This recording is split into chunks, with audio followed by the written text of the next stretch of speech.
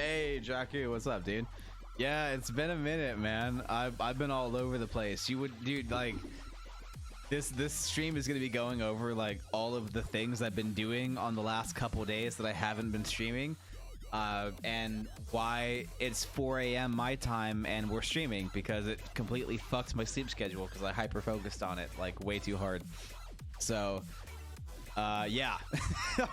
This is gonna explain to you guys why I've been AFK for so long. So if you guys want to know why I've been AFK for so long, this is the right stream to do that.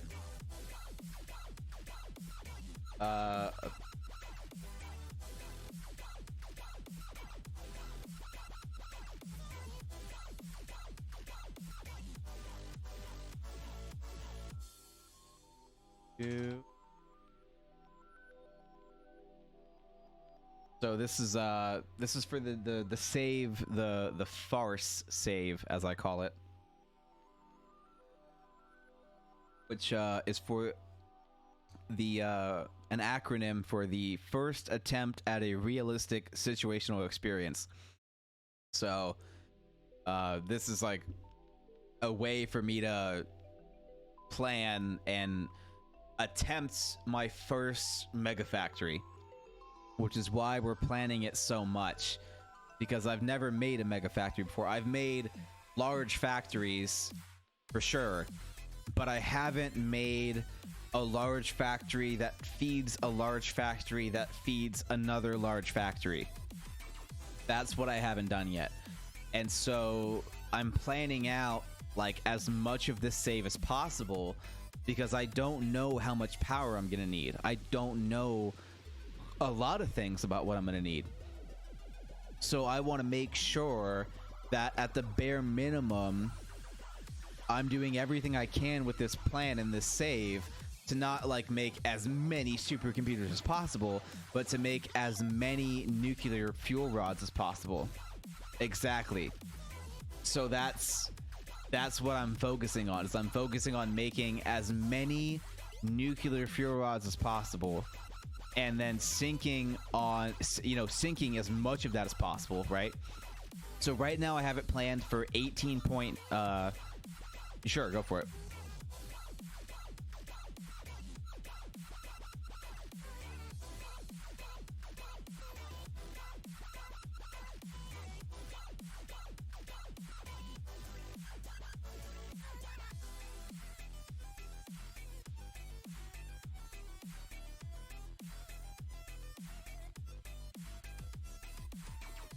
The first time I played Satisfactory, instead of making an automatic factory, I handcrafted everything the first 2 stages. Jesus Christ, dude.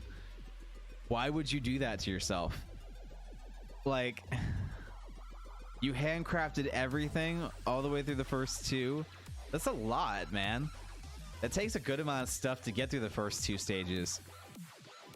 I could see handcrafting through the first 1. I've done that before in order to make sure that like I had like everything that I wanted to make a comfortable factory, you know, like not to just like get something up, you know, but realistically, man, like the value of just getting something up is great. And the more that I've played this, the more that I see the value in making sure that you're okay with destroying what you just made, because 99% of the time you're not going to do it right the first time. So until you get like a lot of hours in this game, you're probably going to do something wrong. And I've got about 250 in this game, and so I have a neat little playbook of like my go-to plays that I can do right without fucking up anymore, but that playbook is still very small. And so this save, the first attempt at a realistic situational experience, is truly that. It is my first attempt at a serious play of Satisfactory. Like, I've never played this game with the intent to take a save all the way to 1.0. And that is the plan, very much so with the save. It is to take the save all the way to 1.0 for as long as I can, until I make so many mistakes that I can't fix what I fucked up, right? And so that is my goal for for this thing. So let's share the right screen real quick, and we'll do that. So that's my plan. Now, for those of you that watch Satisfactory content, I highly recommend I'm Kibitz and Amelie of the Sea. So I'll put those names in chat real quick. So I'm Kibitz, which you guys probably watch already. He's probably one of the biggest Satisfactory streamers or content creators I've seen. And Amelie of the Sea is a lesser known person. She only has like 1,000 people that watch her, but she is fucking badass. She has made the best train stuff I've ever seen. Like, hands down, like, I geek out over it. Like, it's that fucking good.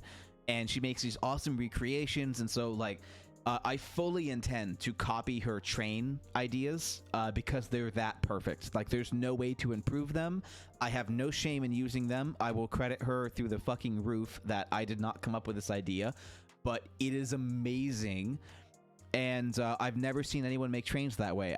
She probably wasn't the first, but she's who I saw it do. So I'm gonna tell people who to go to, because she also has videos about how to build it. And it's really awesome. Her mind is just built different. She thinks this way. That's awesome. And I highly recommend you guys check out her channel, because it will teach you and show you things that I did not know were possible in this game. So super cool. Oh, you weren't willing to do the math. Oh, yeah. Okay. Yeah, dude. So, Jakku, like that, this is actually an amazing point. This is exactly why I'm doing this. It's because I like the math, and it's one of the reasons I play this game. But I know other people don't want to fucking know the math. So I'm going to tell you the math in this massive spreadsheet and make it public, and then you can just copy and do what this says, like instructions. That's kind of the goal of this project, is to make this an instruction manual for my entire save, right?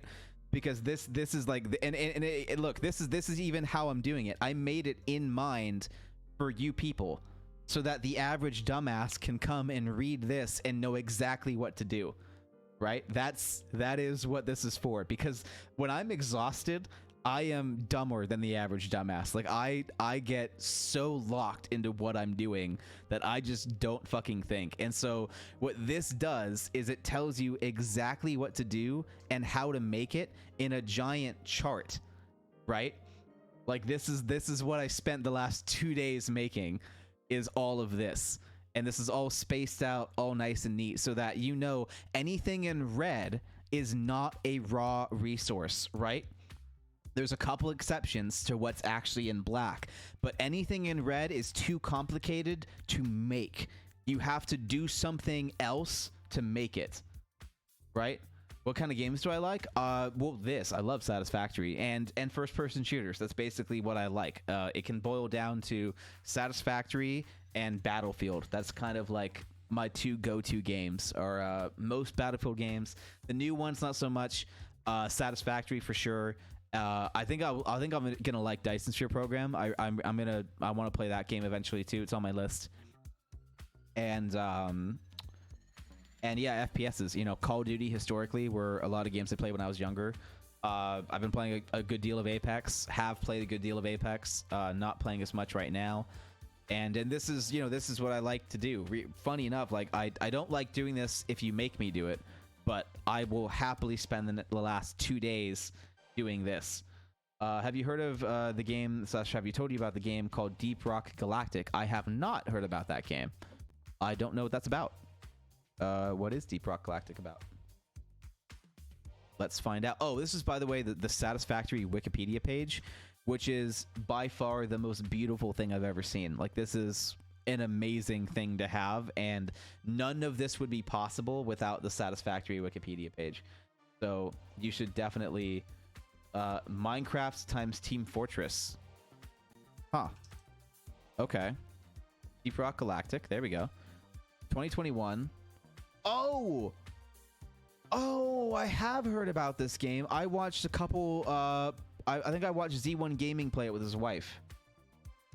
I do know TF2 a little bit, but not a whole lot. But I have seen this game.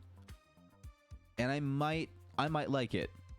I've seen this game around. I don't know if I would like it. I don't have any plans to play it at the moment, because I'm pretty occupied with Apex and Satisfactory. but I have heard about this where you only have like so much time to get the resources that you need, but you also have to fight like other people and stuff. I don't think I saw the trailer, but I saw gameplay. I definitely saw gameplay. Let's check out the trailer.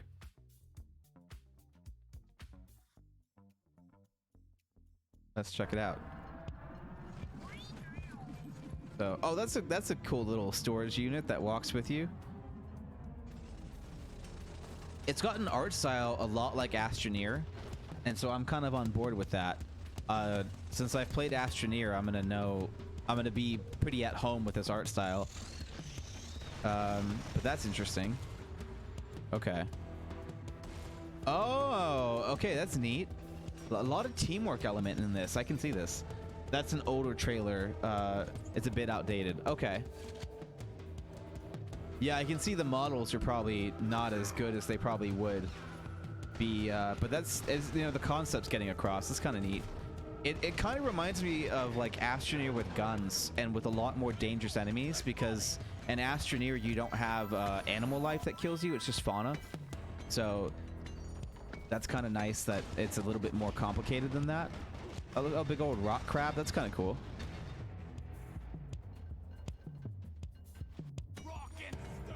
Okay.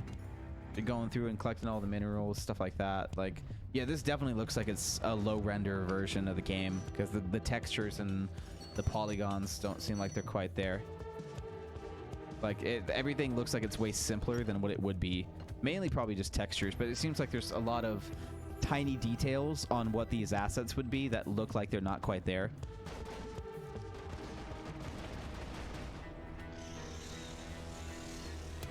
Oh, those lights are cool. Okay. Yeah, the character model movement looks a little janky, so I would expect that to get better, to have it look the same way that it runs. But this is still pretty neat. That's a cool looking game for sure.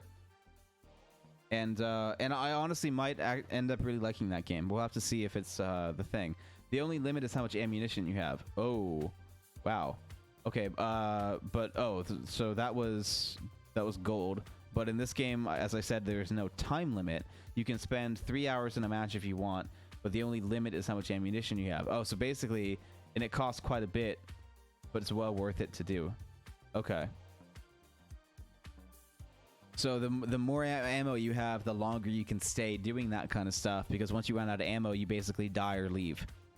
So that's kind of what it comes down to, is how long you can fight. So is it like a horde mentality where they keep coming? Or is it like there's a finite amount of people, and so once you kill everyone, you can just take all the resources and go? You can't really fight a horde with just melee. Yeah. Yeah. I didn't... Oh, it's horde spawns. Okay. Is it like COD Zombies, where there's like rounds where it gets like progressively harder so that it rewards speed runs kind of thing? Or does it just start at like, you know, 100 and keep going? Oh, it's progressive. Okay. So the longer you're there, the harder and more enemies are going to spawn.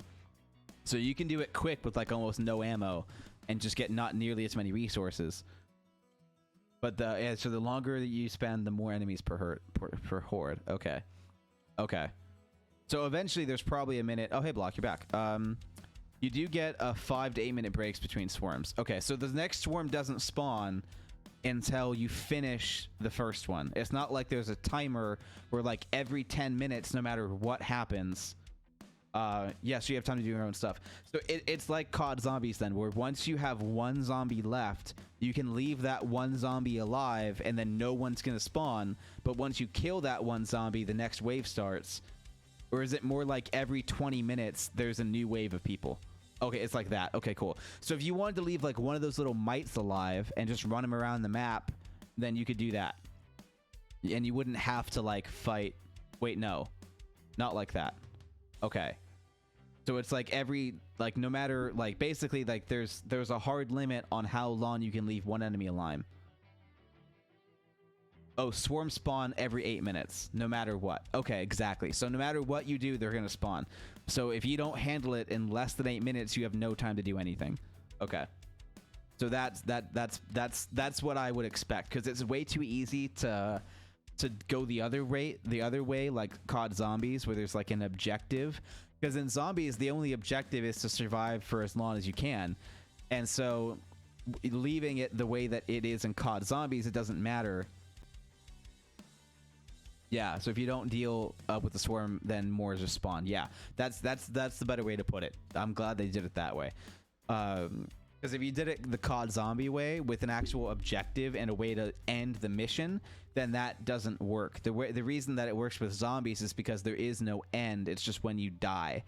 And so you need time to prepare in between so that you can have your best chance of survival on your own time. And it also it also like severely punishes fuck ups in the later swarms when it's so many zombies that you're just gonna die if you don't reset. So that's a good way to do it, because in this game that has a clear-cut objective, I wouldn't want it to be like zombies. I'd want it to be this, you know.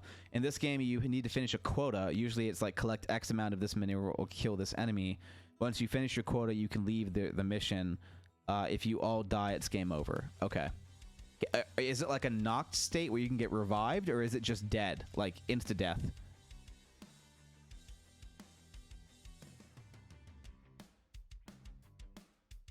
I would assume it's a revive system. You can get revived. Okay. Now, do you bleed out in a revive state? Or do you just like... But if everyone goes down, it's GG. Okay, so you can stay down for as long as there's one person up? As long as one person's alive, you're just knocked. Okay. And so, oh, you can't move. You're stuck there. Or stuck down, or like stuck where you are. Can you move as a down person to at least get back to the ship? If that was possible, if you made a clear enough path as a knocked person to crawl, or are you knocked exactly where you are?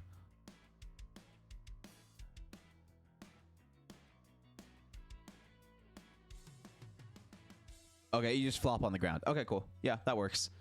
You need to be revived to get back. Okay, cool. Yeah, that's no big deal. So anyway, to get back to Satisfactory talk, I had a whole nother like 3-hour stream that was trying to be the stream and then wasn't because we talked for too many other things. So I want to stay a bit more focused on this one. So this is designed so that if you look at how many 50 thermal propeller rockets that we're making, to make 50 thermal propeller rockets per minute, you need 125 modular engines per minute, 50 turbo motors per minute, 150 cooling systems per minute, and 50 fused modular frames. Now, what this line does here, this black line, is it tells you exactly where to go look for all the other things. So there's modular engines, there's cooling systems, and then turbo motors is actually handled on a different spreadsheet. Is this one here. So this is everything that you need for 50 turbo motors per minute. But if you go back to thermal propulsion rockets and look at the cooling systems, then this is everything that you need to make 150 cooling systems per minute, which is 357 heat sinks, 75 motors, 1800 nitrogen gas, and so on and so forth. And then that goes down into heat sinks and motors. To make 375 heat sinks, you need all this aluminum and all of this rubber. Rubber is an oil product, so I'm not explaining the oil product on this place because the oil is going to be made and shown on a different spreadsheet, and that has its own tree that is too complicated to put on this tree. So oil is being handled as a whole, and then we're generating that item that we need based on the demands. So we're not, worried about that. Aluminum casings, we're simplifying down to aluminum ingots because all the aluminum is being handled the same way. As many as aluminum, basically every single bit of aluminum I can handle, along with as much sulfuric acid as I can get, is getting turned into the thing. It's getting turned into straight ingots. That's kind of the goal here. There's a little bit of sulfuric acid that needs to be used for nuclear power. I think we've on the master plan. There is sulfur being used for nuclear, and there's sulfur being used for the batteries, and then there's also sulfur being used for aluminum production. So those are the three things that sulfur is being used for. It's being used for batteries, it's being used for aluminum, and it's being used for nuclear. So this 27,767 sulfur it's being turned into sulfuric acid, and that will end up making 8,300 aluminum ingots. And then I'm making another 2,334 ingots from the rest of the raw bauxite using the sloppy alumina method and that whole tree to stretch that as far as I can. So that ends up making 10,400 aluminum ingots per minute. Breaking the topic again to say that if you happen to stream Deep Rock Galactic at some point, I'm all up for joining you. Oh, of course. Yeah. Yeah, I wouldn't want to play that game without help. So if we end up playing Deep Rock Galactic, absolutely come by, and we'll plan that ahead of time. I'll probably make a post in the Discord under the new game suggestions. Go ahead and put Deep Rock Galactic in there, and then if we get around to it, I'll make a post, and I'll make sure that I post in that section of the Discord that, like, hey, we're gonna play this game. Who wants to play it with me, kind of thing, because that's gonna be important. Let me go to game suggestions. Block wants me to play Valorant. I don't know about that, but I'll go ahead and put Deep Rock Galactic in there. Oh, you just beat me to it. Okay, perfect. So, oh, you even shared the thing, and it's only $30. Okay, yeah, you're fast. There you go. So 1 to 4 player co-op FPS featuring a badass space dwarves, 100% indestructible environments, procedurally generated caves, and endless hordes of alien monsters. Work together as a team to dig, explore, and fight your way through a massive cave system filled with hordes of deadly enemies and valuable resources. Okay. It goes on sale relatively often. Okay, I'll wait for it to go on sale then if I'm going to pick it up. But yeah, Block wants me to play Valorant and Muck. Trapped in the muck on an island alone or with your friends, try to survive as long as possible by using the resources around you. Collect and craft tools, weapons, and armor. Find items and build your base during day, but once night falls, mysterious enemies appear from the shadows. I don't think I've heard of that one, though.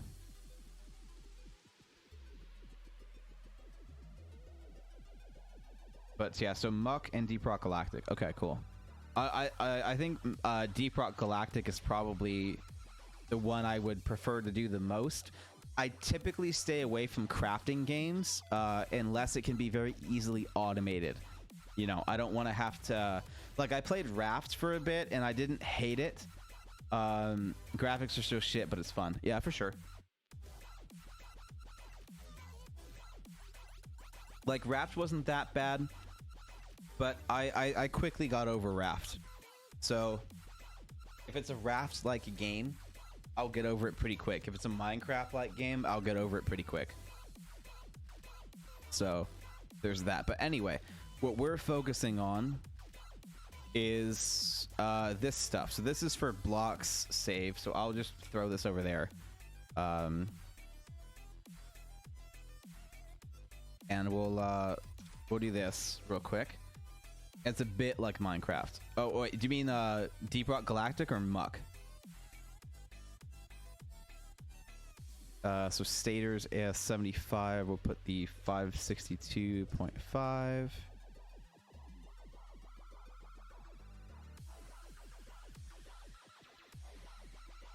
Oh, this is the wrong one. This is the wrong save for this. Oh, I just hit don't save too. Okay, well shoot. Muck. Okay. Yeah. Oh wait, no, not max power. I just not saved all the stuff that we did for Block. That's fun. But here's all the important stuff that we're looking at here. So this was the work that we were doing to figure out how many screws per minute I could make if I didn't change any recipes based on the amount of coal that I had left in the game. That's what this was for. And by a bit like Minecraft, I mean the dev, Danny, literally joked about totally not ripping off Minecraft while making the game. Okay. Okay. That's fun. Oh, whoops. Don't do that. Don't do that. Anyway, so we're making 163 crystal oscillators per minute in my current version, 1017 electromagnetic control rods, 937 reinforced iron plates, 218.9 heavy modular frames, 45 versatile framework, 69 fused modular frames, 607 modular frames, 3,215 circuit boards, 1,126 heat sinks, 188 radio control units, and 1,115 high-speed connectors, 2,300 stators, 262 computers, 444 motors, 1,051 rotors, 50 turbo motors, 102 AI limiters, 250 smart plating, 125 modular engines, and 150 cooling systems, and 1,125 automated wiring. That is kind of like what we're making here. And so what I'm going to go through and do is look at crystal oscillators. I know is one of the more complex things. So this is going to have its own dedicated tree for like what could be getting made instead, kind of thing. So that's going to be something I look at. Electromagnetic control rods are used in a lot of things, but that's kind of like going to be up to how I make those as well. You know what? I think that might be how I handle this. I think how I handle this is going to be going like that instead. You got to go for now, but have fun with my math. Yeah, it's going to be a lot of math and spreadsheet work, and continuing what I did the past couple days. But so, and this is going to be in the same category too as electromagnetic control rods. It's not the most complicated thing in that recipe, but it's still a pretty big part of it. Heavy modular frames, that's kind of a weird middle ground, but I'll go ahead and I'll put them down here as that weird middle ground. Versatile framework is also kind of that weird middle ground, but kind of not. So I'll leave that there. Fused modular frames are a pretty big deal and a big issue. Modular frames are definitely up here. Circuit boards are definitely up here. Heat sinks are a weird thing too. But circuit boards have a pretty big impact on how they get made. So I'm making enough of them that's what I want to worry about. And these are expensive enough that I want to worry about that. How these get made isn't that big a deal. How these get made is actually a pretty big deal. Let's worry about that. There's not a lot of ways for this to get made, so I don't even think I need to keep track of that one. And modular frames, there's not really a lot of ways to make that either. Radio control units definitely are a big important thing. High-speed connectors are usually only made one way. I don't think I'm using the other recipes, so I think that's going to go there. Stators are going to be the same thing. That's going to depend on a lot of other stuff. Computers are going to be kind of a weird middle ground on this. And motors are going to be kind of the same way too. I don't even know if I need to keep track of how many I'm making because it won't matter. Same with rotors as well. That's not going to matter either. And then we'll just go ahead and do this. Shift it over. Turbo motors, these are a pretty big deal. Going to be a big shift in that. AI limiters, kind of a weird middle ground. It does matter, but they're not the most complex thing. Smart plating probably isn't going to matter. I don't think there's a lot of weird stuff for that. Modular engines, I think are going to be the same way. Probably not going to matter. I don't think there's more than one way to make those. So going to be that. Cooling systems are a pretty big thing that I'm going to need to figure out. And automated wiring, I think, are going to be a weird middle ground too. So let's go through and figure out if that hunch was correct. And I'm going to go through and dig with the Wikipedia here and look up this stuff and see just how impactful this is going to be. And if there's an actual debate as to like which of the recipes I'm going to be using, then I'll be like, okay, cool, let's deal with this. But if it's a recipe that I don't care about, like there's no impact on how that gets made, and it's just like this is what's going to have to happen, then I'm not worried about it. So let's start with versatile framework. And so this is already using rubber, right? So I already know, regardless of what happens, that versatile framework is going to be this recipe, and I'm going to write that down, which is going to be 2.5 modular frames per minute and 30 steel beams in order to make, 5 per minute of the versatile framework. So that is the recipe for that. And so now we have this handled. We can not worry about how many we're making because that won't matter, and get this guy out of the way.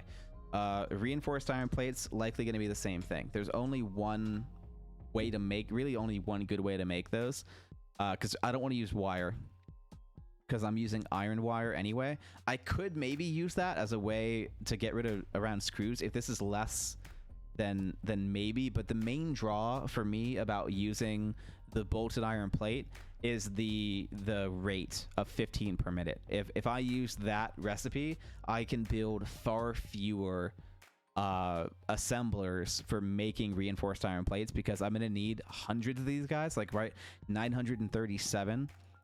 So I don't want to have to make 940 divided by 15. That's already 63 assemblers just to get this factory up and running. What I don't want to have to do is make 3 times as many and make 188 of these guys, because I'm not using this alternate. And that's basically what I would have to do, right? If we took the 940 divided by 6, which is being nice, that's 156 fucking assemblers versus the you know, what is it, the 940, whoops, dude, 940 divided by 15, that versus the 63 from this recipe. So that's kind of a no-brainer, like, duh, of course we're going to use this. Doesn't matter how many we make, because this is going to be the recipe. So it's going to be 90 plates, 250 screws, and all to make 15 reinforced.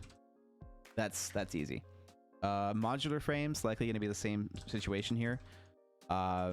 It's not really going to matter what we're doing here with that, because we're probably going to use the bolted frame, because this is another case of that just being the fastest rate per minute, and we're making 606 of these. So 606 divided by 5, that's already 121 constructors. I hardly feel like doubling that. Oh, sorry, another 121 assemblers. So at the cost of iron, because I have the iron, there's so much fucking iron in the game, I don't give a fuck about using more iron to do this. So that's no big deal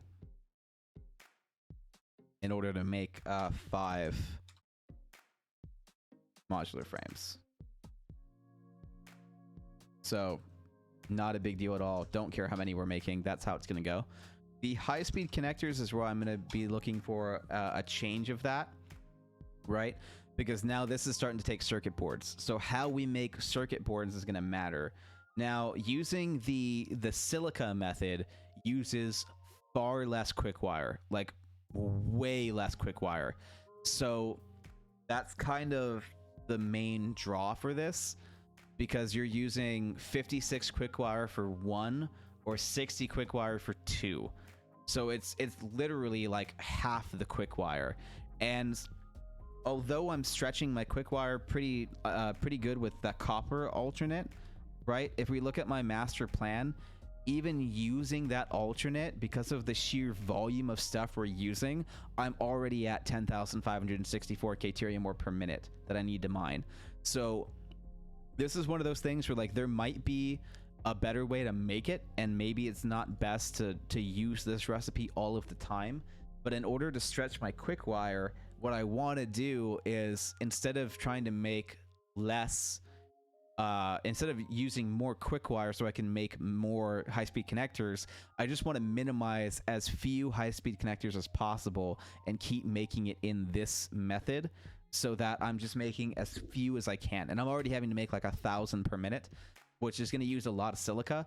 But if I use too much silica, then it doesn't really matter if I'm using more Caterium, because I won't have enough Caterium anyway, right? Like, this is one of the things that to use 1,000 of these per minute, like, let's just say that's 1,150, or let's just say 1,200 per minute, right? If I'm going to make 1,200 per minute at 3.75 per minute, then that means I need 320 manufacturers to make this work for that many high-speed connectors.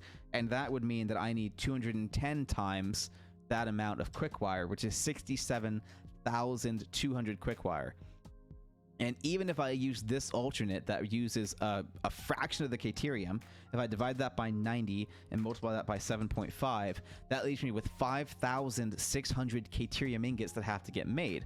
And even if I use the pure aluminum ingot alternate, right? Even if I use this pure Caterium ingot and I still double, all right? That's 11,200 Caterium just to make high-speed connectors. Like, that's why this using half of that is so important, because if I don't use this alternate of the Caterium of using silica to cut back on high-speed connectors, then my current plan would use all of my Caterium just for this, and this isn't even the only thing I'm making that uses Caterium. So I don't really have a choice because of how big I'm making this stuff and how much I'm trying to accomplish. This alternate recipe is more of a I have to versus a maybe I should. Otherwise, I make even less of the things. So that's kind of a thing here.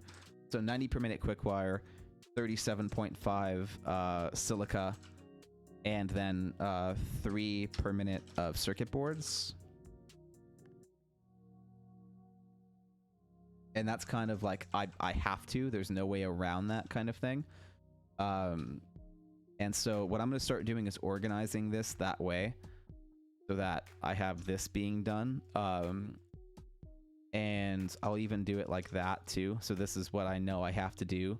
If I'm going to make versatile framework, then I have to use the modular frames. If I have to use modular frames, I have to use this. And if I have to use reinforced plates, I have to use this kind of thing. That's kind of, and this is actually how I should be wording that. So 5 per minute modular frames for 5 per minute versatile frames, and then deleting this because that's just kind of confusing. So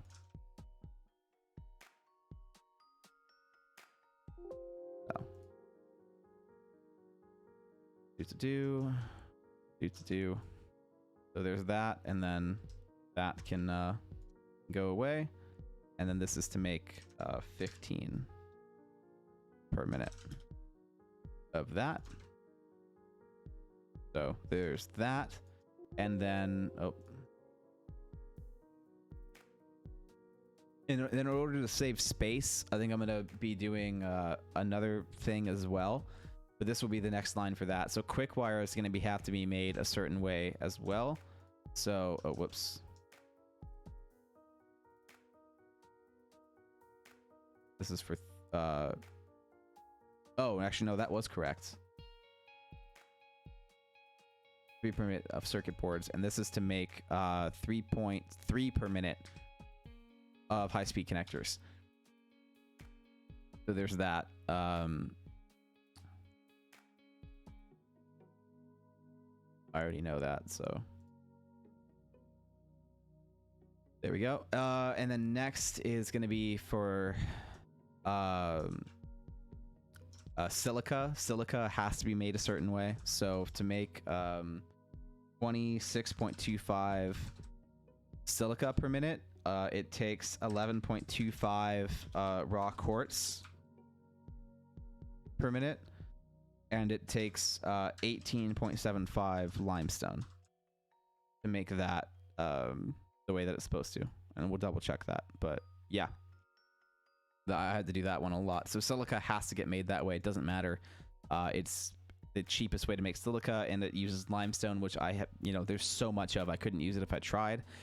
And quickwire is the same way. Quickwire has to use the fused copper ingot, so that's going to be made this way as well, no matter what. So 90, we'll do 90 per min up top of quickwire. Has to use 7.5 Caterium ingots, and that has to use 37.5 copper ingots. And then iron ingots, I think I'm washing. Screws are getting made straight from the thing, so it's like 50 per minute of screws. and 12.5 iron ingots. I'm using that alternate as well. Let's look up the screw. So yeah, this is the plan. Oh, you know what? No, I'm using the steel screw. I changed my mind. I'm using steel screw, which I can use the steel screw up to like 30,000 screws right now with my current plan. I can use steel screws up to 30,000 screws, and after that 30,000 screws, I have to use the cast screw. So until we change how much coal we're using, then I need to stick with the cast screw with some using the steel screw. But the steel screw is fantastic. That uses even less iron per minute for a little bit of coal, but that is a really good alternate. So it definitely is worth using. But I'm using so much other coal that I don't know if I want to, and I still have like another 20,000, 30,000 iron that I can pull from, even using the cast screw right now in my calculation. So I have so much iron that I kind of don't give a fuck if it's more iron to use the cast screw method, because it's simpler. Like, even if it's more iron than making iron rods, it is so much fewer constructors that I don't even care if it's twice as much iron, because there's so much iron in the game that I don't care. I would rather you make way less constructors and spend more iron to do it than have to make all the make the whole space and do everything for rods and then ship the rods up top too, because rods are made at like 15 per minute and it only uses 15 iron ore. So the space that those fuckers take up is massive, and I don't want to deal with it. Like, I already had to deal with it in my save already. I don't want to do it again. So the fewest amount of iron rods I can make per minute, the better. I fucking hate making iron rods. It takes up way too much space, and I don't want to do it. So I hate iron rods enough to more than happy to spend the extra resources and time on screws. I don't care what it takes. I'm not making rods. So that's kind of how I feel about that.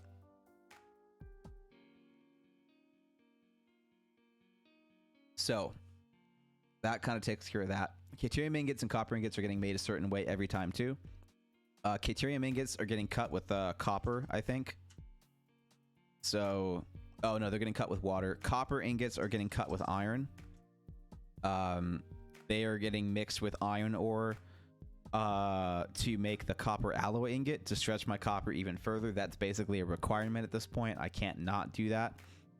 But again, this isn't an important part of this detail because I can make a fuckload of copper with this alternate here. So I'm not really worried about that at the moment. We'll figure out. It's basically just half of whatever I make it for copper ingots is how much copper I have. So the max amount of copper in the game is 28,860 or up to 33,900.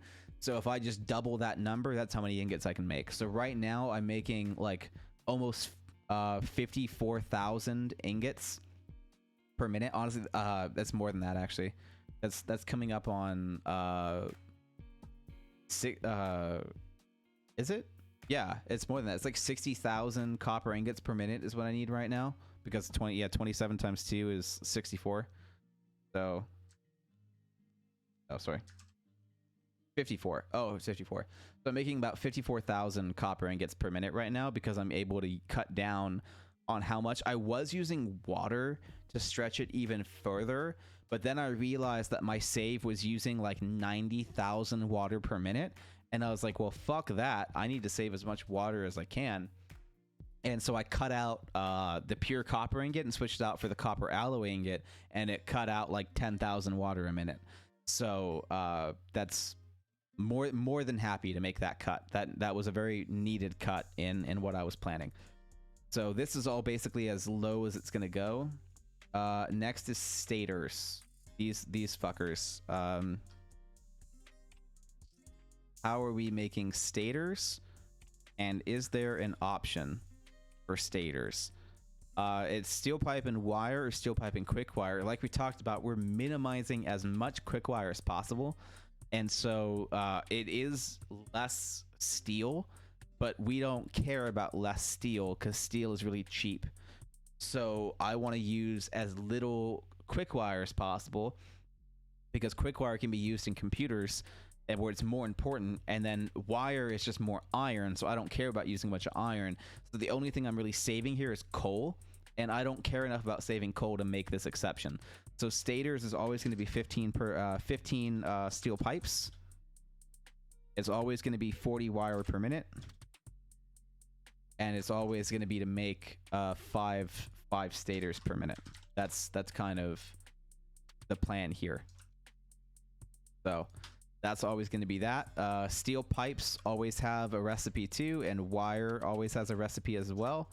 So we're going to be looking at that. Steel pipes is always this. There's no other option. So steel pipes is just 20 per minute of steel pipe in order to make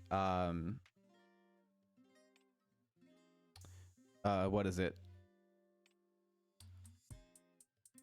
Oh, or you're using 30 per minute of steel ingots. And steel ingots are always made a certain way as well.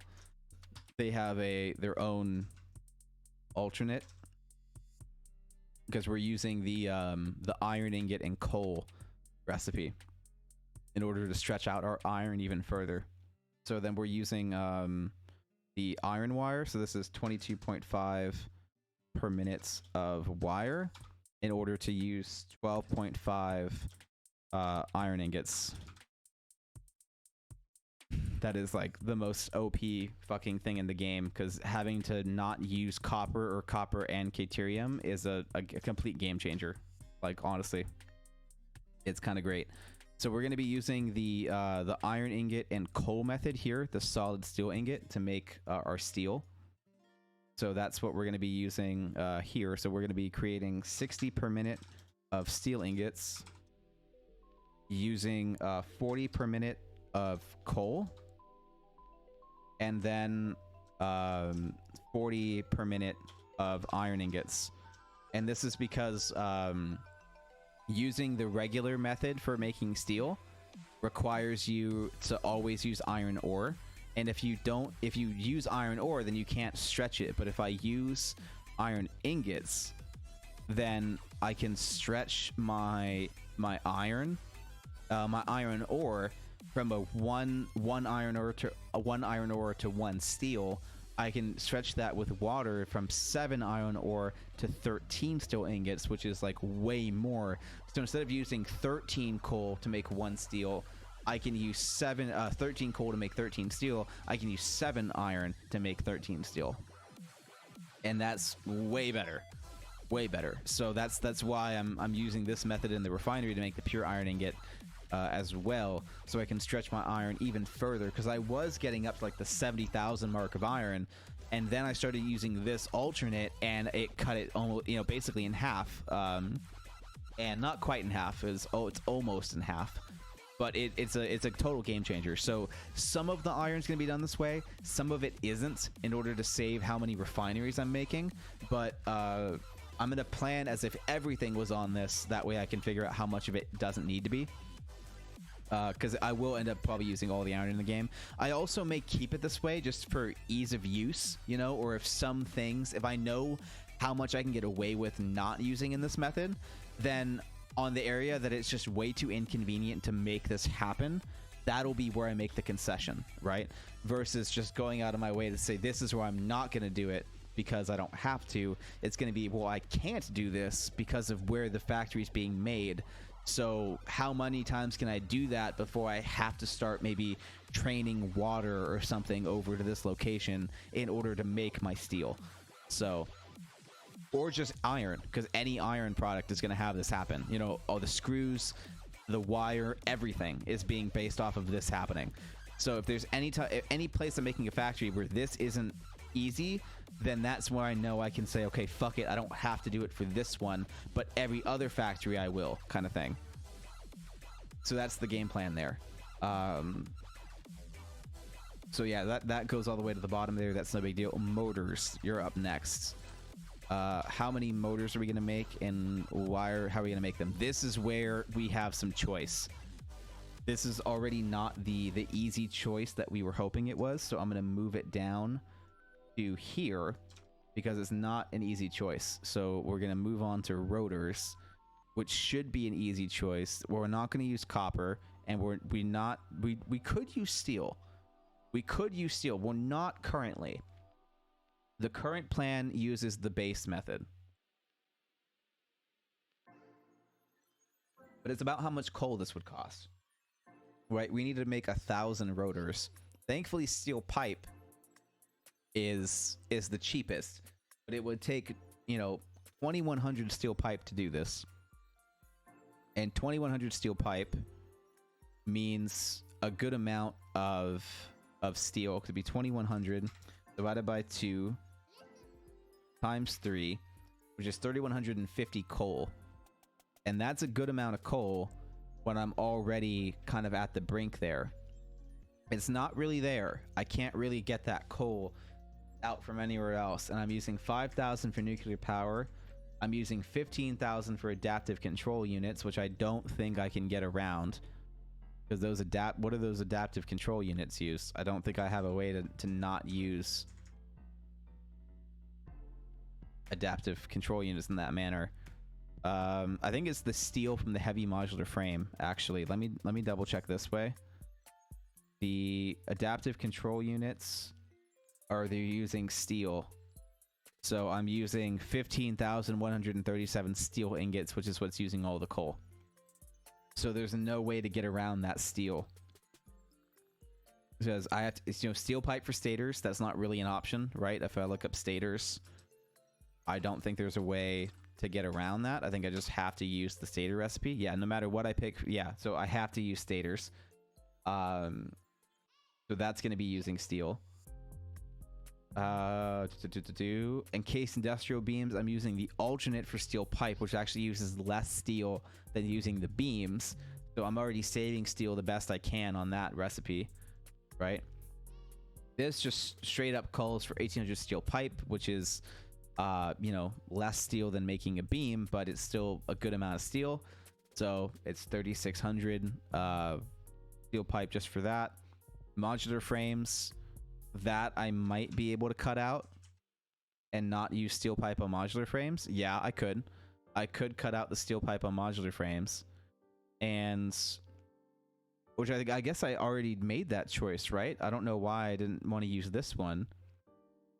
So I can cut out that steel pipe. So that's another 2,000 steel that I can save here by using reinforced iron plates and screws.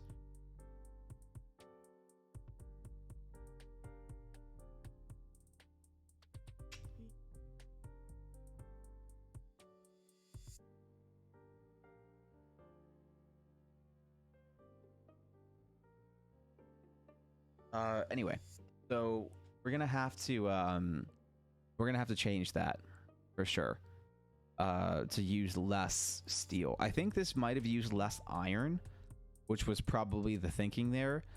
It definitely uses less iron. The bolted iron frame uses 3 plates for every 2 frames. The steel frame uses 2 plates for every 3 frames. So it saves a good chunk of iron. But like we talked about before, that's not really an issue. We don't really need to worry about saving iron. So we're going to save the coal. And if we save the coal here, then we can use the coal someplace else where it might matter more. So the modular frames are going to have to change here, and we'll make them the other way using the plates, and that'll save some coal. So we'll change this to the other thing in a minute. So we're dealing with the everything bit, right? Or no, we were on the master plan. So if we save 2,000 coal, then that leaves us room to make the rotors with coal. If we cut that 2,000 coal, then I don't have to use copper, and I don't have to make iron rods, and I can use steel pipe and wire to make rotors. And that would be good. So saving me from having to make iron rods. And now I found the coal to make the steel, so that's good. So now we can use rotors this way and make them all this way. So that's 5 per minute of rotors. Whoops, rotos of rotors Can make 10 steel pipe. Oh, what did I do? My computer is not loving whatever I did. Sometimes it just does that because it's been on for a while and it just decides to like not load anything for a minute. So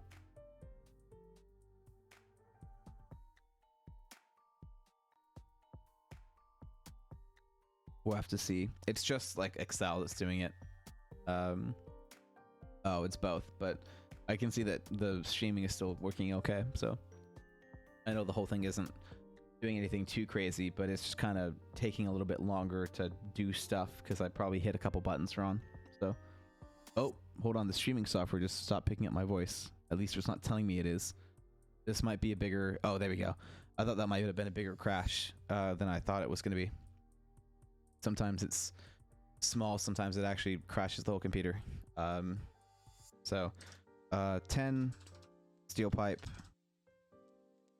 and 30 wire, and we already have the recipes for that written down as well, so I guess we'll just copy this. Actually no, this is going right next to stators anyway, so that doesn't really matter, so we'll just do that. And yeah, this is literally the same recipe, so we'll just take this and copy paste it right in the middle of both, because that is where it's going to be. So both of those will run off of this. Nice and easy to know that this can all be made in the same building now, which is nice. And then smart plating. What are we doing with smart plating? Is there options for this? Rotors and reinforced iron plates. That's a no-brainer. So we're going to be making 2 smart plating per minute. With this recipe of 2 per minute of the reinforced plates.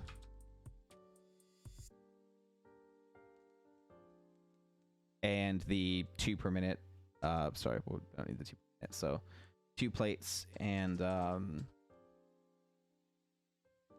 2 rotors. So, damn it, I said put rotos again. And that's easy, so it doesn't matter that we're only making 250 because that's not using enough things for it to matter. And that's all iron, so it just genuinely like doesn't really matter how many of those I make because it's iron, and iron's cheap as fuck. So doesn't really matter. Modular engines. Let's figure out what these guys... Oh, there's literally only one recipe, so we have to do that, and we have to use rubber, which is not fun.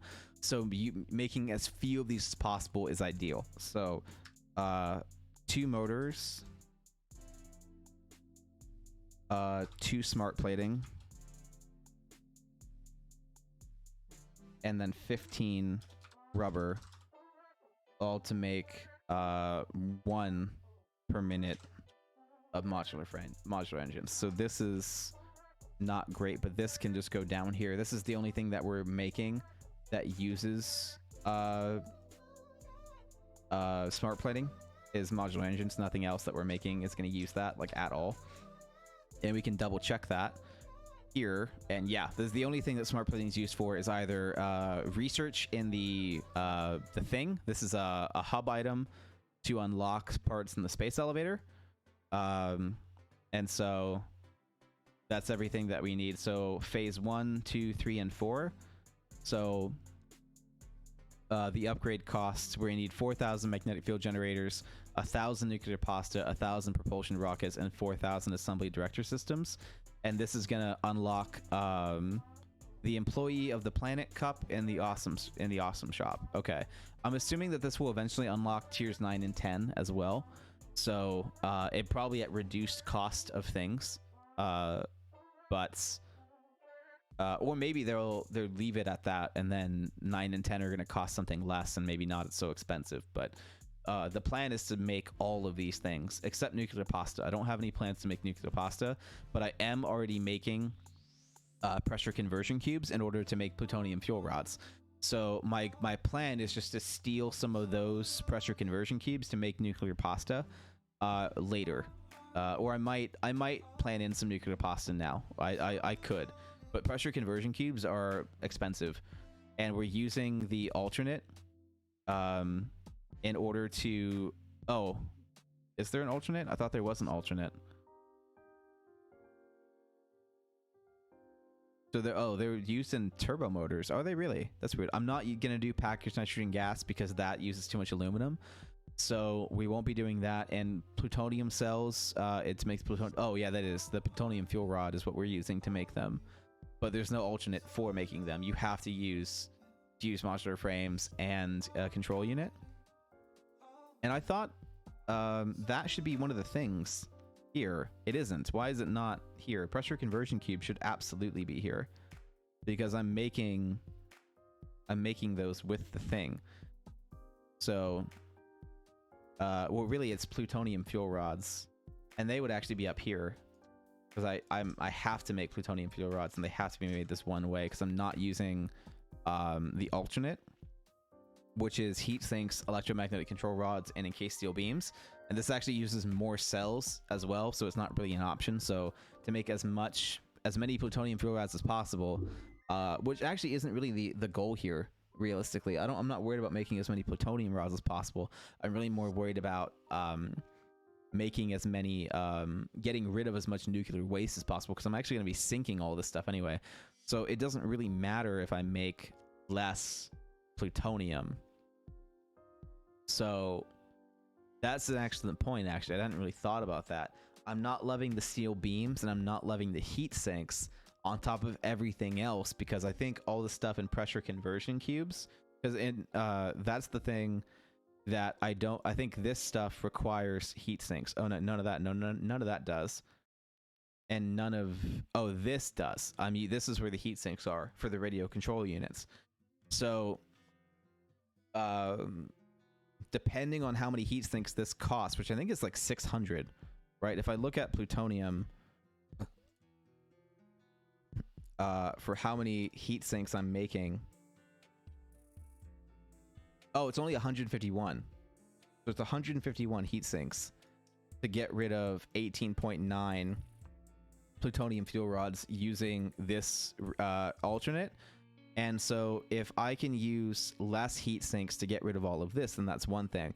But no matter what, I'm making 378 encased plutonium cells per minute. That isn't going to change based on the other recipes. So 378 per minute means that at 7.5 per minute, I'm using that 50.4 times, which means that times 0.25 means I'm making 12.6 plutonium fuel rods per minute. And if I'm making 12.6 per minute, then that's also well, then that would really mean that yeah, if I'd have to divide that by 0.25 again. So 50.4 times is how many times I'm using this recipe, which means it'd be 50.4 times 2.4.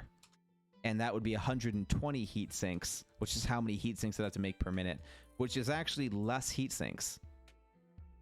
It's a little bit less on heat sinks, which means less aluminum, which is a good thing, right? But assuming electromagnetic control rods don't take aluminum, and they don't, but they do take high-speed connectors or AI limiters, which is going to be using more quick wire, which if we look at my caterium is a little close to the edge here. My caterium is really close. There is room though.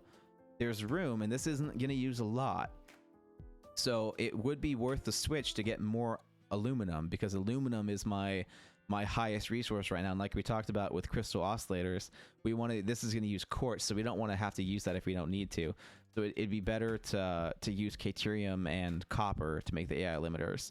We'd have to make a few more AI limiters because of the electromagnetic control rods, which we're already making like 1,000 per minute of, but it would use less aluminum.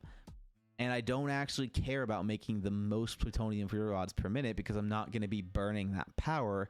I'm sinking it anyway. So that's kind of a good point. Maybe I should be using this recipe. This might be the way to go, which is unfortunate because my entire page here based on plutonium was all designed around this recipe and making those pressure conversion cubes. And this bit here is about making pressure conversion cubes, which this can actually stay. I can save this because I can still make nuclear pasta using pressure conversion cubes. But I'll have more aluminum to do that if I save the aluminum here on heat sinks. So weirdly enough, this is a time where making heat sinks is a good thing, and I never thought I'd say that. I've been actively trying to make as few heat sinks as possible, but in this particular case, heat sinks are actually the answer to use less aluminum, which I never would have thought would happen. This is one of the most demanding things I can think of. But this is going to be for plutonium, so to make 0.25 plutonium rods per minute. Well, really, this we can deal in as a whole. That way we know how many, right? Because it's 50.4 times 0.25, so 12.6. This is a pretty easy one to say. It's just going to be 12.6 per minute. That's the most that we can make, 12.6 per minute of plutonium. We'll just call that plut fuel rods to save space. This is going to use how many? 50.4 times 1.5, so 75.6 electromagnetic control rods.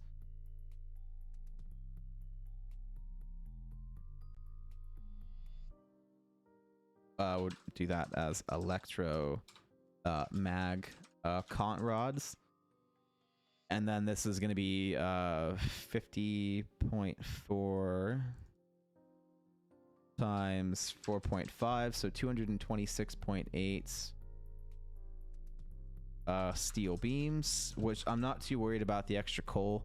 We are pretty tapped out on coal, but I think if we go to the master plan, nuclear power is using 5,000 coal, and it probably is from steel on plutonium. So well, 1285 coal is from that, and none of this uses coal except for steel beams. So let's figure out if it's less coal. That's gonna matter. So 226.8 steel beams, and those steel beams are times 4 for steel ingots, which is only 907, and those steel ingots are divided by 3 times 2 for coal, so 604 coal. So it's half the coal, which is another good save as well. So that is all around a good recipe for us. The downside is that it makes less of them, right?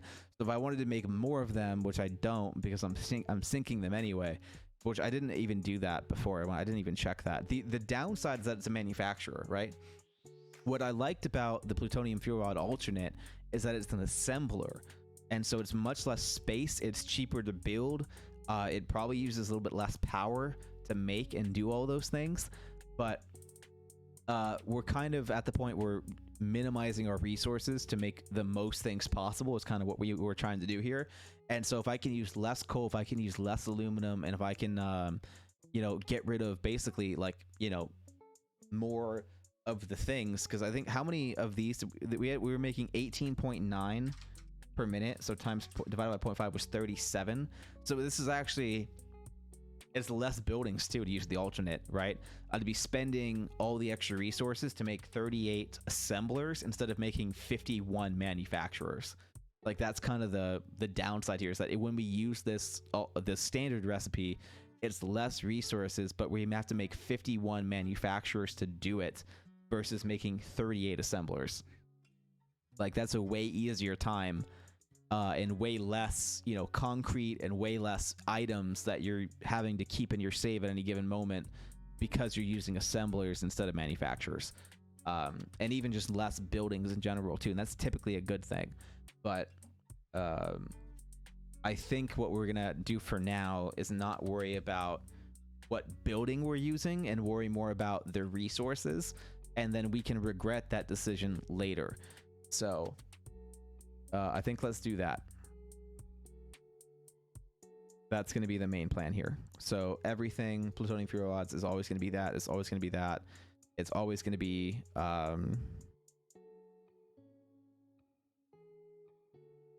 that, and I'm not worried about how many encased plutonium cells per minute because I already calculated all that out. That's not going to change, but the heat sinks matter. So I want to know how many heat sinks we're using. So 50.4 times 2.5, so 126 heat sinks. Okay. So there's that. That'll do. and that's going to be a constant there. We already have the steel beam. Oh no, we don't. But it's a one recipe thing. It's just, you know, steel ingots and 4 times as much for that kind of thing. Is pretty. Actually, I'll go ahead and just put that down. It's no big deal. So, steel beams, because I'm going to be trying to automate all these rates anyway. So 15 per minute steel beams to use 60 per minute steel ingots. And then that's over there as the thing. So there we go. There's that. And then heat sinks. Let's figure out what the best recipe for that is. Which is, again, so this is actually the recipe that we're using because it saves aluminum. It does use oil, and it uses a good amount of oil, but it saves a lot more aluminum, and aluminum is more important to me to save. So we're going to be using the 10 per minute heat sinks, which is why we were trying to make as few heat sinks as possible, by the way. But this actually makes less heat sinks to use this this standard recipe versus using pressure conversion cubes. So that's why we're using this alternate, because it will save us aluminum.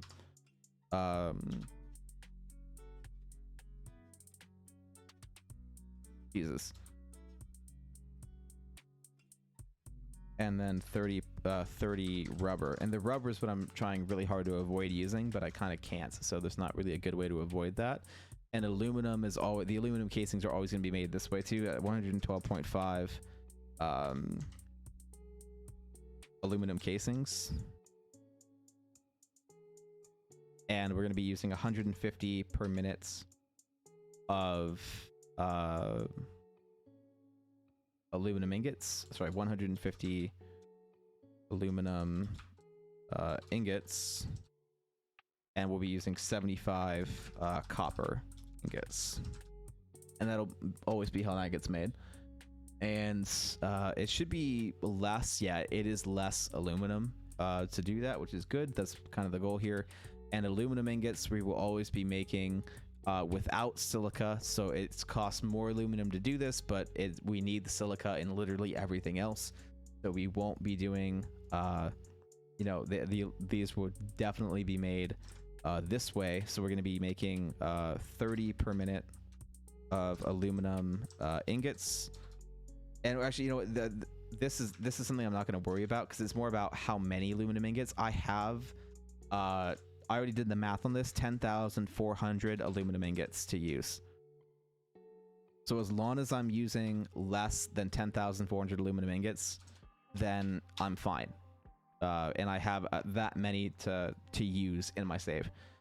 So we're going to be using this method to smelt them down, and then from aluminum scrap, we're using this alternate in order to use sulfuric acid to create more bauxite into aluminum, because you're literally doubling your bauxite by using sulfuric acid, and that's just a million times better. So to not have to make as much alumina solution, because I don't have to worry about that, then this is great. So you're going from bauxite straight to aluminum scrap and using twice as much. The other way that I was going to have to do it was this way with coal. I'm not going to be using heavy oil residue to be making petroleum coke. So this isn't an option, because I need every oil I can for power as well. So I'd have to use coal this way, and that alumina solution would have to be a 10 bauxite to 12 alumina, which is not great. And then that 4 alumina would turn into 6 scrap. So you're not even doubling that on the way, right? So for 10 to turn into 12, and then 12, 4 times 3 would be 12, so 6 times 3 would be 18. So it would be 10 to 18 the regular way, right? So now I can get 15 to 30, which is just a little bit more. Not a whole lot more, but it's a little bit more. I think if I actually used the electrode scrap mechanic of getting the 12 into the 20, and then the 10 into the 12. No, that's the same, actually. It's 10 bauxite to get 12 alumina solution, right? 10 bauxite for 12 alumina solution, and then 12 alumina solution for 20 scrap, right? So that's the same doubling of your alumina bauxite to scrap, but this just does it in one go without oil products and uses sulfuric acid instead. So that's the goal of this, is that I'd rather use the sulfuric acid, make less batteries than I could otherwise, and never have to touch oil and still get that same 1 to 2 output. And also get to do it in less buildings. These are blenders and not refineries. So that is another massive win. This is only using 10 water per minute. This creates 120 per minute. This creates 105 per minute. So if I was going to get a 10 to 18 and use 120 water per minute, then I'm using 80 water per minute total, which is horrible. But if I do it this way, I'm only using 10 water per minute, which is way better. So I can fit way more. Like, this is just in every way a fantastic recipe, and 100% what has to happen. So a lot of my coal and my sulfuric acid is being used in this part of the save, and that's totally fine. In fact, I can tell you exactly how much. In my 990 batteries, I am using 1652. Oh no, where's my coal? Oh, there's no coal here. Why? Oh, because would it be in the sulfuric acid part, sulfur plan? Nope, wasn't. Oh, here we go. In my aluminum plan, I'm using 5,534 coal and 2,767 sulfur. So 5,500 coal per minute of this 30,000 coal is bauxite production, and so the other 30,000 coal is for steel products at this point, because I don't have any coal power calculated into this factor. So that's another reason why I'm looking to use less coal, because I'm basically using all of the coal and none of it's for power. It's all for steel production, which isn't the worst thing, but it's not quite what I was hoping to do. So to know that eventually any coal power plant would have to get shut down and repurposed for steel is a little annoying. So I'd like to be able to have some coal power to be used mid-game while I'm starting all this, but I do already have access to oil technology, so it wouldn't be the worst thing if I decided to go straight to oil. So I can make that work too. But not the intended goal here. So that's all of this and why we made those decisions. So let's move on to cooling systems and see if there's any alternates for that. And we're looking at nitrogen gas, heat sinks, and motors, or heat sinks, rubber, water, nitrogen gas. So you already know that we're using this alternate, unless for some reason this is more rubber, but this is 2 rubber for 1 heat sink, and then 2 heat sinks for 1 heat sink, which is interesting. And so to use 5 for 2, then that already has to be like less rubber, right? Because 1 heat sink, we're having our heat sink thing. Yeah, we just did that. So 10 heat sinks per minute, that's using 30 rubber for 10. So if we put that in so this would be 30 rubber to make 2 casings, right? This would be 5 casings. Oh, so this would be 4 casings, right? No, yeah, so 10. Oh, no, hold on. Yeah, 10 heat sinks, so 10. So times 2, 4 cooling systems. So 4 cooling systems would use 10 heat sinks, and 10 heat sinks would use 30 rubber. 4 cooling sinks on the other method would use 8 heat sinks and cost 8 rubber. Yeah. So 8 heat sinks would have to cost less. So if I did 8 heat sinks, it would be 8 divided by 10 times 30, which would use 24 rubber.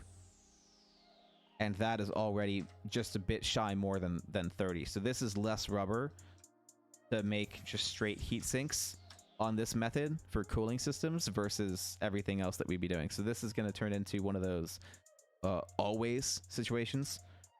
So 3.75 per minute.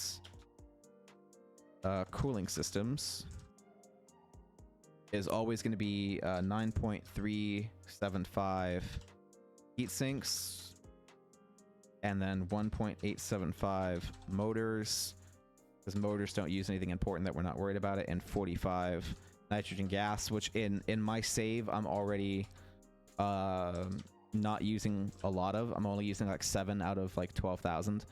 So totally possible for that to be a thing, for me to just use nitrogen gas. I think that's already taken into account with the heat sinks as well. I'm pretty sure I'm already using this alternate, so I'm not worried about it. The main, also another big drive, is use less water. The less water I have to pipe, the better. So turbo motors, there's a lot of alternates here. This uses aluminum, so that's a no.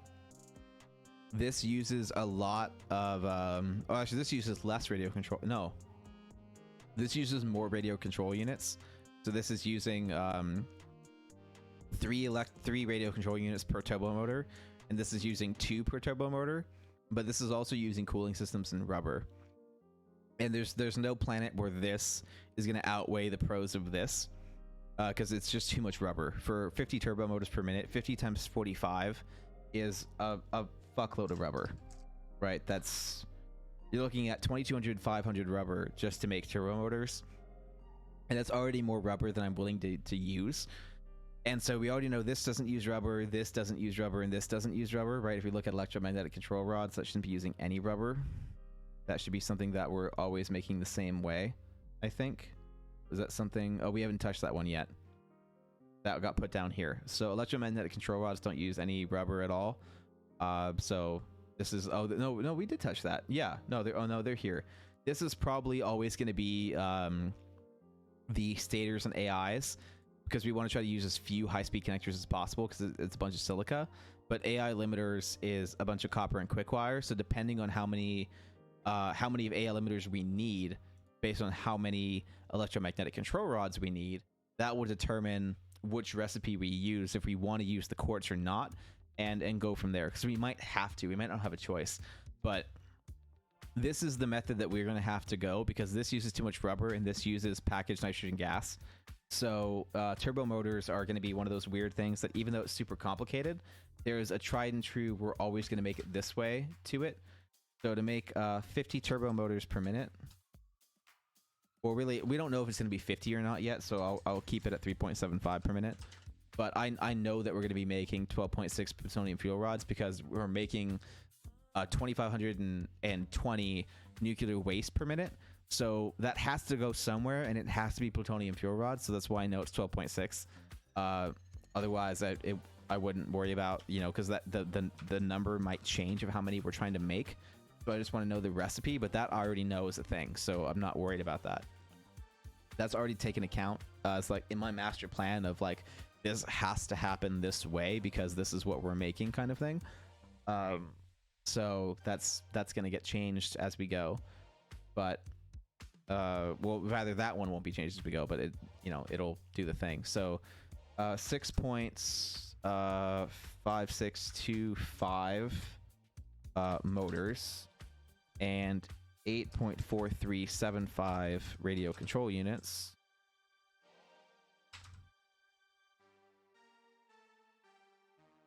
And 4.6875 electromag control rods, and 6.5625 rotors. And that will be that. Always has to happen that way. Electromagnetic control rods are going to be made based on a certain amount of things and how many of them we need. Radio control units are pretty complicated, so that's going to have to be its own thing as well. And then the rotors we already established, the motors we already established. Let's figure out the radio control units.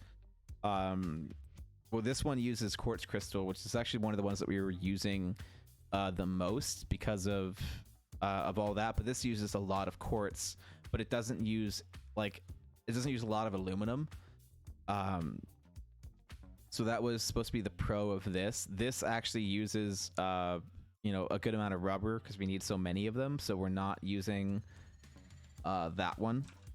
And this is going to be a lot like the electromagnetic control rods, where it's going to kind of depend on what's going on here for this. So the main thing is using as little aluminum as possible. But this also uses a lot of quartz because high-speed connectors are using silica to use less quick wire, and this uses straight-up quartz crystal, which is very expensive on quartz. very, very expensive on quartz. And then the aluminum is pretty pricey as well, because it's going to depend on how many of them we're making. And so to make 50 turbo motors per minute, I need a lot of radio control units. And the heat sinks I don't mind too much, right? We already know that heat sinks don't use that much aluminum, but we're making a good amount of things. How many electric radio control units are we making? Do I have that automated right now? I should. Where did it go? Oh, I do. So we're using 188 of them right now. Motors. Why are motors all the way down here? That's weird. I thought motors were up here. Didn't I just do motors? Oh, that was stators. Stators and rotors. Oh, I guess I didn't do motor. Okay. Am I worried about motors? What's a motor? Oh no, that's rotors and stators. I don't give a fuck about that. That's fine. That's an easy one. Get that out of the way right now. We can make as many of those as we fucking want. That's rotors and stators. Who gives a fuck about using rotors and stators? I don't. So, 10 rotors, 10 stators. Who gives a fuck? Make as many of those as I want. That's cheap as shit. Don't care how many. But right now we have plans to use 182 radio control units. So 188 radio control units, which means a lot of whatever we pick here. Like, this decision is very impactful, especially based on the amount of aluminum that we're using. So if we were to use 188 radio control units per minute, then that would mean 3.75, 50, basically 50 times this amount, and times 45 is a lot. That's 2,200. Let's just assume that we're using 188 up here and get rid of this, because now this doesn't really matter. If we're using 188 of these, then on one method of that 188, that means 2,256 quartz crystal, which is a lot of quartz crystal, which turns into a lot of raw quartz. And so that goes through this method, because it always will with that watered down method. Of that divided by 52.5 times 67.5, and that means that we're using 2,901 raw quartz to make those radio control units. So that's what we have to keep in mind. And then again, when we're looking at the next step of this phase, which is the 188 divided by 3.75, then that would be times 15 to get 752 heat sinks, which is going to use a lot of aluminum, because heat sinks matter for that. I'm not too worried about well, it's also rubber. It uses a lot of aluminum and a lot of rubber. So 75 times 30 is another 2,200 rubber, which is not okay. I can't use that much rubber. I don't want to use that much rubber. So that's a lot of rubber per minute. If I can avoid it, then I want to. But this uses too much aluminum too. So if I was to go off of this heat sink method to use those aluminum sheets and figure out, well, if I'm not going to use rubber for these heat sinks because this is just too much rubber, then if I go the copper method, then how does that compare even to using aluminum casings? And typically it's going to be more. I think if we find using this method for less rubber, we're going to be using a considerable amount more aluminum. So we have to make 75.2 heat sinks. That's not going to change. Divide that by 7.5. That means 10 times that times 37.5 means 376 alkali aluminum sheets per minute, which that means 376 aluminum ingots to make those heat sinks. And that's what I want to try to do my best to avoid, is those aluminum ingots. And then if we go back here, then that also means high-speed connectors. So we have to keep going for that 188 divided by 3.75, and that's times 7.5 to get 376. high-speed connectors, which we have to do this method to cut down on quick wire, which means divided by 3 equals another 125 times 37.5 means 4,700 silica per minute, which means another bit of copper, which is divided by 26.25, then multiplied by 11.25 to get another 2015 raw quartz plus the 2901 means we're now using basically 49,000 and 16 raw quartz to make these radio control units using this method, as well as 376 aluminum ingots. And that's a lot of quartz to make just these radio control units. But crystal oscillators are not exactly cheap either, and you're going to find that out in a minute as well. So if we were to take that same 188 down here on the other method and see what that would determine, so divided by 2.5, so that's 75.2 times 40 aluminum casings is 3,000, right? That's not exactly budgeting, and that's going to turn into more aluminum ingots. So this is already less aluminum ingots, this method here. This is significantly less aluminum, right?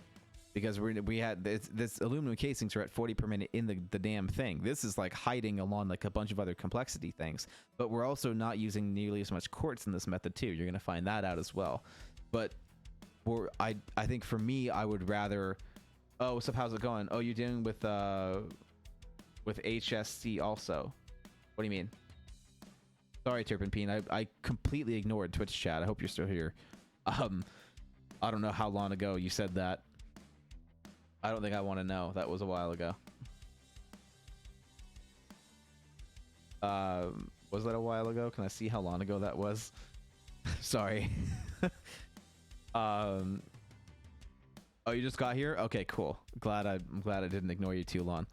So, yeah. So this is already going to be more because we're having to make 3,000 aluminum casings per minute just to put up with the other radio control units, and that 3,000 aluminum casing is going to turn into a lot more 4,000 aluminum ingots, which is a stupid amount of aluminum. Like I don't think I have anything making that much aluminum right now except for this. So aluminum is this line here. The only thing using 4,000 aluminum is the thermal propulsion rockets, and it's not because of its fused modular frames that do it. And I have to make fused modular frames, and there's no way around it. And same thing with the heat sinks. This is using 375 heat sinks just to make this, so that's using a lot of aluminum as well. So, oh, for sure. Thanks, bud. So this is the thing that, like, even though I don't love how much quartz this is. I mean, I literally can't afford the aluminum. Like, there's just not enough aluminum in the game to make radio control units any other way than that. I have to do it that way. So this is another situation of me having to not, like, I can't make it any other way. I can't make that much rubber, right? I can't make that much aluminum. So it has to be that alternate that uses quartz. So this is where it comes down to using as few of these as possible. And not, I can't make them another way, basically. I have to make them this way. So radio control units is going to be 3.75 per minute. And radio control units, it's going to be 15 heat sinks. It's going to be 7.5 high-speed connectors. There we go. And 45 quartz, which is not fun by any means, but it is so much better than the other options for me that I honestly don't have the luxury of caring. So that's going to be that. Rotors ready. It's the electromagnetic control rods and the radio control units are a thing now. So we'll put that there. And then the electromagnetic control rods might end up being the same way, but we'll cross that bridge when we get there. Turbo motors, does that have a good enough alternate? Or I think we already looked at that one. Yeah, this is just about using as few electromagnetic control rods as possible, but this is, so this is the kind of the same thing. The cooling systems is not really going to work. This is making rubber, so this is how that has to get made. There's not really an option on that, so this is just going to come down to making as few of these as possible. So this is the only good option for me, which I thought I already did that, didn't I? I put that up here. I just didn't delete this. I must have hit copy instead of cut. So this is gone and this is gone. So fuse modular frames. This is another big ticket item that's really annoying. And I can get there to here. Yep.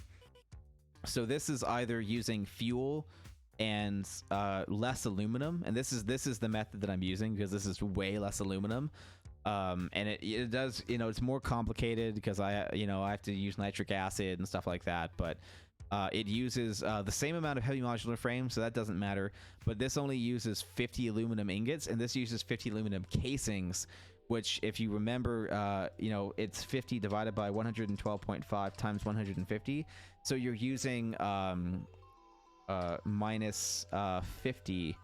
You're using 17, basically 16 less aluminum casings for every fused modular frame you have to make, and multiply that times 69, and you're using 1,500 less aluminum ingots than you would otherwise.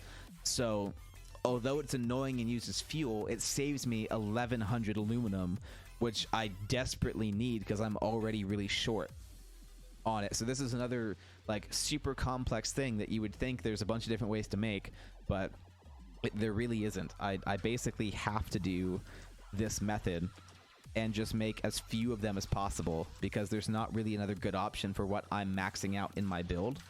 And like I've mentioned before, the nitric acid and the nitrogen gas is like not even an issue. I'm not even worried about it. I'm making so much fuel that that's not really an issue either. The main factor is the aluminum ingots. So this is what we want to make sure we're making as little as possible of.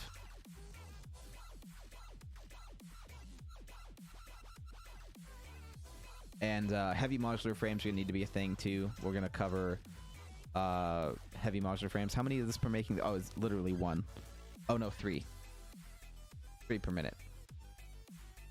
And then heavy modular frames would be a thing over here as well. And then we'll just go back over here real quick and get rid of that. Oh, and cryox are next left, are the next ones. That's rough. Oh, heavy modular frames are right here too. So we're going to handle you right now as well. So do that. Oh, and we already handled heat sinks, right? For heat sinks. Heat sinks, yeah, we handled heat sinks, so that's done. We're making 1,100 of them, which is, again, a stupid amount. Circuit boards are kind of a pain in the ass. That one's going to take probably a second to go over. Control rods are going to take a second as well. That's sort of some pretty clear-cut choices. These have to get made this way. This doesn't even have an alternate, so that can just get made a certain way. There's no other way to make that. And then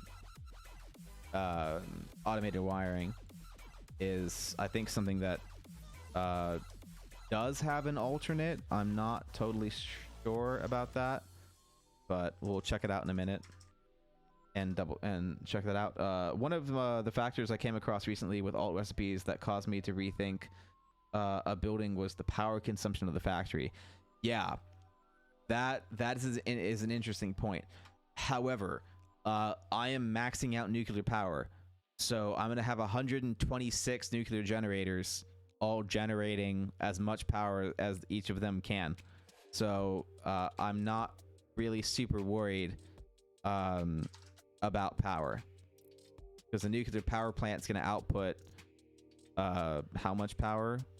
750,000 megajoules, right? So that's a kind of a good bit of power there. While plutonium is double that. That's crazy. So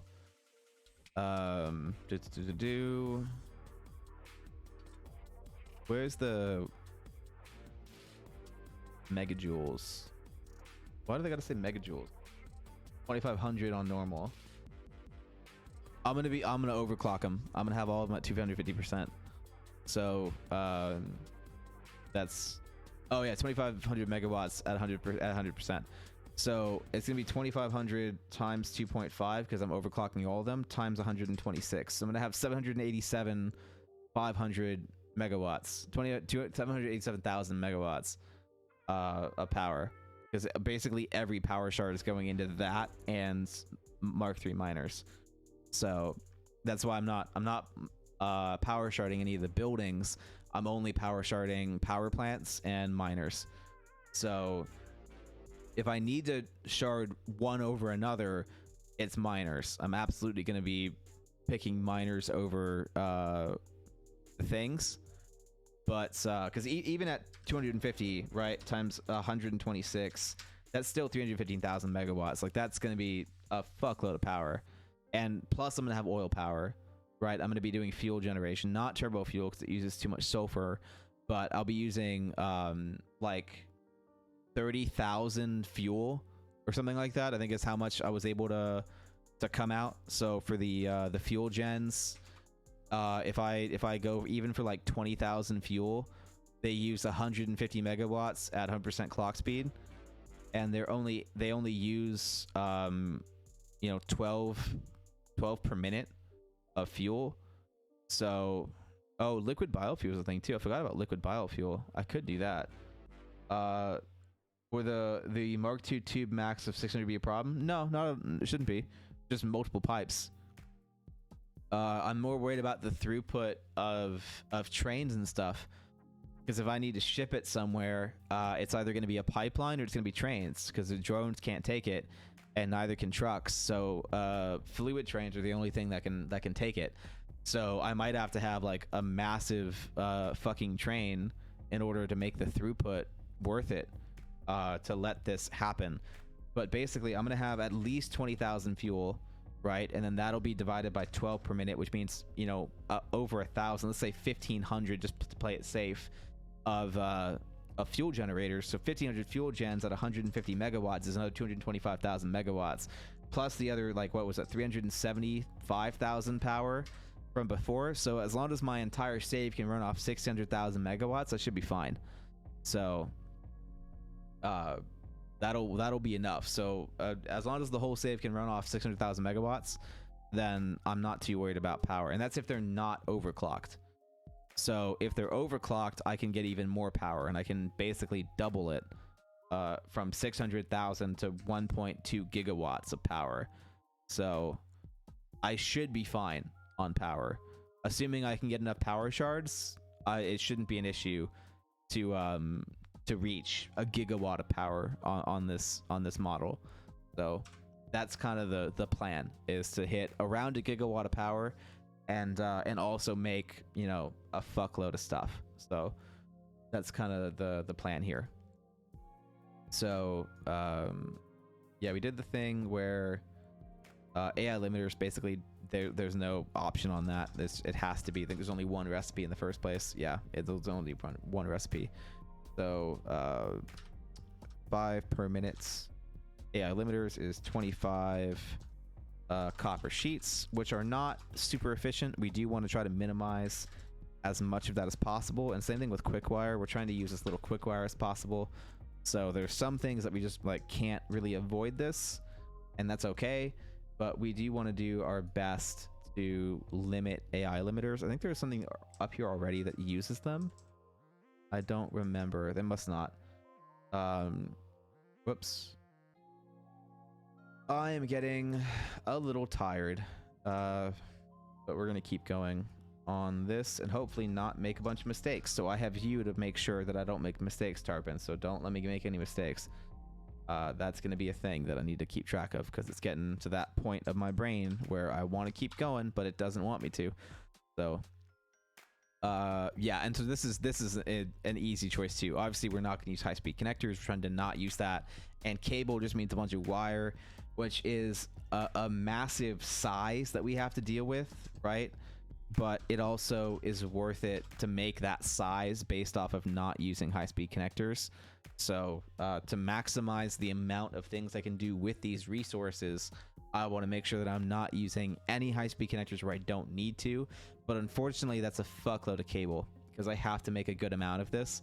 So it is a fuckload of cable, which is not amazing, but it is better for the save management, or rather the resource management, to not use high-speed connectors. So that has to be this as well. And then computers, it gets a little dicey. Circuit boards and stuff, it gets a little dicey, and stuff like that. So let's look at the Cryoc is gonna handle most of this for us because of how the alternates work, right? It's either I use rubber at 163 per minute, or I use quartz. And so I don't think this was even an option. Actually, I think I ever did everything off of that. Because if I need 163 crystal oscillators and I divide that by 1.875, and then I multiply that by 13.125 rubber per minute, that's 1,000 rubber to make crystal oscillators. I don't want to do that. Plus I'm using AI limiters, which I'm trying not to do. So it may be less quartz. It is less quartz, but it's not worth the 1,000 rubber to save that little bit of quartz. What's that, guys?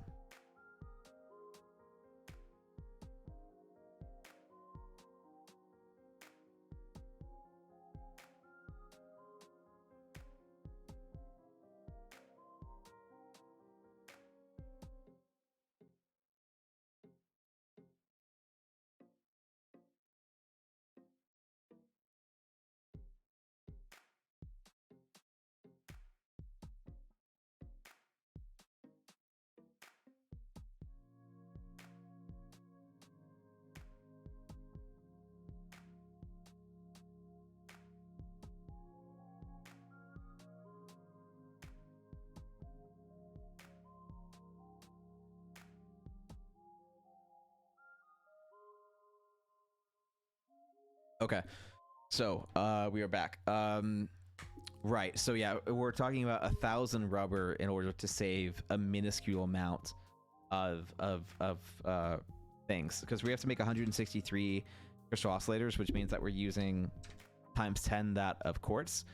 And so if we did 160, which is how much? 1,630 quartz. But if we were to use 163 divided by 2 times 36, then now that's 29,034 quartz minus the 1,360.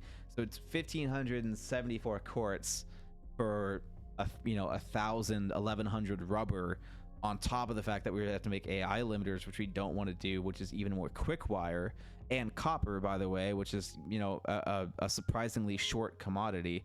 So even if I'm not using it to make wire, which means I'm not using it to make cable, it is surprisingly limited. On you would think 30,000 copper would go a lot farther than it does, basically. Like for the things that need copper, it uses a lot of it, because Caterium uses a shitload of copper to not be used as quickly, right? So if I use this the rubber method and save quartz, then that means on the copper I'm using, which I have to use, that I'm now using oil, which I don't want to, because it cuts back on how much fuel I can make, which means it's harder to hit that 1 gigawatt of power. And I also have to use copper, which means I can't make as much Caterium in that way. So using the extra 1,500 quartz when I'm already and everything that I'm trying to make, I'm already doing pretty good on quartz, and I had to really try to get it up to 11,000. So I'm basically at the save limit, but that's okay, because it's allowing me to be at the save limit better with Caterium, because I'm already there. So if I switch to this alternate method for Cryox, then I have to do other things to cut Caterium, which I don't want to do. And if I do that, then I also have to use more rubber, which I'm already using 7,400 rubber for, and I need to cut back on as much rubber as possible. So this alternate isn't really an option. So Cryox, which I thought would be a lot more of a pain in the ass to do this with, is actually super fucking easy. So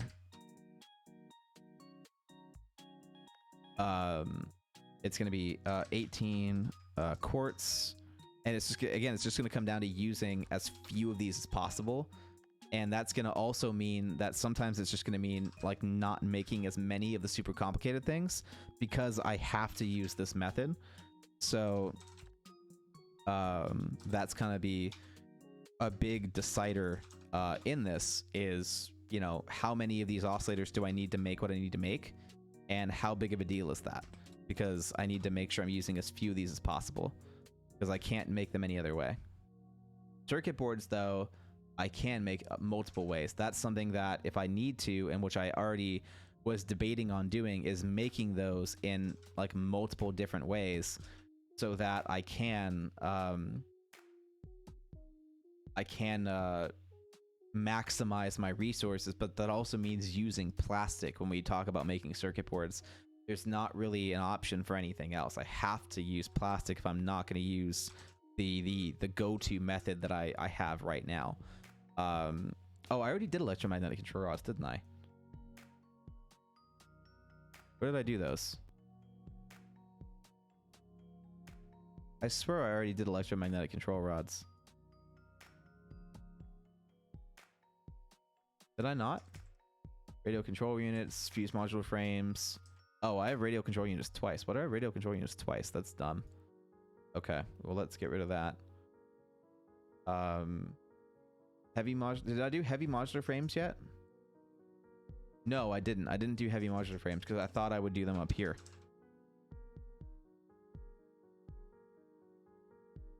So I have to do heavy modular frames. Emitters, automated wire, cryox. Oh, why did I not do? I could have sworn I did electromagnetic control rods already, but I guess I didn't. Okay. Well, let's look at those. So it's either AI limiters or it's high-speed connectors, and that is annoying, right? Because AI limiters are going to use copper, which we can't really afford, and then so we need to figure out, based on how many of these electromagnetic control rods we need, how much copper and that's going to be using. So I'm going to set up an equation based on how many electromagnetic control rods that we're inputting. So like say this number here, and we'll just make it 1,000 off the bat. And so I'm going to set up two different equations for this to say, based off this input, how much of each raw resource are we using, and that'll be based off certain equations. So for and we're not going to worry about the stators. I don't give a fuck about stators. It's all going to be about AI limiters and control rods and how many of those we're using and what those values are. So for every electromagnetic control rod, we need one AI limiter, which means that for every electromagnetic control rod, we need 20 quick wire and 5 copper sheeting. And that's what's going to matter the most. And so we're going to go ahead and take that into the next level here, because one 20 quick wire is going to mean so much caterium, and we're going to do that math too. So 20 quick wire divided by 12 is 1.16, so times 7.5 means 12.5 caterium ingots for every 20 quick wire, but that is doubled with the alternate into caterium ore.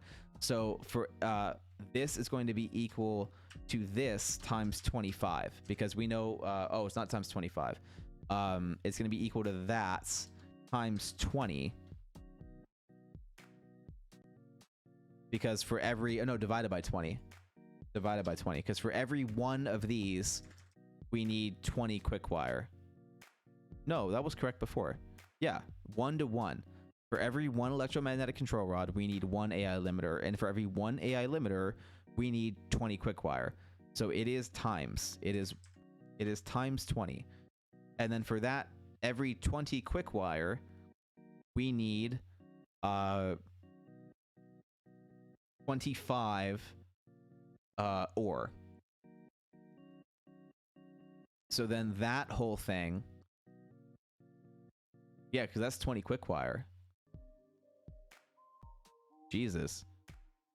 Yeah, because one ingot makes 12. And then one ingot is 2 ore, so 2 ore makes 12. And so oh, hold on. Yeah, no, let's do it that way. Because if that makes 20 quick wire and 2 ore makes 12 quick wire, then that means that 1 ore makes 6. So if this is all multiplied times 6 again, then that would be exactly how much caterium ore. But that's also 120,000. which isn't anywhere near correct. So what the fuck? That's nowhere near correct. Oh, because this is 1,000 per minute. That's why. That's why this isn't working. We're looking at 1,000 per minute, not 1,000 electromagnetic control rods, right? So if we need 1,000 per minute divided by, yeah, I know, divided by 4 times 4 would be still 1,000. So that's still correct. And then this would be divided by 5 times 100, which would be 20,000 quick wire. Yeah, 20,000 quick wire. And then 20,000 quick wire divided by 90 times 7.5 is 1,600 K-Tyrium, 1,607 K-Tyrium ingots. And then that times 2 would be 3,000 K-Tyrium ore. So not nearly the 120,000 that we're talking about. But this is basically just 1,000 times 3.33333, and that would equal how many electromagnetic control rods that we would need. So I don't know why that was the thing, but this would be equal to that times 3.33333, but we're gonna do 3.3334, and that'll be how much K-Tyrium that needs. So that'll be that much K-Tyrium ore, and then we'll do that up here. So we'll do K-Tyrium up here, then we'll have this equal that times 3.3334. But yeah, I don't know why that was so weird. We'll just have this equal that up there. So I don't know why that wasn't working. That should have worked, but I guess I'm just too tired to figure that out. So that ratio should work just fine. We could test that, and I don't need to test it. I know it's going to work. So this would be, let's say we'll do that again at now half, basically. So we need 500 things, 500 high-speed connectors, and then we'll have to use the silica method like we talked about. So this is going to be based off of K-Tyrium and silica, and then we'll have to worry about, actually this now takes circuit boards as well. What we did before didn't take any circuit boards, right? This is just we're worried about copper too. So let's figure out the copper too. This would be 1,000 divided by 5. Whoops, that's times 5. Okay, 1,000 divided by 5. Oh my god, can we do the thing? 1,000 please divided by 5. 200 times 25 is 5,000 copper sheeting. 5,000 copper sheeting. We're gonna do into copper ingots, so it's times 2 for copper ingots, and then it's divided by 2 again. So back to 5,000 because we're using the other foundry method here. So it's 5,000 copper ore for every 1,000 electromagnetic control rods. So this is just straight up, for copper, it's just that times 5. So that should be how that works. So 5,000 copper, which is a noticeable dent in how much K-Tyrium that we can produce, because the other, if it's we need copper ingots and this alternate for quick wire. Oh shit, so that matters too. So the 20,000 quick wire that we need, right? That 20,000 quick wire divided by 90 times 37.5 is another 8,000 copper, 8,333 copper that we need just to do this method for these 1,000 electromagnetic control rods. So we gotta make as few of these as possible. Or maybe look at that alternate recipe, because that might be a better draw here, because this is a lot. This is a fucking lot. So let's so yeah, that's 8 times 8.33. So this is now that times 5, right? And then we have a second rate that we need to add in this, where this is equal to that again times 8.3334 in order to equate how much copper we're using, which is a lot of copper. This is now 13,334 copper just to make electromagnetic control rods, which is a third of all the copper in the game. So if we can If we can find out a way to make less of those, that's great.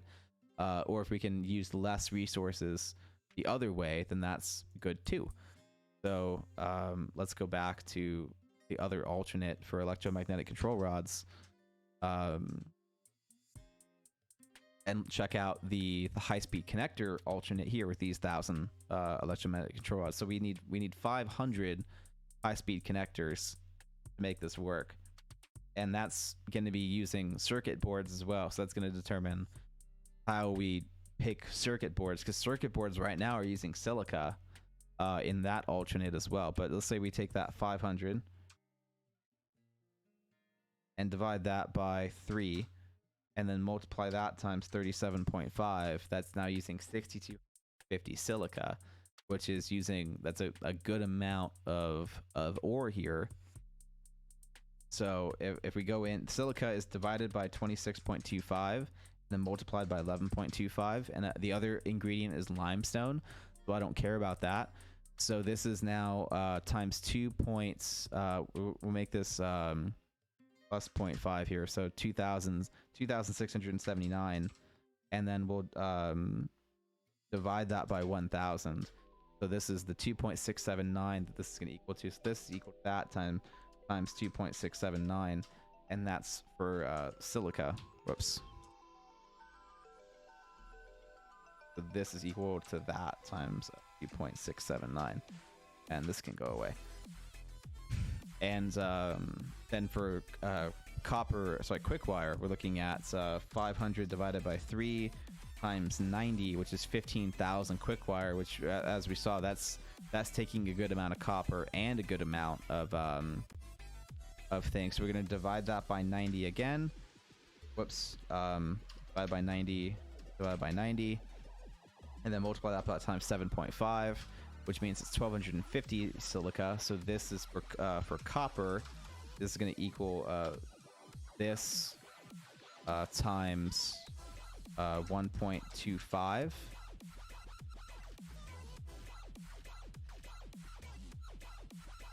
Right? Yeah. Why is that not a thing? Oh, because it's for silica. I guess I clicked the wrong thing. There we go. Okay. And then for well, actually that's copper that we're just talking about. Why? Okay. This isn't copper. This is caterium. And then copper is going to be a whole nother thing. So right now that's what we need for caterium. We'll go ahead and copy this down here. That for copper, because we will need copper. So it'll be the same thing divided by 7.5 times 37.5. And then that'll be 66,250 copper, which is already a good bit here. So that'll be this equal to that times 6.25. Yeah. Is this equaling the right thing? No, it isn't. Come on. You're better than that. Okay. So, right, so that handles that for the quick wire. That handles the silica. What it doesn't handle is the circuit boards. So, what this is the issue with circuit boards, right? Is that this uses plastic, this uses oil and rubber, this uses silica, and this uses plastic and quick wire. So this is already not an option, this is not an option, and this is annoying as fuck because of how many circuit boards we're making. Like, we're making a fuckload, so we're making 3,000 circuit boards, right? I can't use that much goddamn plastic, so I'm using, you know, 3,000 circuit boards divided by 7.5 times 30. That's 12,000 plastic. I can't make that much plastic. You know, theoretically I could if I needed to, but I don't want to make that much plastic, which means I have to take 3,000 divided by 12.5 and multiply that times 27.5 to make 6,600 silica. But at least that is divided by 26.25 and multiplied by 11.25 for quartz. And so 3,000 circuit boards can take either 12,000 copper or it can take 2,800 quartz. And I'd rather have it take 2,800 quartz and take a good amount of copper for those copper sheets. The annoying thing about copper sheets is that I can't use anything to cut it. You know, I'm using iron ore to cut it, but those copper sheets for 28, not even more than 2,800 copper sheets. You know, that's a lot here that I'm dealing with. That's a lot of copper, and that you can see how quickly the copper is fading based on how much of this I'm making. And so it is actually a little bit more copper to do this method instead. Yeah, plastic equals fuel and fuel equals energy. So I want to make as little of that as possible. I don't want to make plastic, and 12,000 plastic, it takes a lot of oil to do that.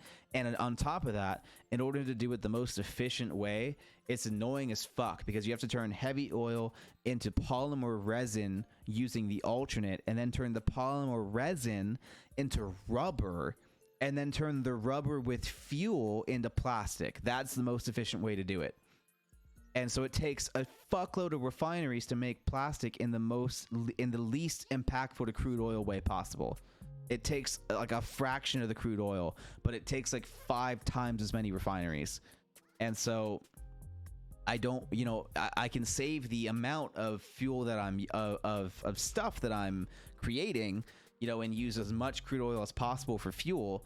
And I did the math on that, by the way, because you were worried about how much power that would work. And my old oil thing that I looked at, doing it that way, even with all the extra refineries that it would take based on the other way to get the same amount of plastic, of like 6,600 plastic, and have fuel, there was so much more fuel because of how much heavy oil residue it saved, that I was making 60,000 megawatts more in power by using that workaround and using like 1.5 times as many refineries. But I was also making 60,000 megawatts more of net power gain. Like even taking into account the consumption rate of all the buildings, that was enough because of how much power fuel can make. I was still saving 60,000 megawatts doing it the long way, of crude oil to polymer resin to rubber to plastic with fuel. Still doing it that long way, I still made 60,000 more megawatts doing it that way than the regular way of not doing that. And that was 60,000 more megawatts if I just went straight into rubber and then did rubber plus fuel into plastic, because that is still cheaper than turning crude oil straight into plastic. If I turn crude oil straight into plastic, I'm probably saving and making another 100,000 megawatts or more of that energy by doing it the long way with all these alternates and so much more water. Holy fuck, it was so much more water. It was like 12,000 more water per minute to do it that way, but it was 60,000 megawatts. How am I going to argue with that? Even with all of the fuel, even with all of the water pumps to make that other 12,000 water, it was still 60,000 more megawatts. So it was way more work and way more space. But I mean, my God, it was so much more power. It was so much more power. And like, honestly, I don't even believe it. It's so weird to me to think that that was the case, but unless I fucked up my math, that is correct. Like, it doesn't seem like that would be the case at all. But apparently, when it comes to how much fuel you're creating, I was still getting like 6,000 plastic and 2,500 rubber per minute, and I was creating like 27,000 fuel per minute as well. So that was like a whole thing. But anyway, so circuit boards, I have to do this. I can do a mix if I need to, and that will be a way to consolidate this. But again, I want to use as few as possible. And I need to start doing exactly what I just did on the right here with electromagnetic control rods, because this is something that's going to fluctuate so much that I do need a straight equation for this. And so based off of this input here, and say we'll just go ahead and we'll do 1,000, because I definitely am going to need 1,000, because I'll definitely be using that many. And I can check this to see if it works, because I have a one space where I'm already using more than 1,000 of these per minute, so I can make sure that my equations are working and that my method of doing this is correct. I already think it is, but I can double check that to make sure. So, oh, whoops, 27.5, which means 2,200 silica and 2,200 copper sheets. So we're going to start with that method, with that number there. And I'll move that further down because I'm going to need this here for raw quartz, because I'm going to calculate how much raw quartz. Again, I don't care about limestone because it's so plentiful that it just doesn't matter. So we want to deal with copper ore and raw quartz. That's what matters. We want to get to the bottom of how much this is going to take. So 2,200, and then that's silica is divided by 26.25 multiplied by 11.25, and that would give us 943. Or basically, we'll divide that by 1,000 and get our multiplier of 0.9429 is what we'll use. So this will be equal to that times 0.9429. And that'll be the best way to see this. And so for 2,000 circuit boards, it should go up to that. So that's good. We're going to go and check in the adaptive control units, I think, because this is using no, where was it? I think it was supercomputers. Supercomputers uses a lot of circuit boards. It only uses 300, but 300 circuit boards should be using 283 raw quartz. So let's see if I change this to 300 circuit boards, 282.87 raw quartz. So that is correct. This is now working. That's perfect. So if I making the 3,000 circuit boards that I need from, you know, this game, then that's 2,800 raw quartz. So that'll work. So all this is accurate and working. We know that now.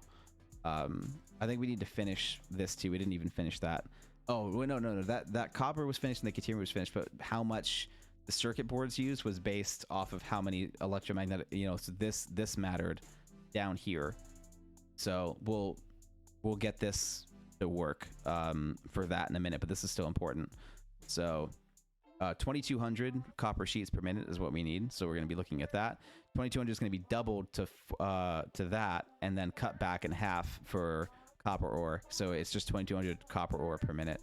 So this is going to be equal to 2,200 divided by 3,000, right? Oh no, it'd be, yeah, no. It would be 3,000 divided by 2,200 for every, no. Right? No. 2,200 divided by 3,000. Okay, so 0.73. So this would be equal to that multiplied by times 0.7333. Okay.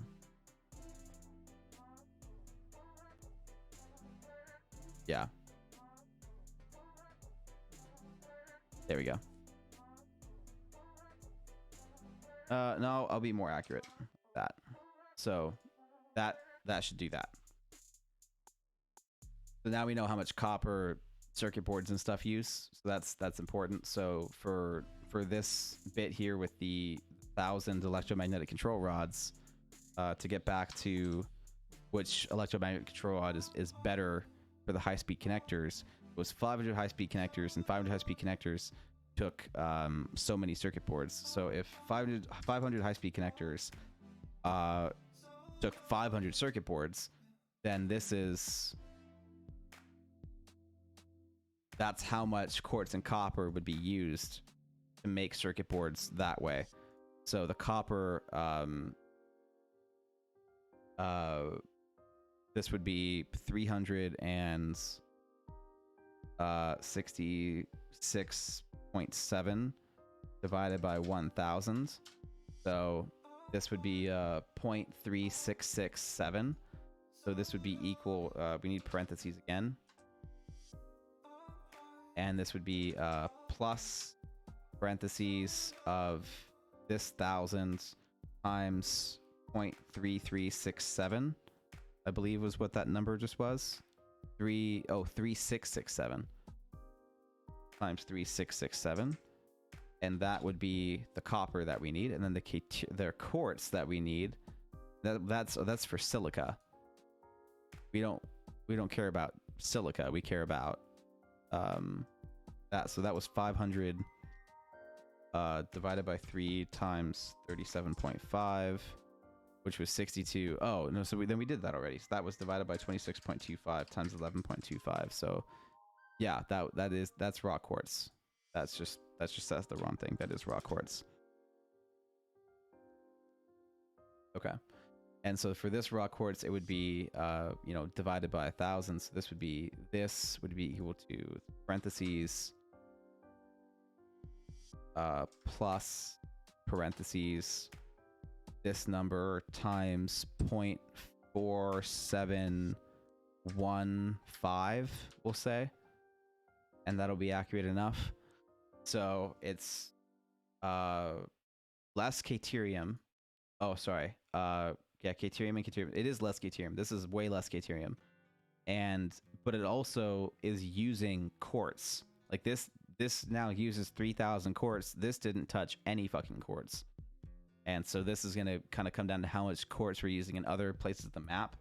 Because if we have the quartz to do it, then absolutely, why wouldn't we? But we probably won't have the quartz to do it, especially if we have to make so many circuit boards. Because we had to make 3,000 circuit boards before, and that's another 3,000 quartz. It's only like 10,000 quartz in the whole game, or 14,000 quartz, 14,400 total, maxed out that we can't access all of yet. It's like 10,000 you can access, and then like 14,000 you can't. So another 4,000 rather that you can't. So that's gonna matter in the long run. So we don't want to worry about. We want to use as little quartz as possible, and we have the caterium kind of. So I'm not too worried about the caterium. That's kind of where we're gonna go from there. Crystal oscillators we talked about, like this is annoying. Like circuit boards are a lot. You know, this is we're not using rubber, so it kind of comes down to if I want to use the quartz, if I have the quartz, and if I don't have the quartz, then I start using a little bit of plastic, because that's kind of what this comes down to. Because no matter what, circuit boards are gonna cost hella plastic. Sorry, hella quartz, because I have to have circuit boards. It's the plastic at 45 per minute that stacks up a lot, because I have to make 262 computers. So if at my current plan, if I'm making 262 computers divided by 2.5, that's 104 times 45 plastic. That's 4,000 plastic, right? So I obviously can't make all of I can't make all of them off plastic. If I don't have enough quartz, then I'm gonna make some off of plastic, maybe off of rubber, but plastic is actually cheaper than rubber. And the other version, it does use less circuit boards, but it also uses caterium with quick wire. And so I'm using more copper than I would otherwise, because circuit boards don't take up that much copper, right? They take up some, but less than 1%. But quick wire takes up like a lot of copper. So to make at 105 quick wire per minute per thing, this uses a fuckload of copper. Plus I'm still making circuit boards, which uses even more copper. So basically this whole thing is basically a never use. Like, fuck this recipe. I don't want it. This recipe though I can manage, because plastic's really cheap when it comes to oil. I can make a lot of it without using a lot of crude oil and getting in the way. So if I have to pick plastic versus rubber, I'm picking plastic. And this recipe also uses significantly less copper. So ideally, because this doesn't use any oil products at all, I want to focus on the crystal oscillators, which means 262 crystal oscillators per minute, which means a lot of quartz and a lot, and that's not great either, because that quartz crystal doesn't have a great return rate into raw quartz, because it's more quartz, it's more raw quartz than quartz crystals. So that's not fun, but it is a 1-to-1 with that. And it is, I think, the least amount of circuit boards as well, because this is 18 quartz crystal per minute. And quartz crystal is not a 1-to-1, it's worse than that. Oh no, never mind. Yeah, no, that's right. It's 9 crystal into 7 quartz, which means that it takes more quartz than you put mid-take. Yeah. That's the whole thing. So ideally, I want to use as few cryox as possible. But if for computers, this is like the best bet is to use the crystal computer. So if I need to use this one, I will, but it's not a default one, and I need too many computers to make that default. So the default recipe needs to be this one of circuit boards and crystal oscillators. And so let's go ahead and I feel like I actually made a mistake deleting all those numbers, because I spent all that time figuring out how many of these I needed, and then I went ahead and deleted all that info. And I feel like that was contradictory to what the point of the spreadsheet was, and I think I was too tired when I did that. So that might have been dumb, because this is what I should have been doing the entire time, but I didn't. Because some of the stuff it matters on, and some of the stuff it doesn't. Some of the stuff I know for a fact I just have to do. It doesn't matter how many of them I'm making, but at the same time, it also matters how many of them I'm making, so I know how much of that resource I have left, you know? But there's not another way to make them. But there's enough of those things in demand that I should have kept tracked. But most of the stuff I didn't keep track of. Like this stuff I can go back and add in pretty quick, but anything that just uses iron, I'm basically saying I don't care to. Like, right, automated wiring is just using iron. Like, because stators... Oh no, stators use steel, don't they? Yeah, so stators use steel. So stators matter. Stators and rotors and all this stuff matters because this uses coal. And there's only a finite amount of coal. So this matters, which means this matters as well. So this gets to stay in the resource. Crystal oscillators matter, so they get to stay. I'm gonna put this up here. Whoops. Put that up there. Do that. And then crystal oscillators are staying up. Oh, they don't get to stay there. Okay. What do you think? AI limiters are staying as well. I'll go ahead and do this real quick to get this to fit there so that this can fit there. And then you can just kind of shove in wherever later. Rotors and stators matter because that uses steel. So tell you what, we'll do this there and we'll do this there, and that'll make that fit and all nice, and then you can fit in right there. This uses aluminum ingots, so this matter. I have to make sure I use as few of those as possible. This uses quick wire, so I have to make sure that I use as few of these as possible. This I need to use as few as possible. The cooling systems use heat sinks, so I have to use as few of those as possible.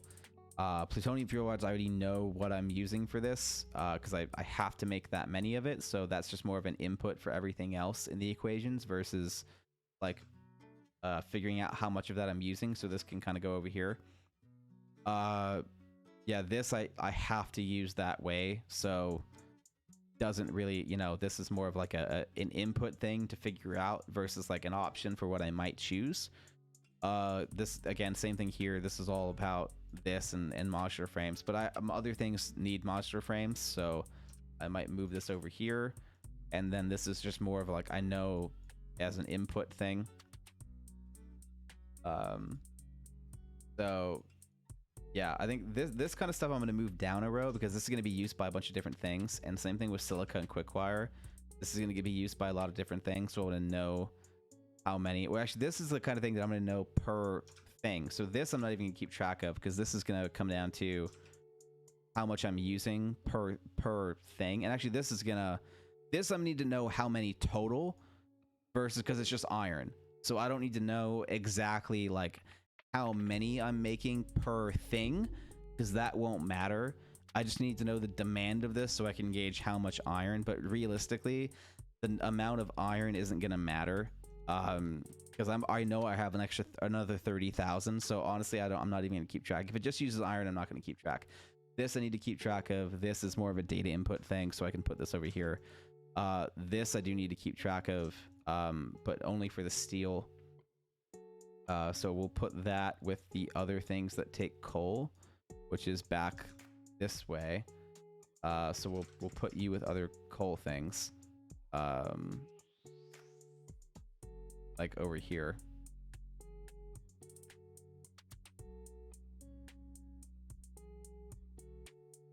So we'll put you here.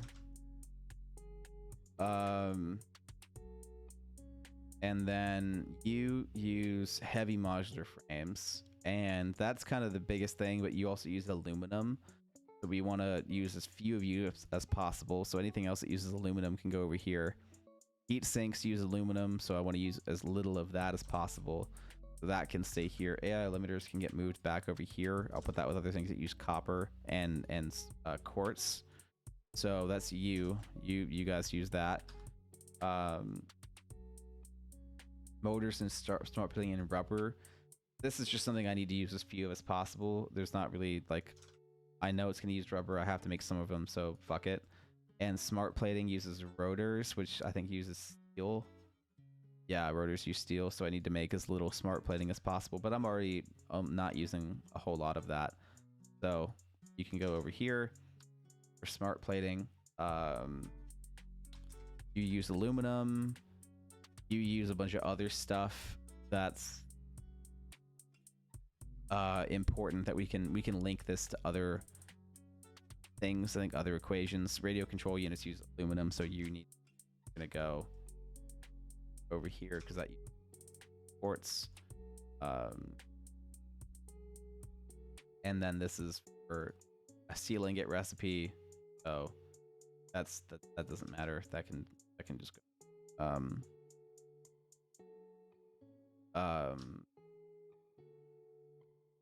This is for 15. No, this is for steel beams, not steel ingots. 15% steel beams. That matters a little bit. For the other steel beam. Where's the steel beam?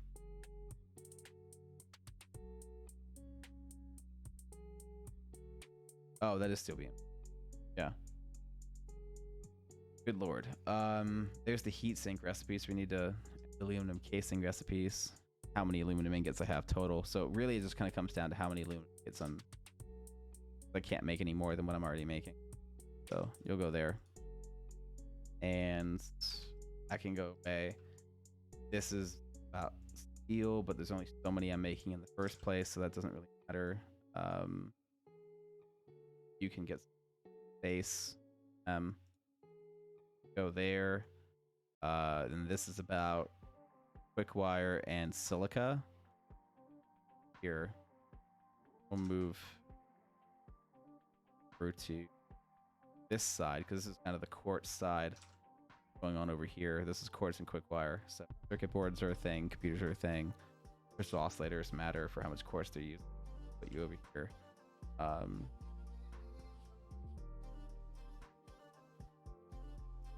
Yeah. Circuit boards are done. That's already an equation. Electromagnetic control rods, there's actually like a rhyme or reason to that. I forgot what the fuck even uses these, to be honest, but we'll probably end up reorganizing this stuff to what they're used together for. But computers, we need to do equations to figure out how many circuit boards and stuff like that they're going to use. Now that we know the circuit boards and the cryoc ratios, like I can just calculate how many of these things we're going to be using based on how many computers we need, and then that'll be fine. So yeah. Oh, that'll be how I do this. That'll be how I do this. Yeah, I remembered how I need to organize this, but hopefully I remember that long enough to do that when I'm done. Because that's how I need to organize it the same way I did the other stuff, where the more complicated stuff is just like on top, and then by changing the big numbers on top, we change how all the little stuff that gets fucked up and changed based on the things that we're trying to make in the save. Like the really big stuff we're trying to make in the save, but I know we need these things, so that's why we're working on this. But I'm getting exhausted. I think I might need to stop. But we're gonna use cryox for this. Computer recipe. So this is going to be for every one computer you need one crystal oscillator, so that'll be that. So this will be like the input of, say, 250, right? And so for crystal oscillators, or cryox as I call them, that's just a 1-to-1. That's just going to equal that. That's super easy. And then for circuit boards, it's going to be equal to this divided by 3 times 8. And that's how many of these that we need. And so, you know, 262.5 computers would mean that many crystal oscillators and that many fucking circuit boards, which is 700 circuit boards. This is a lot of circuit boards. That's a lot of circuit boards. So this is now going to be part of one phase that feeds into another phase where I take circuit boards here and put this underneath, like this, right? And then have this number equal that plus all the other circuit boards that I'm making through the other needs, the other things that need circuit boards, right? Like high-speed connectors need circuit boards. So that's, whoops, that was Control Z. I don't want, yeah. So that's how this is going to happen, right? So now crystal oscillators would go more like down here, and so this whole phase would be like lower, like way down here. So everything that needed the thing above, like that's the plan here. That's what this whole spreadsheet was supposed to be. It just took me like 2.5 hours to remember that after going through all this crap. So that's what this is supposed to be. That this could have been like way fucking faster, like 20 minutes ago if I was paying attention, but well, not more than 20 minutes ago, but still. So we have this ratio, right? So for crystal oscillators, so we're like cryox up here, right? Where if we shift all this stuff down, do like this, and so we want to get this down to its bare bones components. Reinforced plates we don't care about, right? We already know that that's not something that we're keeping track of, so that's fine. And cable is all iron, so that doesn't matter either. Like we care about how much quartz is getting used. So we're gonna have this amount here, this number that equal something, and then that will tell us how much quartz crystal we're using. Then that'll tell us how much raw quartz we're using per thing. So let's say that we have that, you know, 1,000 quartz crystal oscillators, which is too much. Let's just say 200 crystal oscillators. The 200 crystal oscillators is going to be 2,000 quartz crystal, and then 2,000 quartz crystal is going to be a little bit more than that in raw quartz. So divided by 52.5 and multiplied by 67.5. So that would be that, and then divide that by 200, and that means that we're using 12.87857 quartz. So this would be equal to this times 12.857, and that'll be how much quartz we're using. 2571.4, 2571.4. So that's how much raw quartz we're using to power this boy up. So for 200 cryox, which is actually close to how many we're actually using in the game. So that's how this would matter. So yeah, we're using 262 already. So at least 262. So that's what we're doing here. So high-speed connectors. Let's go back to that while we have this you know, little wind here. It's going to be the same thing. It doesn't matter. None of that matters. All three of these matter, though. I need to figure out how many circuit boards I'm making. I need to figure out how much of everything I'm making. So this number is going to matter. Let's say I think we're making at least 1,000 of these guys, at least. And so 1,000 of this means divided by 3 times 90. 90 divided by 90 multiplied by 7.5 is 2,500 Caterium ingots, and then Caterium ingots get multiplied by 2 in order to turn into Caterium ore, right? So 1,000 high-speed connectors meant like 30,000 quick wire. 30,000 quick wire meant so many Caterium ingots. And then Caterium ingots are times 2 for ore, because we're using the water, versus the times 3 to stretch the ingots, the ore, as far as we can go.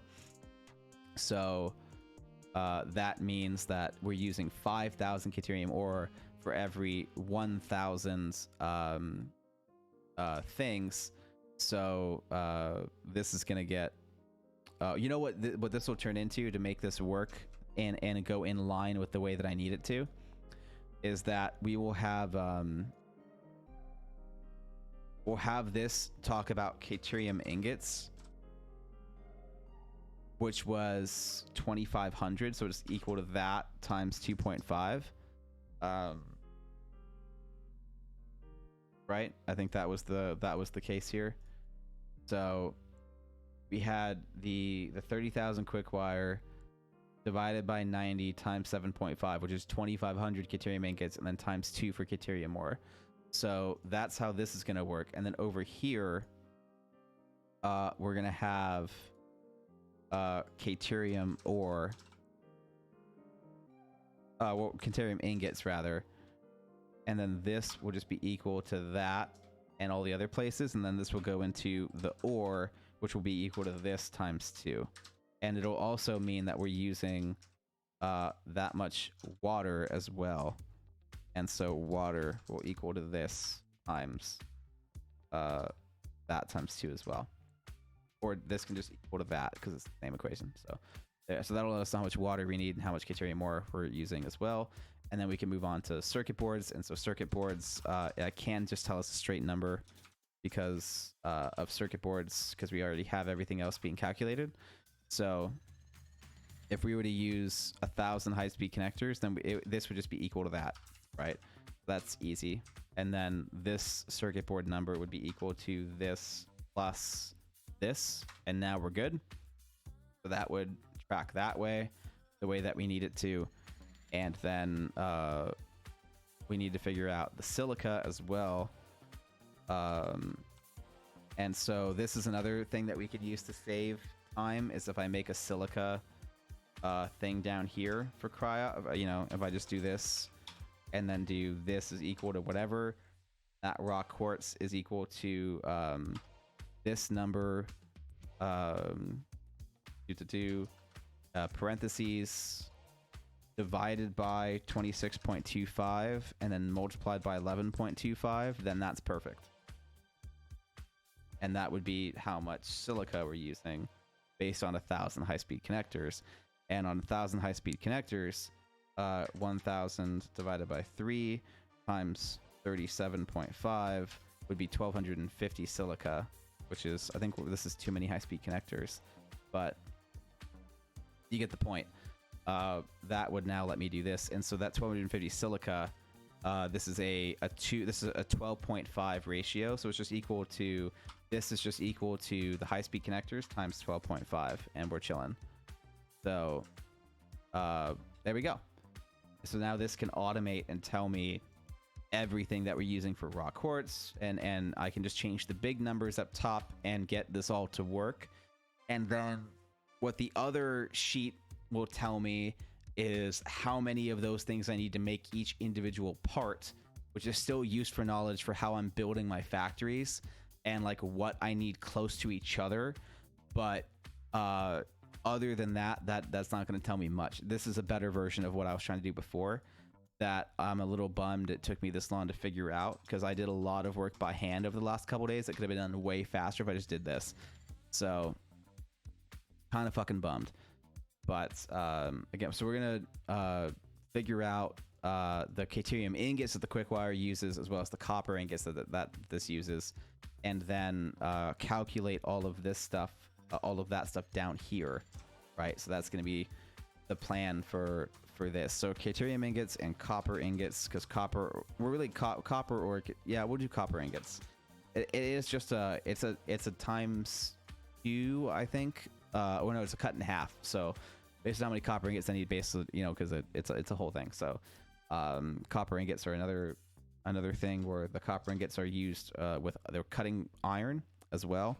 But we're not worried about iron because we have so much of it. It literally won't matter. It's just, oh, well, we need to figure out how much of it we're washing. So like maybe we'll figure that out later, but I'm really not worried about it right now. When I have set numbers of everything, then I'll figure out how much iron I'm using, because it's not going to be part of the balancing of this. There's just too much of it for it to ever be a factor in balancing. So I'm really not worried about it. But the copper ingots, we're using the iron alternate to use half of the copper. So this is just literally going to be half of whatever that copper ingots is, and then that'll just equal that, and that's, there we go. So for every 1 AI limiter, we're using 20 quickwire. So you would think that this is just, but again, that quickwire is not the same. So let's figure out that same bit that we did before with the rates here. Let's just say we're using 100 AI limiters this time to make it faster. So 100 divided by 5 would be 20, and so 20 times 100 would be 2,000. 2,000 quickwire would be divided by 90 times 7.5, which would mean that much of the thing. So divided by 100 means it's 1 point. This is equal to that times 1.667 to figure out, you know, exactly how much copper ingots that we're using, and then that's you know, Caterium ingot would need to go here as well, and so this is equal to AW, and then just that plus this as well, and so, you know, let's put in 200 here, or just 100, put that back, there we go. And then copper ingots, this is going to be a little bit different because we have copper sheets plus quickwire, so it'll be let's see, the same equation as before, so 2,000 divided by 90 but times 37.5 to get 833 for this, on top of the copper sheets, which are a 1 to 4 reduction. So let's say 100 divided by 5, which would be 20 times 25, so 500. And then this would be 500 times 2, and then that would just go into half of that for copper. So really, copper sheets are just equal to copper ore, but that's not how we're doing this equation. So this would just be equal to 1,000 plus 803. Whoops, that's too many threes. So 1,000 plus 833.3333, hit the decimal point, then that'd be that divided by 100, so 18.3 334. So this should be equal to that times 18.3333 yeah, right, and 1833, yeah, that's what we got to.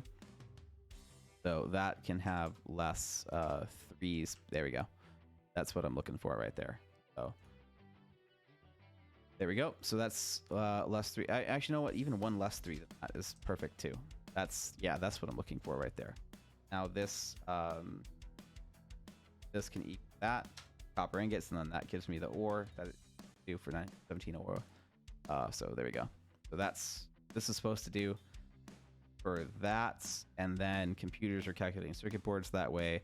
Electromagnetic control rods are already calculating the ore that this would take, which is a little bit much, but it's good to know. So we'll leave that one alone because it's actually working. That one's kind of doing what it's supposed to do in the first place. So this is going to be more automated for the steel section. This is more worried about how much steel we're using, as well as this is going to be using heat sinks. So that's going to be kind of important to use as few of those as possible. This is going to be more focused on aluminum, but the coal is going to play a good factor as well. And so this is going to be more into other stuff, because what we want to focus on are the really big things that we're making, and how that's going to affect the rest of the system. So we need to start thinking bigger if we're going to make this whole like equation flow sheet work, right? Like, because we have to start way bigger now, because we handle some of the easy small stuff, but now we're getting into super situational stuff. So we need to create that situation in order to calculate that out. So we want to deal with the space elevator stuff, because this is what we want to make. We want to make assembly director systems. We want to make magnetic field generators. We want to make nuclear pasta. We want to make thermal propulsion rockets, as well as everything that we need for plutonium fuel rods and stuff like that. Because we know that we're making 12.6 plutonium fuel rods. We know like that's all taken into account now.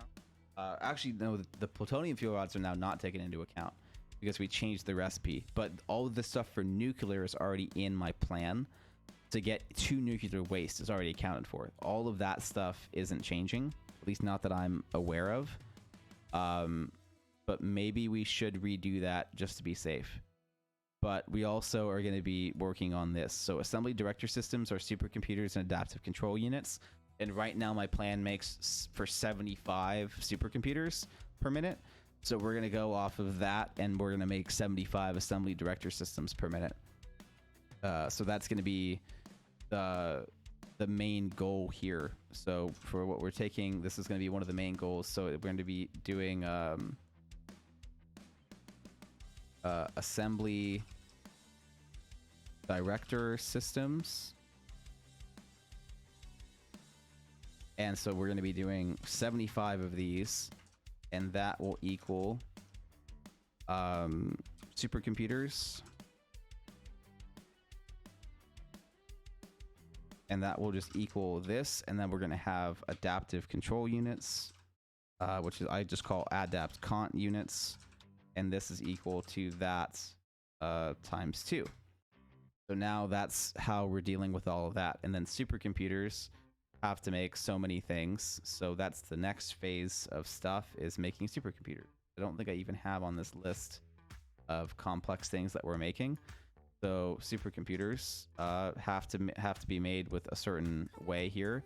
Surprised we didn't talk about supercomputers.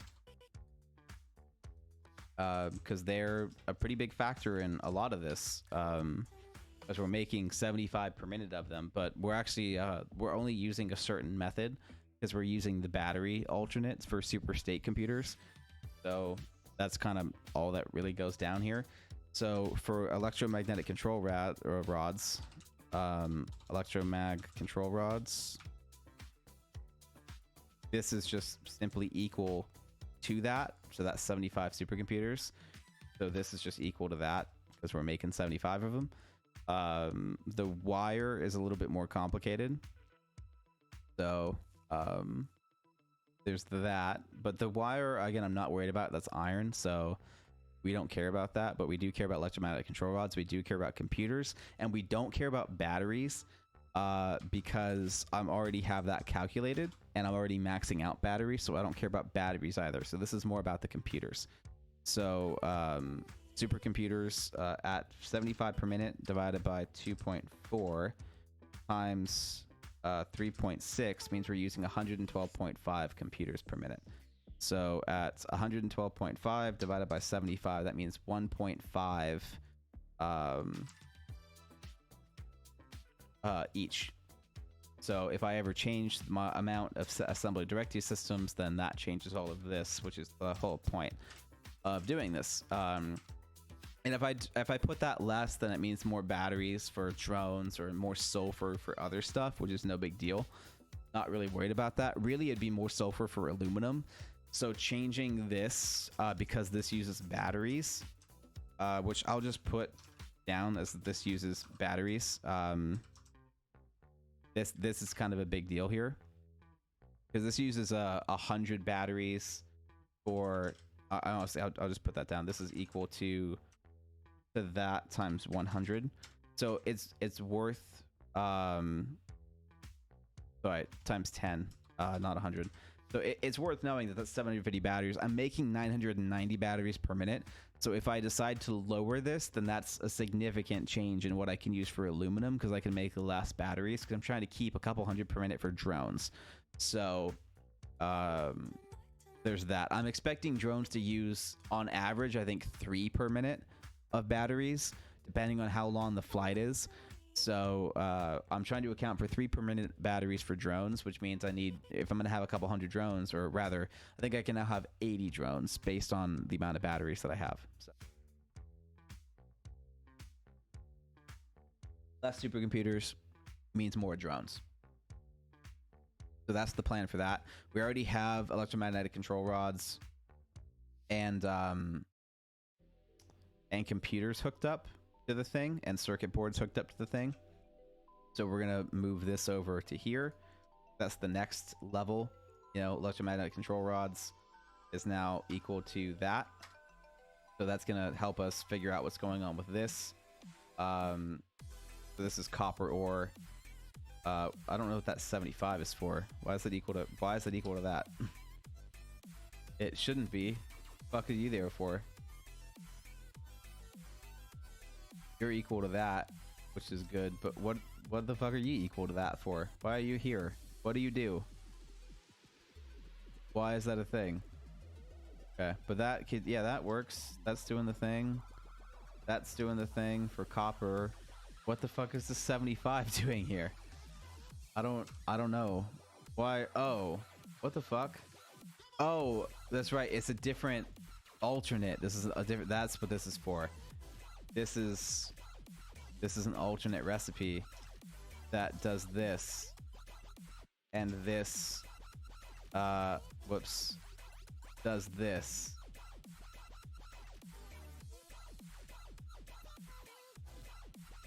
Yeah, that's what this was for. So electromagnetic control rods here based off of what's going on.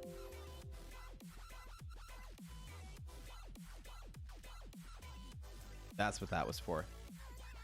So this is why that matters. This is why this matters. Circuit boards come up here to go down there. Or actually, rather, I think computers I'll bring up to next to supercomputers so that this can go on this level here with all of this, right? So supercomputers take all that stuff. That's what this is taking.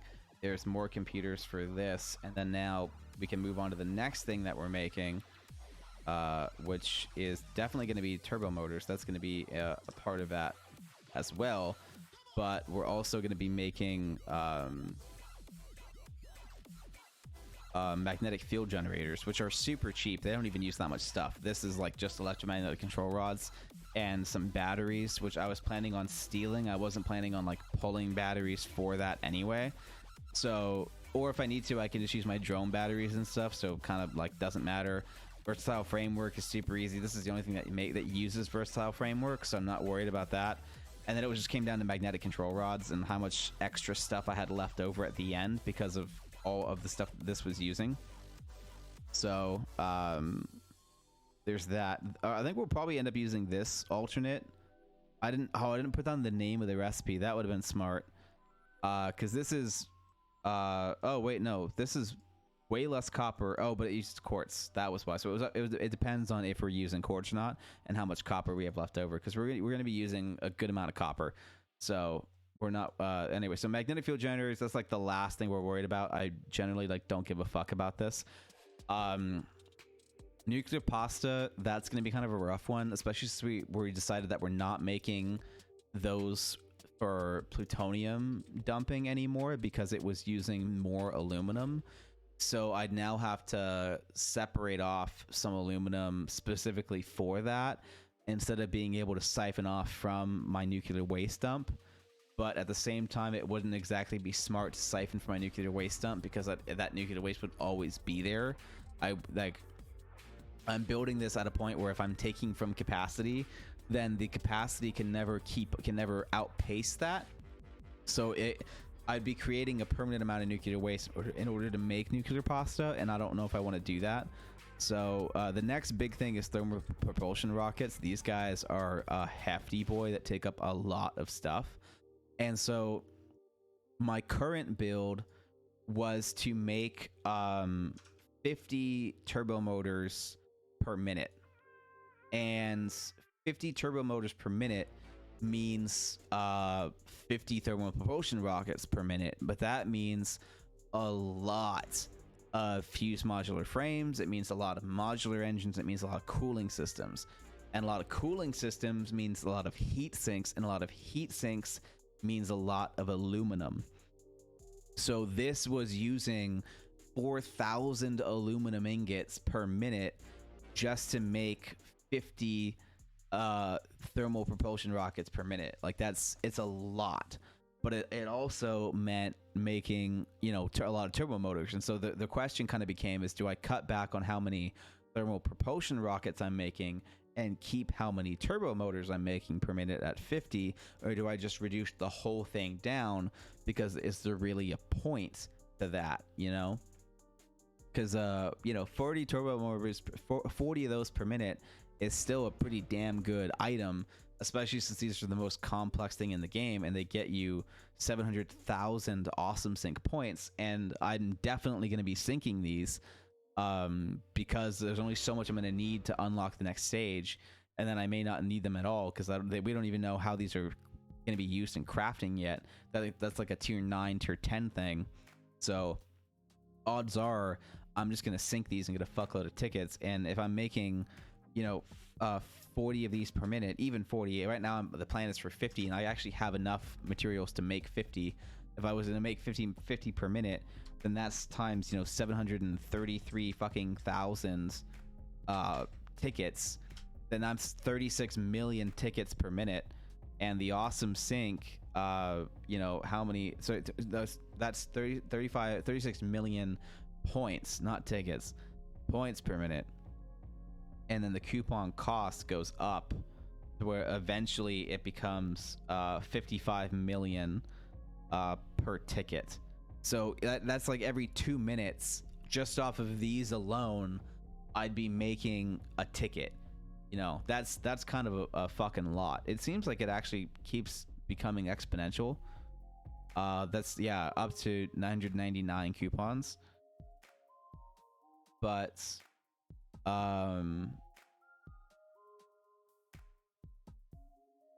let's see, how many tickets does it take to buy everything in the shop? The first 3 coupons cost 1,000 points. After that, the cost goes up. It takes 1,692 coupons to do it, which is the equivalent to 192,378 turbo motors, and would take about 21 hours based at the current production limit of 156 turbo motors per minute. However, it only takes 91 coupons to unlock every unique crafting recipe. There's that. More items, yeah, more items will be added to the awesome shop, so more tickets is gonna be good. But 1,700 tickets, even if it took 55 million tickets, like that's 3k plus 1 to 3k plus 3. Oh, that's what they mean for 1,000. I think that's what that's supposed to mean. So 500 times k times 2. So how many thousands squared plus 1,000? So if it was going to take 2,000 tickets, so it would be 2,000 squared times 500 plus 100 plus 1,000. That's 2 billion points, though. You really is it really going to cost 2 billion points for the 2,000th ticket? That's crazy.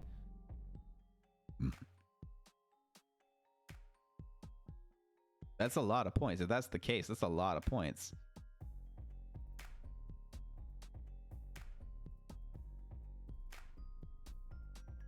But it doesn't say how much it costs after a certain point for that. I think they give you that equation for you to use it, but I feel like I'm not using that equation right.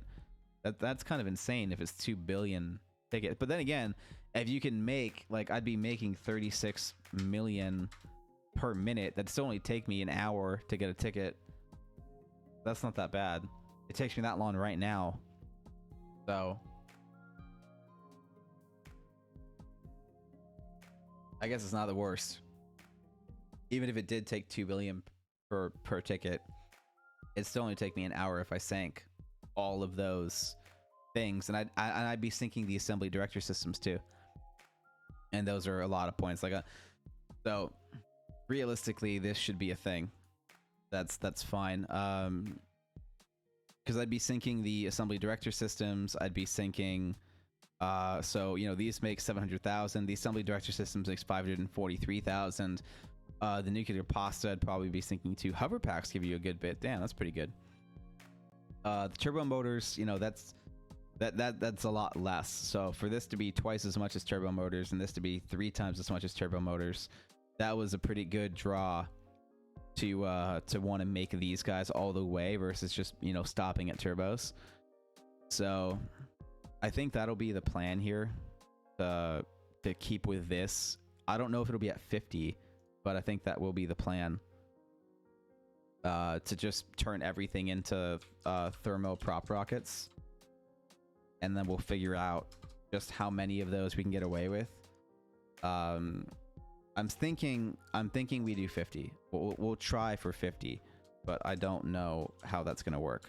So, and that's actually that's the case. And then we have fused modular frames, which is equal to that. That's the same. And then we have whoops. Cooling systems, which is 1.5. Oh no, it's times 3.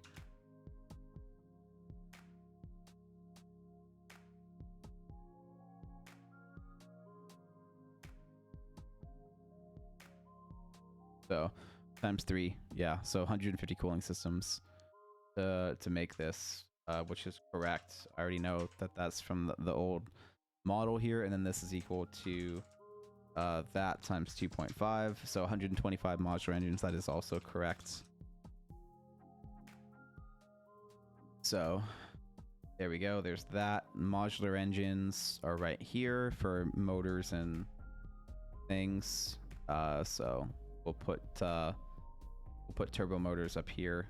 This is a lot of things to make this. Because there's 2 different recipes there, I think, for turbos. And use modular frames will go up here too, and then radio control unit will just go probably here. Hold on. And heat sinks. Oh no, that's, I think. Oh no, never mind. What the hell was this part of? Oh, god damn it. All right, well, we'll have to redo the heatsink one. I guess that's fine. Aluminum casing is going to be on the bottom row. That'll be here. Or maybe that'll be up here, because it has copper. No, we'll put that down lower here, on this next row here, and we'll just go straight into copper ore, because copper ingots. This is just half of that again. So 75 copper ingots. It's just another half of that for ore, because it's getting cut with iron. So we'll just put it straight in the copper ore. Then modular engines we'll put over here, and this is all a thing. So this needs to get put into a thing. Radio control units needs to get probably put you there, and then heat sinks need to kind of go at that level too. Maybe I'll put you up there with thermal prop rockets, or maybe I'll put you here. Copy this twice, and so then this is all for thermal props, like that. You get moved down there without being in the way. So can all of you.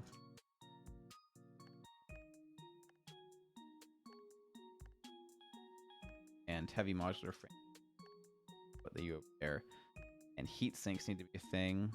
I'll probably put you around here. We'll just put you like straight into ore for heat sinks.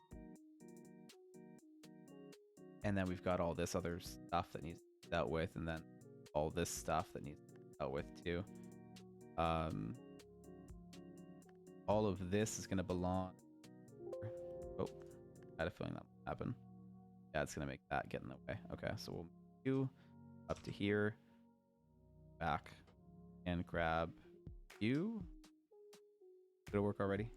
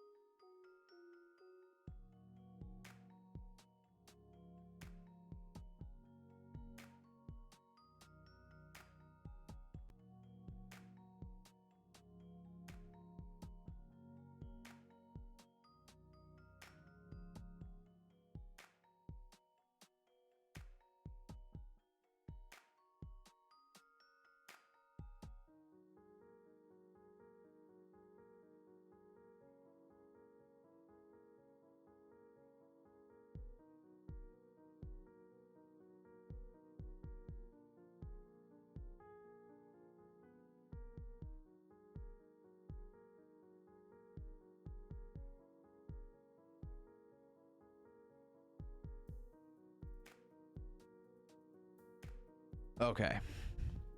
So, fuck. Let's do our best to keep going. It's getting rough. So high-speed connectors and all this is going to come over here. This is going to be a middle of the road kind of thing, like over here. So we'll put you right around that. And then steel pipe is going to be a bottom thing. Steel beams is going to be a bottom thing. Wire, I'm not even tripping about wire. I don't give a fuck about wire. But this matters. This matters. How I can put those both together like that. Or really, no, this is just steel beams. Fuck steel. We're not worried about steel beams right now. We're worried about steel ingots. So you go there. On. There we go. And then smart plating, we have to make a little bit of it. So this is more like another thing that we're kind of worried about. This is going to go up here.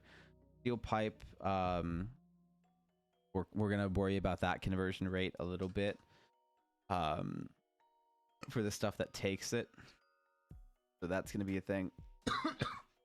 Most of the stuff doesn't take steel beams, so I'm not really worried about that. But we're going to go ahead and do like this.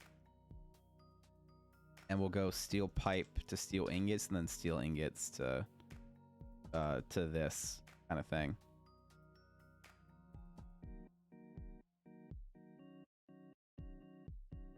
Or rather, maybe we'll just put, we'll just put the steel pipe straight into, we'll just do this.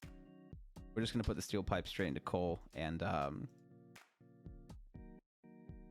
other things. So that's, put you there, put you there.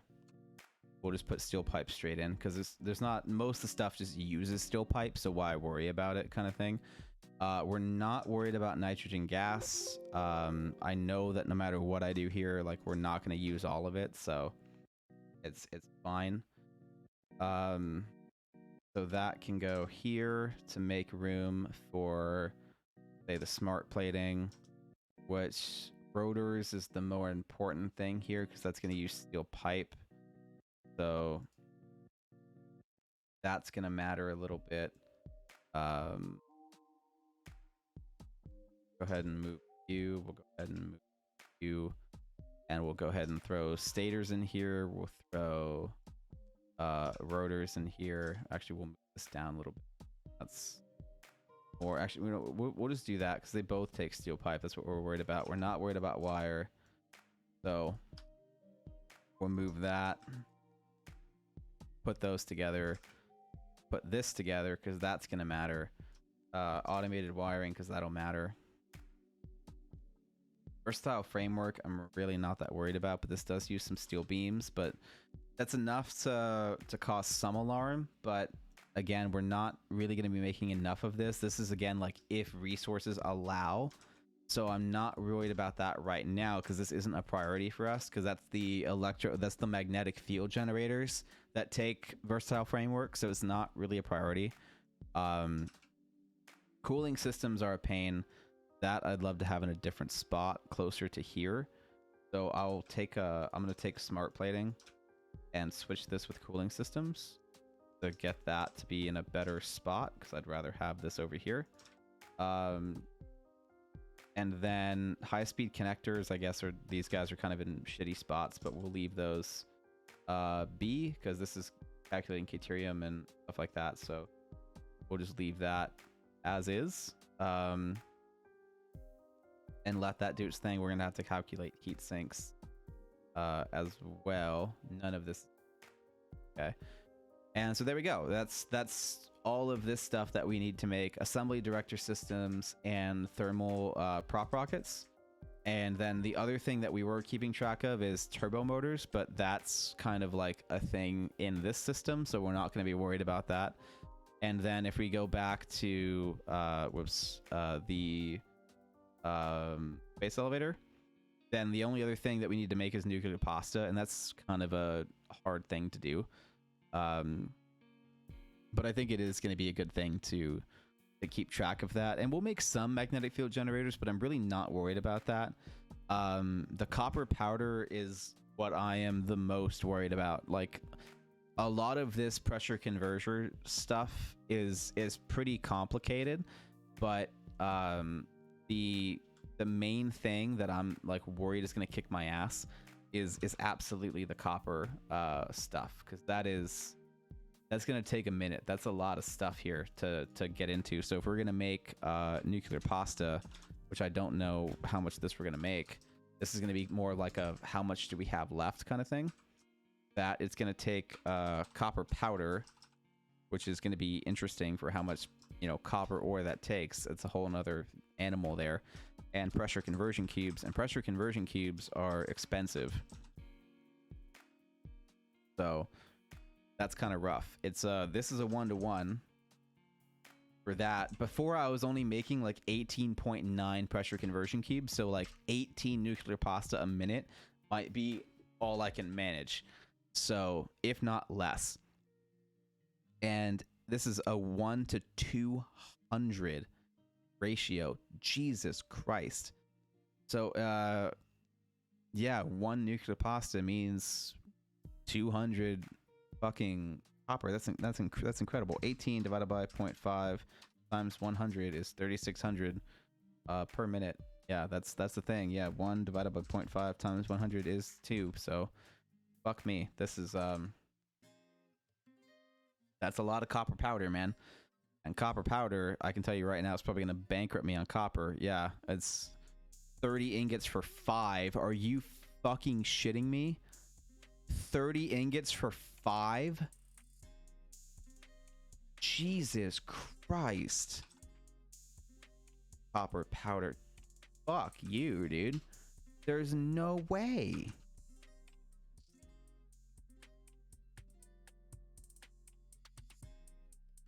Jesus Christ, 30 for 5. That's a fucking 6. It's times 6. Times 6. 21,000 copper ingots. And then for copper ore, that's now half of that. And for copper ore, that's ludicrous. I can't spend 10,000 copper on nuclear pasta.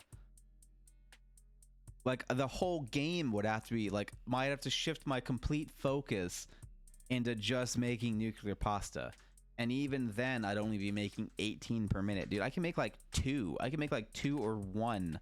I don't have that much copper. I can make like 1 nuclear pasta per minute, which is going to make the pressure conversion cubes easy as fuck, because that's ridiculous. Like, pressure, like, I had a feeling that pressure conversion cubes were not going to be the problem for that equation, because that is so goddamn much.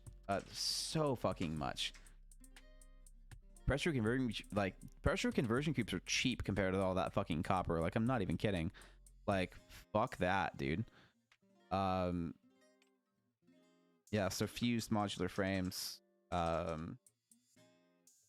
which is 1-to-1, so that is equal to that. And then radio control units.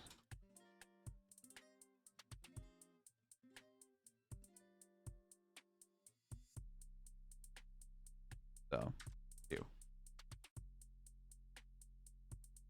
yeah, that's a lot cheaper. This is way easier to do than fucking that much copper. That is an unreasonable amount of copper. 200 copper powder for 1 nuclear pasta, which means that you're using 1,200 copper ingots or 600 copper ore per minute just to make 1 fucking nuclear pasta. That's unbelievable. That's insane. That's absolutely insane. But we'll have to see if we can make that work, but whatever. So we're gonna go ahead and we're gonna cut this closer over here. But yeah, that is a fucking lot, dude. Holy shit. Okay, well, all this is automated into the equations, so that's good. This we're not too worried about, because that's just more of a set number. Well, actually, we do need to be worried about that. That's a lie. We need to be worried about that.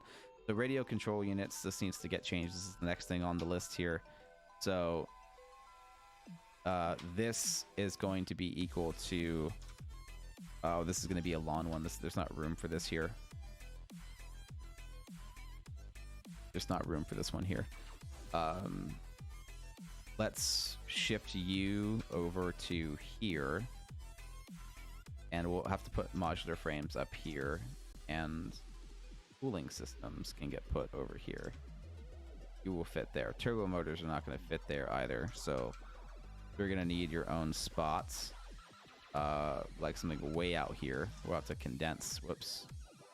We'll have to condense you. We can bring motors and stators over here. And turbo motors go up here. That should be a good amount of room. And then we'll these, because these are really small, over here, because fused modular frames are going to need a good little bit here. And we're not worried, like we mentioned before, we're really not worried about those. This is not the issue with heavy modular frames. So I guess that actually can stay over here. That's pretty easy, just because we're not worried about half of that.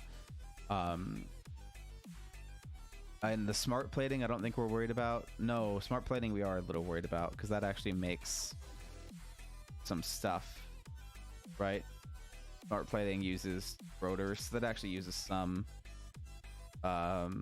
stuff here that we are a little worried about. And we'll move heavy modular frames over here.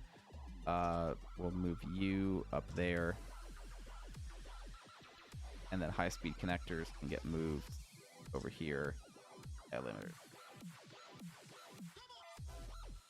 And then we'll just have to automate everything getting put together too. So we'll just do that. Actually, coppering is.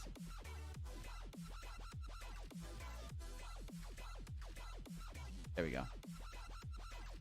I think some stuff I already have automated all the way down to even to silica. So we'll have to see if that's the case. But let's deal with this stuff left to right now. So cooling systems are now the things that are not automated. So let's do that real quick. This is almost completely unreadable, which I understand. But I'm not too worried about that because of how little input I need to use. So unfortunately, this won't be a super amazing public thing, but it will be totally fine for me. I understand what's going on. So sorry for this not being super readable for you guys, but it's very readable for me. And that's kind of what matters right now, because I'm too tired to try to make this into something readable for both of us. So it's going to be readable for me for now, and we'll go back and fix it. So cooling systems are only thermal prop rockets. That's the only thing that creates cooling systems. So that means that all of the motors that we're making and all the heat sinks that we're making isn't going to change. This ends up becoming, I think, about 600 heat sinks per minute.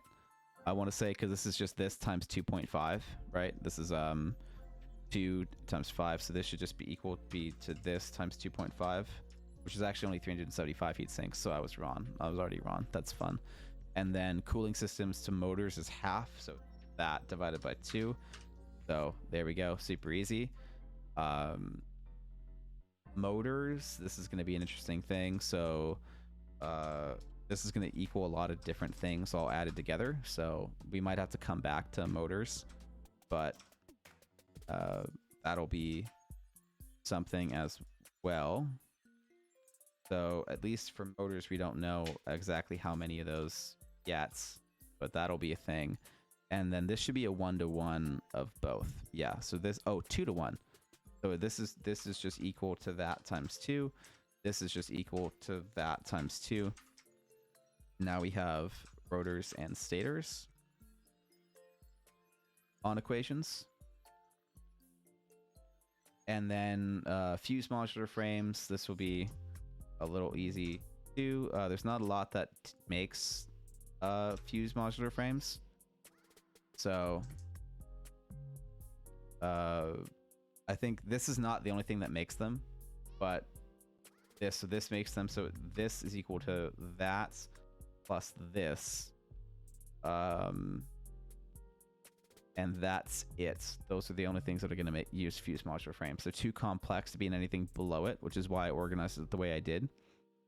So those are the only things I have right now in this list of things that use fused modular frames.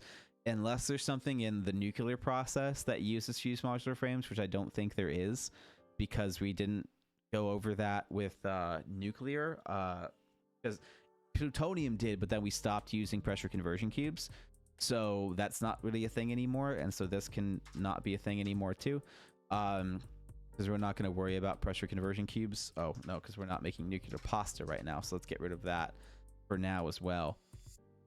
But the uranium bit, which I have explained already, I don't think used any. This used beacons. It used encased uranium cells, crystal oscillators, and electromagnetic control rods. So that's what this used.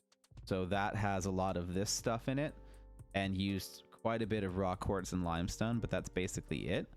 So we will have to go and like take that into account in a second, but this is the extra stuff that I was worried about. And so the extra stuff I already know my limit for. Like because of my master plan, I already know exactly how much of nuclear is taking of all this stuff, and I already know that this is like the best way to do it, unless I'm going to go through and double check my recipes and make sure that the recipes I decided for the rest of this stuff is what I'm using in nuclear, and it should be.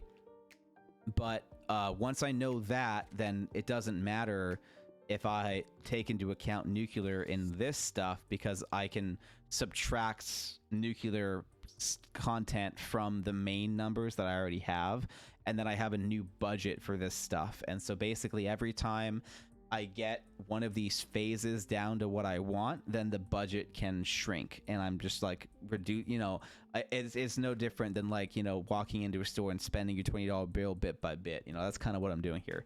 Once I get one thing locked in that looks good, then the budget changes and it shifts to something else. So that's kind of the whole point here. So that's why I'm not too worried about like putting even the nuclear stuff on there, because that's such a high priority that it doesn't matter about how it relates to this, because this is secondary to power. So this is going to figure out about the best way to balance the thermal proc rockets, the best way to balance the nuclear pasta, and the best way to balance the assembly director systems. But other than that, like once plutonium fuel has been readjusted for everything that this is going to use, all of that is first. So this budget is completely secondary. So that is why I've been doing it this way and not worried about like what the power situation is, because I already know what the power situation is. The power situation is handled. That's what it is. Like that's not going anywhere. Like this is a completely separate budget to make sure I know what's going on. So that's that. That's why it's being handled in the way that it's being handled. But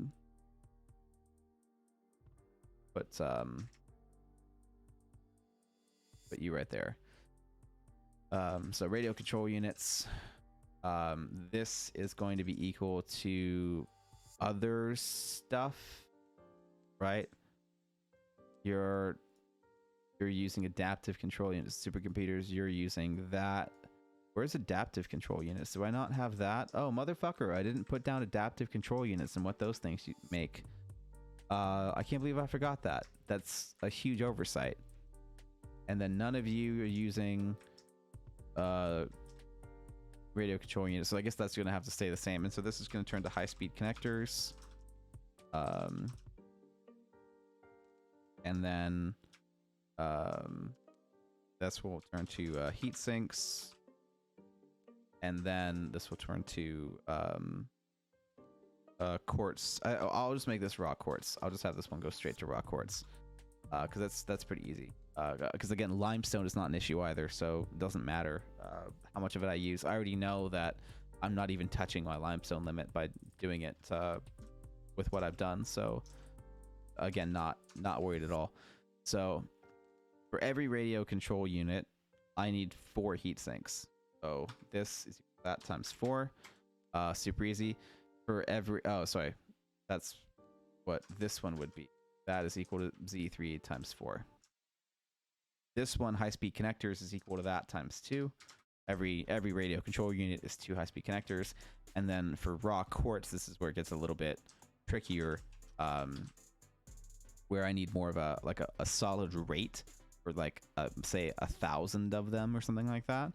And so if we're, let's just use 100 of them. So if we can do 100 divided by 3.75, then that would be 26 times 45, which would be raw quartz. 25 raw quartz crystal means divided by 52.5 times 67.5, which means that much divided by 100 means it's 15.429. So this is equal to that times 15.429 for each one. And so now if this is equal 100, then that's, you know, that's what we need out of that. So in fact, I'll even make that a 3. So there we go. So now this can just be equal whatever it needs to, and now that will get exactly what we need. So 100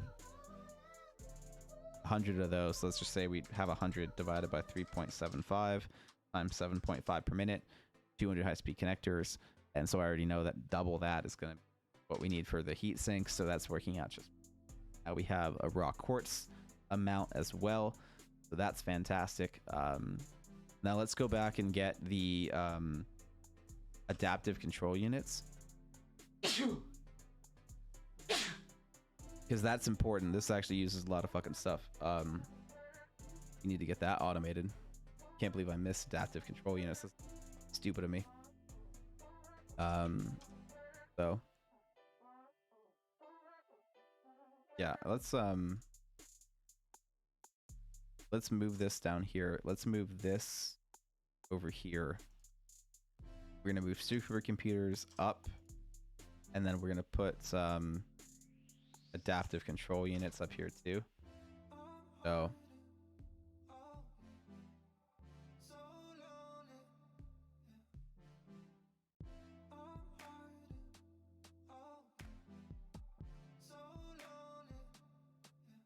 we need automated wiring. This is what the only thing that we use that uses automated wiring. We need circuit boards, which is common. Lots of circuit boards. And this is going to equal that times 2, which is 150. So this uses a lot of stuff. Then we need heavy modular frames.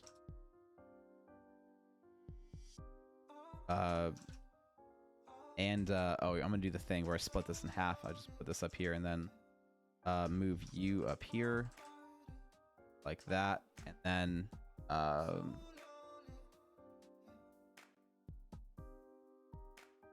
this real quick, and then I put all this back. Supposed to go. Oh. Okay, well, that's because this isn't the right spot. Oh. What the fuck do you belong to? What are you the other half of? Fuck. Oh, electromagnetic. Okay. Jesus, that freaked me out for a second. I was too tired to deal with that situation. There we go.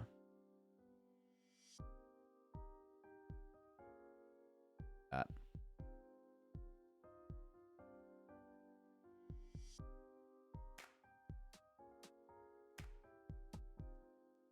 That's a thing, and then this is a thing. That can stay there, and now this all works. Okay. Heavy modular frames, and damn it, that's supposed to be a copy. And what else do we need? We need computers. Oh, that's the thing. So automated wiring is a 7.5 multiplier, so it's just that times 7.5, which is a lot, and that's the case. This is a 1-to-1, so a lot of that's computers. This is a 1-to-1. Circuit boards are unfortunately not a 1-to-1; they're a 5-to-1, which is horrible and annoying as fuck. And heavily modular frames are also a 1-to-1. So that's super easy, but circuit boards, it means we're making a lot of them. So plus that too. Yeah, electromagnetic control rods is just that so far, but there's other things that are going to make those in a minute. So let's deal with that. We'll color code this as well when we're done, but right now we're dealing with the sadness of grayscale for now. So computers, this needs to be equal to something instead of just that. So this is going to equal that plus that. I think that's all we have for computers right now. Yeah, that's all we have for computers. That might be all we have for computers in general, which, oh, that was all we have for computers in general. So that's fantastic. And this is just equal to that, and then this is just equal to that. So that's fantastic. And then this is equal to you, and you, wait, where's the, oh, okay, good. So you're equal to that, you're equal to this, you're equal to that, and then I think is that everything that says circuit boards? Circuit boards, computers, module engines, circuit boards. I think that's everything that uses circuit boards. I think that's actually like it. That's cool. Okay, cool. So all this is super simple stuff down here. So, which also is just right about the chords. So, okay, cool. So that actually works. So that's how many circuit boards we need, which is less than before. That's interesting that it's less than before. That makes me suspicious of what's going on here. But yeah, so now all that is taken care of. Oh, not quite. But the automated wiring is too high up on this list. That needs to go lower because it's not as complicated. The turbo motors need to go up on this list. This needs to stay up here for sure. Radio control units are complicated, so that heavy modular frames are complicated, so we want that. High-speed connectors are kind of complicated, but not super complicated, but we'll leave that up here anyway. And AI limiters are not that complicated, so we're gonna bring this down to stuff that's like, if it's using more than, like, if it's using 3 or 4 ingredients, it's going to be up here. If it's using 2 or less ingredients, it's going to be down here. Or at the very least, like, if it's 3 ingredients but already creating the base elements, then we're going to, like, leave it up there. And, like, electromagnetic control rods are kind of in the weird middle ground. So we're going to make this the new middle. And then I'm going to lower the low, and I'm going to hide this guy here. So circuit boards are now the new low, and we're going to put that down here. And computers are a middle ground, so we're going to put that here. And then aluminum casings, this is a middle ground because it's not quite the base, but realistically that can very easily become the base, so we're going to do that. Heat sinks, I think, are very easily that. Crystal oscillators were very easily close, but this is kind of, well, I mean, it's below computers use it, so we'll put it below here. That's okay. So we'll throw cryox down there. Motors are going to be more up here because they actually like use stuff. Cooling systems is motors and heat sinks, so that'll stay up here. Heat sinks will need to go down here. Motors can get moved over here. Deuterium ingots and silica and copper ingots and steel pipe and all of that is definitely going to get moved to the bottom. So you get to go here.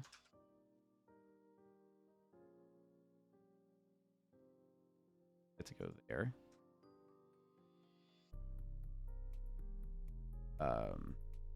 It'll take that many. So we'll deal with that. Automated wiring. I don't care about the cable, so that's more of like a one-time thing, but it is kind of like a middle ground. So you go there. Fused modular frames are only dealing with a couple things, but they're high complexity objects. We'll leave guys up here. Heavy modular frames, I guess we'll bring down to the middle because they're referenced up here, so we don't want that. This is pretty low on the complexity tier. This is pretty low on the complexity tier. This is super low on the complexity tier. This is coming into the bare minimum of things, so we're gonna put you down there. And then high-speed connectors are already kind of on like bottom of the barrel stuff. So, but it does involve circuit boards, so maybe put that here for that sake, and then fuse modular frames or sure. So that's all the super important stuff. So assembly director systems, supercomputers, adaptive control units. This is all stuff up here: thermal propulsion rockets, nuclear pasta, pressure converting cubes, radio control units, turbo motors, which will be on this equation, and then fuse modular frames. And so turbo motors are going to be based off of this. So that to turbo motors, which this should get changed with guys. These whoops, that was the Cortana button. That's gross. This go over here, and then these really fuse modular frames need to go closer because this is referenced over here. And then turbo motor here, and then radio control there, and then the nuclear pasta and pressure conversion. So here. That's kind of the last thing we're worried about, and we're not even really using those. So let's get this handled, and we'll deal with turbos first, because that's more complicated. So we're doing this one of all four. So we're gonna need this here, and this is going to equal that right there. And then we're gonna go into radio control units.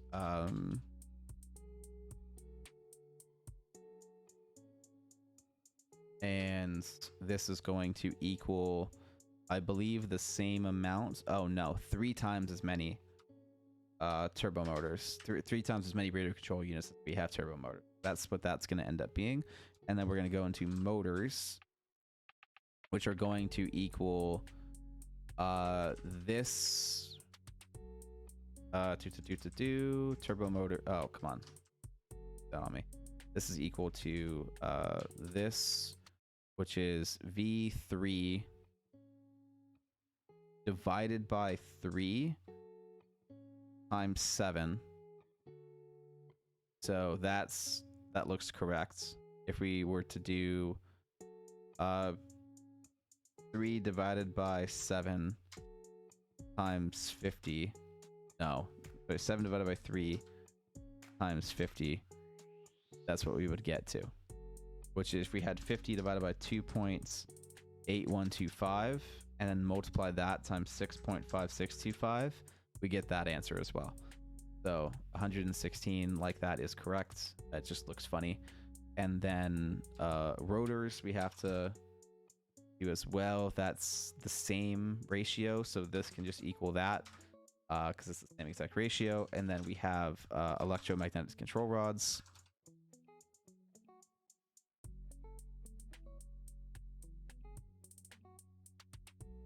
And this is going to equal basically the same formula, but we're going to change oh, hold on. It's this. We're going to copy this formula. We're going to paste it here, and we're going to change that 3 to a oh, sorry, the 7 to a 5. And there we go. And now we have that calculated the way that it needs to be. And then radio control units, this is not equaling anything, but this will now equal this plus the other bases that use radio control units, because there should be something else up here that references. How is there not? There's nothing else up here that references radio control. That sounds like a massive lie. How is that the only thing referencing radio control? Ah, there we go. Pressure conversion cubes. So there's that. And then none of this stuff references radio control units. Yeah. Wow. Okay, so that's like my biggest use of radio control units right now, is now that I'm not using pressure conversion cubes, it's the only thing that's using that is turbo motors. Okay, that's interesting. That's really interesting. So that's not that bad. That's not that bad at all. Okay. So now this is all handled except for fuse modular frames, and then all that's doing exactly what it needs to do. So that's great. So let's check out fuse modular frames. And so this is the alternate. So we're not worried about the fuel. We're not worried about the nitric acid. This is all about the heavy modular frames. So for fuse modular frames, this is going to equal that plus that. So the heavy modular frames are going to equal exactly the same amount. And then the aluminum ingots are going to equal this times 50. And there we go. And that's it. So that's fuse modular frames. They use a lot of aluminum ingots, exactly as many as I remember. And we'll have to color code that. And then we'll do heavy modular frames because we never finished that. And so we're using this recipe because it uses way less. It doesn't use any iron at all. And it uses less steel. So this is 15 for 1. This is 36 for 3. So this only uses 12 each. This uses 15 each. And this uses plastic. So it's less steel. It's more concrete, which I don't really care about. This is 5 for 1 too. So it's even less steel on the encased industrial beams, which is important as well. So this is all around less steel. I think it's more modular frames. No, it's less modular frames too. This is just better. This is just straight better. Oh, and it even uses concrete instead of screws. Like this is just like 10 out of 10. Fucking amazing thing. So this is going to be equal to this and anything else up here that references heavy modular frames, like that. That references heavy modular frames. Anything else up here that uses heavy modular frames, that'd be a big NO. So we only ever need 200 heavy modular frames, but these heavy modular frames are going to use a good amount of things like modular frames. That's going to use a lot of modular frames. We're looking at 8. This number is going to be equal to parentheses equal to parentheses this divided by 3 other parentheses times 8. That's how many modular frames. We're looking at encased industrial beams, which we're going to use the alternate to make pipes out of. So that's going to matter a little bit. But this is going to be equal to parentheses this divided by 3 parentheses times 10. So there's that, and then we have a steel pipe, which is the last thing that we're worried about here, because we're not worried about concrete, and that is just equal to this times 12. And so there we go. And that fixes that. So let's go over to electromagnetic control rods. I think this is not equal to all the places that we use them. So let's fix that. This will be equal to this plus all the other places that use electromagnetic control rods. So where else? Okay, this uses control rods, and where else? That's it. That is it. That should be everywhere that uses electromagnetic control rods. So that is fantastic. So we can just go ahead and delete that. Yeah, perfect. There we go. That is all that we ever need from that. And we have the different options for how much quartz that would use and how much it wouldn't.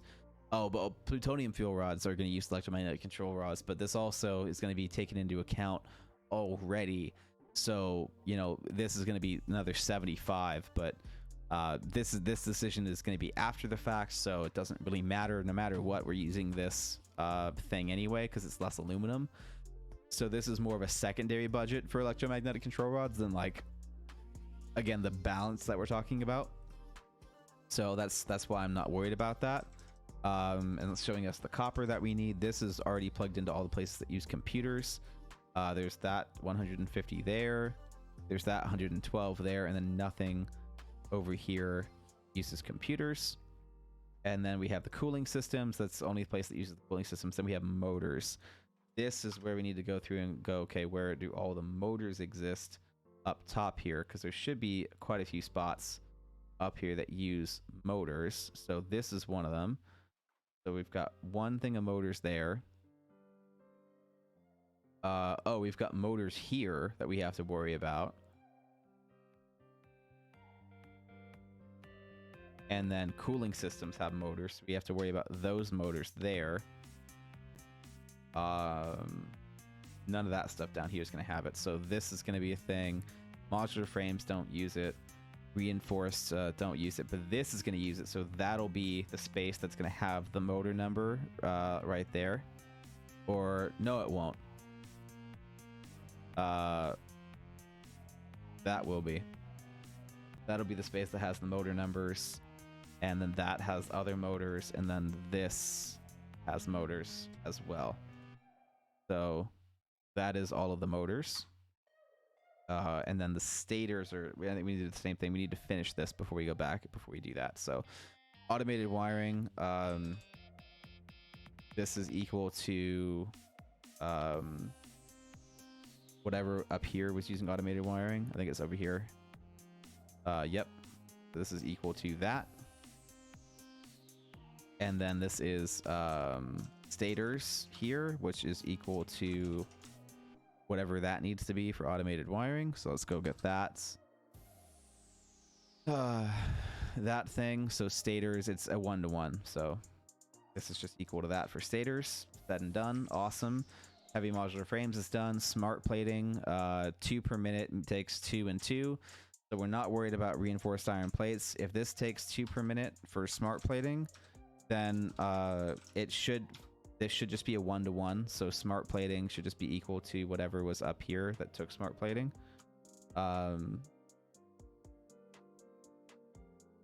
Where does nothing up here take smart plating? What happened to the things that take smart plating? There should be a thing that took smart plating. I don't see it. Am I dumb?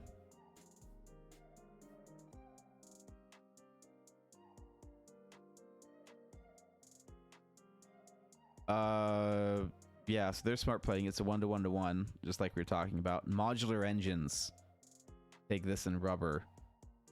So where's modular engines? Oh, right here. Okay, so this is just a 1-to-1. So this is just going to be rotors here, and this is just going to equal that, and then we're done. The rubber is an issue for modular engines, but that's here. But we can't really avoid modular. We can't avoid that. And then the smart plating thing. Yeah, so this is all taken care of. That's fine. So modular engines, which is great. So for one modular engine, it takes all of this stuff. So that's great. We can just keep that ratio put together. So modular engines go up here somewhere. Where do they go? There they are. Whoops. Perfect. Modular engines, 125. And then we're going to go with motors and have this equal that times 2. So that's done. And then we're going to have smart plating, where this is going to equal this, because it's just that times 2. This is going to equal that. And then rubber is going to be equal to this times 15. And there we go. Then that can just become rubber like that. Super easy. And then rotors is steel pipe. Stators is steel pipe. And then we have high-speed connector done. So let's go ahead and move this guy down, because this is going to turn into rotors, and then we'll go here. So rotors is just a 1-to-2, which is great. So that's nice and easy. So steel pipe,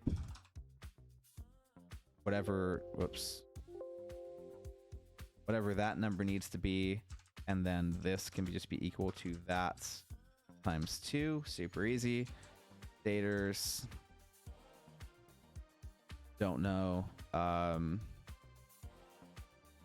the top of my head, this is 1 to 3, so that's super easy. So whatever this number is for steel pipe, it's just this equal to times 3, and steel pipe, nice and easy. And then this steel pipe needs to equal all the stuff up top. So how many? Okay, so that motors thing should have a number by now, so what worries me. So that's 75 motors. Oh, this is, yeah, that didn't work out. This is now M 29. Oh no, never mind. That's 27.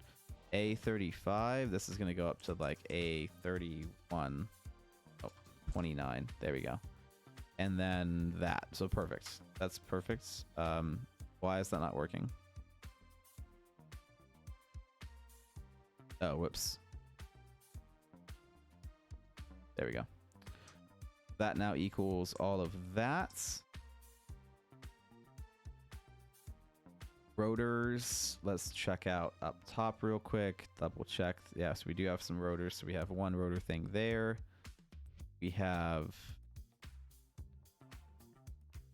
nothing else up top for rotors. So now we're going to look on this middle row and look for rotors. That's motors, stators, and rotors. So there we go. We'll get you there as well.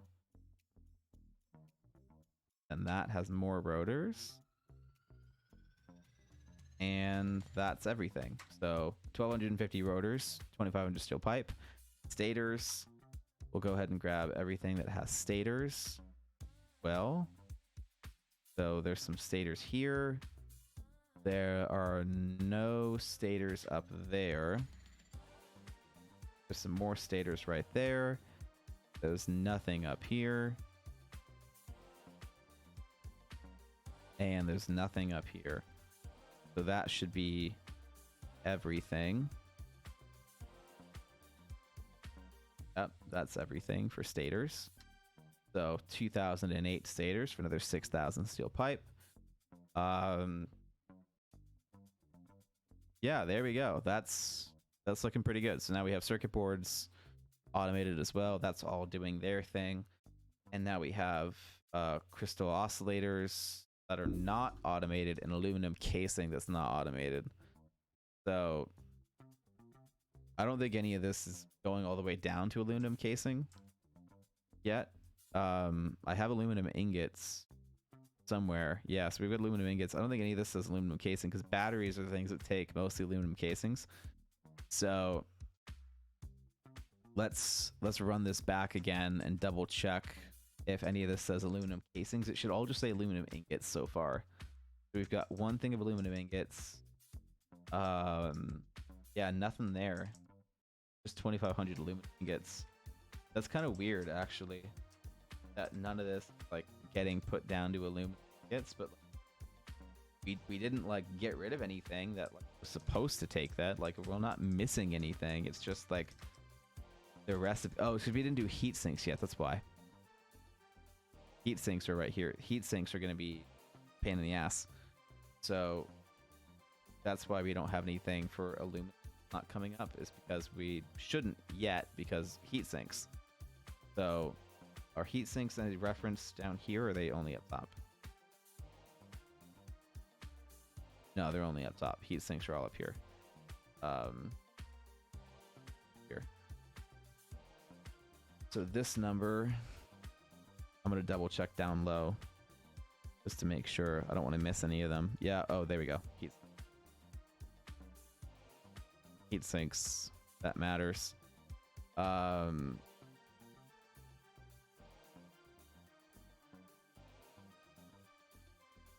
Heat sinks. There we go. So 975 heat sinks. That is a very important number of heat sinks, because that's going to be a lot of aluminum casings. This is what I meant with aluminum casings. This is going to take a ton. So it's 1 to 3 for all of this. So rubber, and aluminum casings. Which aluminum casings, I can just put straight. I can just put this straight to aluminum ingots because I know I can do that math, and then I don't have to worry about aluminum casing down below, right? And then this whole thing can go away. Everything else is in like regular stuff that I can just go like take advantage of, you know. So that's no big deal. So this is going to be a straight ×3, which is a lot of rubber, which I'm not looking forward to, but there's no way around it. The only way is to make less heat sinks because I can't give up the aluminum. So that's going to be a thing. And then the aluminum ingots is going to be 3. Yeah, so basically it'll be 3 divided by 11. Well, let's just take, if there was, let's say there was more heat sinks. So we'll pretend that there's 1,000 heat sinks because there basically is, and divide that and multiply that ×3, right? Or no, it's not 1,000 heat sinks per minute, and then this would be I think it's now divided by 10. Yeah, it is. It's yeah. So it'd be divided by 3.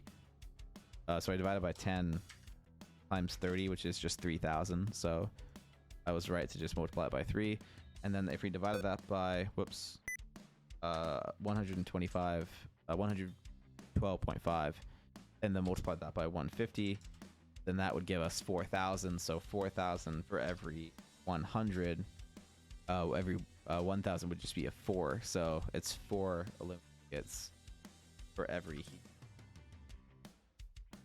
So 3,900 aluminum ingots to make all those heat sinks, which is a little crazy. And then aluminum ingots can get added up actually down here. I don't know why I thought I didn't need to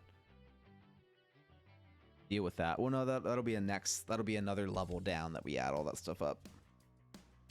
So, or actually, do I just want to do that on this level and move this stuff? That would be easy as well. If I just move this higher up, that'd be better.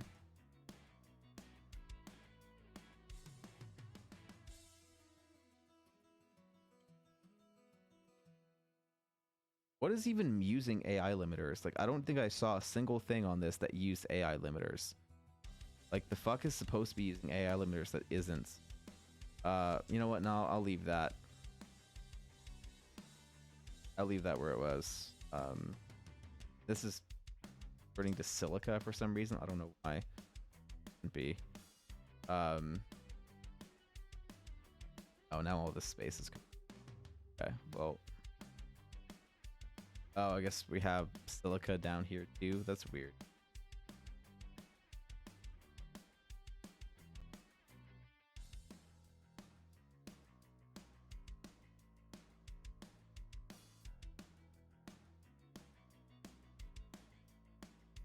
This I'm gonna do another level down. Yttrium ingots, I'm gonna do this another level down. Silica, I'll do here. No. Silica, I'll do down. Steel pipe, I'll do up here. Copper powder, I'll do up here.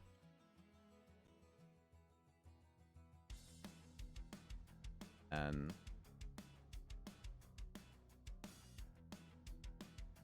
AI limiters up here. Yeah, what the fuck is supposed to use AI limiters? Like, what am I looking at here? I think it's high-speed connectors, right? Yeah. Yeah. Oh, there's electromagnetic control rods if I do the base, which I'm not. Supercomputers, which I'm not using that recipe. I'm not making. Yeah, that's not a thing. That's not a thing, right? Electromagnetic control rods. I'm not doing that, am I? Oh, I don't know yet. It depends on which recipe I'm using. Because this is the AI limiter one, but this is the other version here. If you made them, I'm not. Yeah, that's not a thing. And this isn't a thing. So what the fuck? I think the only thing that I'm potentially making that use AI limiters are electromagnetic control rods. So it's kind of only like if I run out of a budget on the other stuff and I need to save on high-speed connectors, then it's like, okay, cool, I won't use any more high-speed connectors. But otherwise, like, that's not even on my radar of things. So I think that's all of the equation stuff. So I'm gonna make this guy max so I can like work on this faster, because now all of this stuff should be doing the thing where it kind of goes and does its inputs and runs all the way down. So now what I'm going to start to do is color code this motherfucker. Actually, this needs to have... Oh, that is already a thing. It's just this isn't equaling what it's supposed to equal. So that's great. So let's go through and check all of the crystal oscillators that are getting made. Where are they? Why? I know they're a thing. Where are they? They're definitely getting made, but where are they getting made? Here. Yeah, there we go. I'm like, they're definitely a thing. Where the fuck are they? Like, they're I didn't make that up. I didn't like fabricate that I need crystal oscillators. I know I do. Okay. So this is now an input square, so that we're going to dye that yellow, because this is now one of the main things that we're inputting and changing. And so we're going to make that yellow, so that we know that this is something that we're actively attempting to create and change. So that those are like the big boy guys that we're going to change, and that those are the 4 squares that we're going to start messing with in order to change how much ore and things that we're using. Then everything else after this that's too complicated to worry about is going to get dyed red, right? All of this stuff is going to get dyed in red, so that we're not worried about those things. This is all the stuff that is so complicated that it's all a reference, and none of this matters. That one matters. So this is the stuff that we're inputting. This is the stuff that is just too complicated for us to care, for us to pay attention to. All of that stuff. We're gonna do a darker red because that's annoying. So this nice dark red is all the things that we don't care about. This is all the stuff that's just too complicated to give a fuck. It's getting referenced somewhere else. It's not a number we have to change. None of that. That's what all this is coming down to. So now raw quartz, on the other hand, is an actual resource. So that is something that we need to make sure that we add the right way. And so are aluminum ingots. Aluminum ingots and rubber are all getting treated as a raw resource that we need to make sure that gets totaled into the thing. And I've been color coding all of those resources based on what they are as well. And so then this is a thing too that we're worried about, but this isn't. So that's gonna determine some other stuff too. Computers, all this is all too complicated for us to give a fuck. That number as well. This is all too complicated. This is all too complicated. All of this is too complicated to give a fuck. So bye-bye. Not gonna worry about it. We're not gonna worry about it. That's rubber though, so we are gonna worry about it. Not gonna worry about it. Not gonna worry about it. And not gonna worry about it, and not gonna worry about it. That's all gonna get added up somewhere else. So that's all gonna be referenced somewhere else. This we're not worried about. This we are. This we're not worried about. This we are, and this we are. But this is probably copper ingots. We're gonna have to clarify that. And then this we're not worried about. This we're worried about. This we're worried about. Actually, copper ingots we're not even worried about. Not yet. Copper ingots we're not worried about. Deuterium ingots we're not worried about. It's not ore. This we're worried about, and then this isn't added up yet. But iron ingots we're not worried about at all. It's just gonna be about the coal, and then coal we are worried about. So, and this is a 1-to-1 on steel. Rather steel ingots. So this is to steel ingots, and then steel ingots we don't care about, but then the coal we do care about, because coal is a 1-to-1. So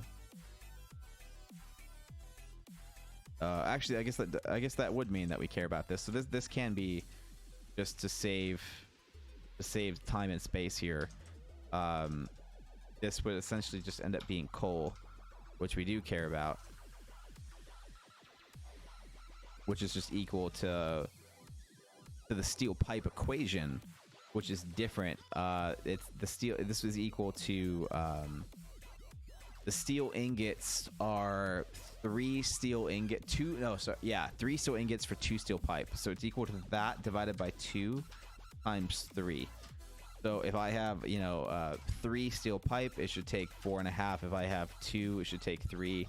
That's the equation for this. So that is what should be happening. And then this one we don't care about, and then this is steel pipe, so this is going to equal everything that takes steel pipe. I don't think any of this is referencing steel pipe up top. Yeah, it isn't. Now we're going to go through here and make sure we get everything that says steel pipe, like this one, and that should be everything. Nope, it is this one too. So plus that, plus this, plus steel pipe. Nope. Okay, nothing over there. Nothing over here. So that's it. That's all the steel pipe. So 16,387 coal. That's not even that bad. According to the master plan, that's very reasonable. I don't know how. Oh, the thermal prop rocket's supposed to take up 50. Why? 5,000 coal and thermal prop rockets. Why is that a thing? Thermal prop rockets are here, which take all of that. So all of this should have been referenced earlier. That's only 2,400 steel pipe. I don't know what I did that was using up all the coal on this. Oh, the stators that use steel, that used up a good bit. And then stators that use steel, that used up a good bit.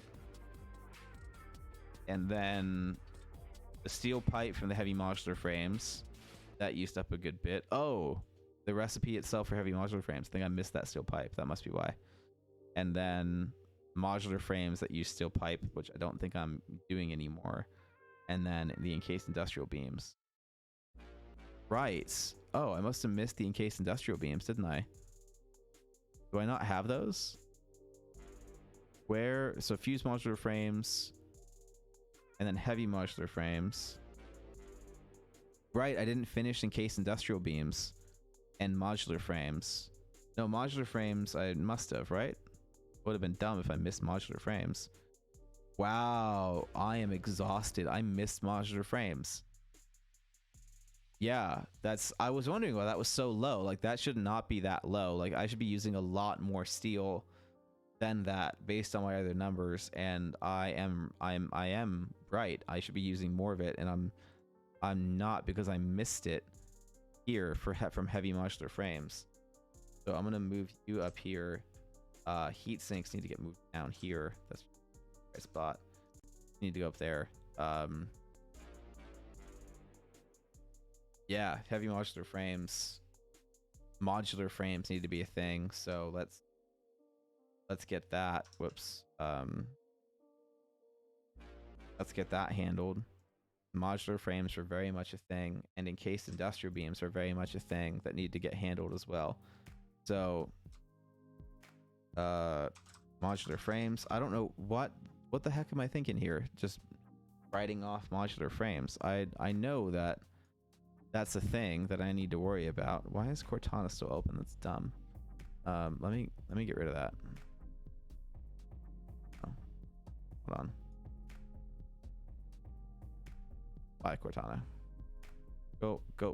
I said go away. Thank you. Oh, you didn't even go away. I saw you. I still saw that. Fuck you.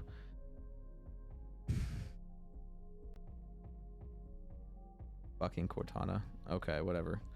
Modular frames.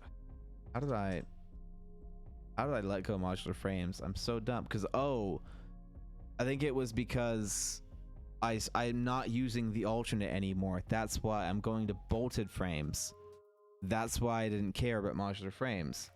Modular frames are here because I'm using the bolted frame, which means that's a different alternate, which means I'm using less coal. So that's totally fine. But encased industrial beams, I did fuck up because I know that that uses steel no matter what you do. There's nothing you can do to avoid that.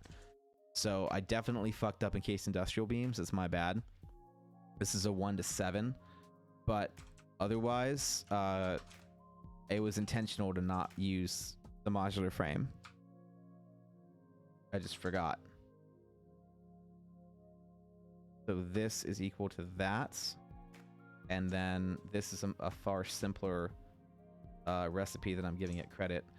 This is equal to that times 7. And this is steel pipe. Just like that. And then steel pipe over here now needs to equal another thing of plus that.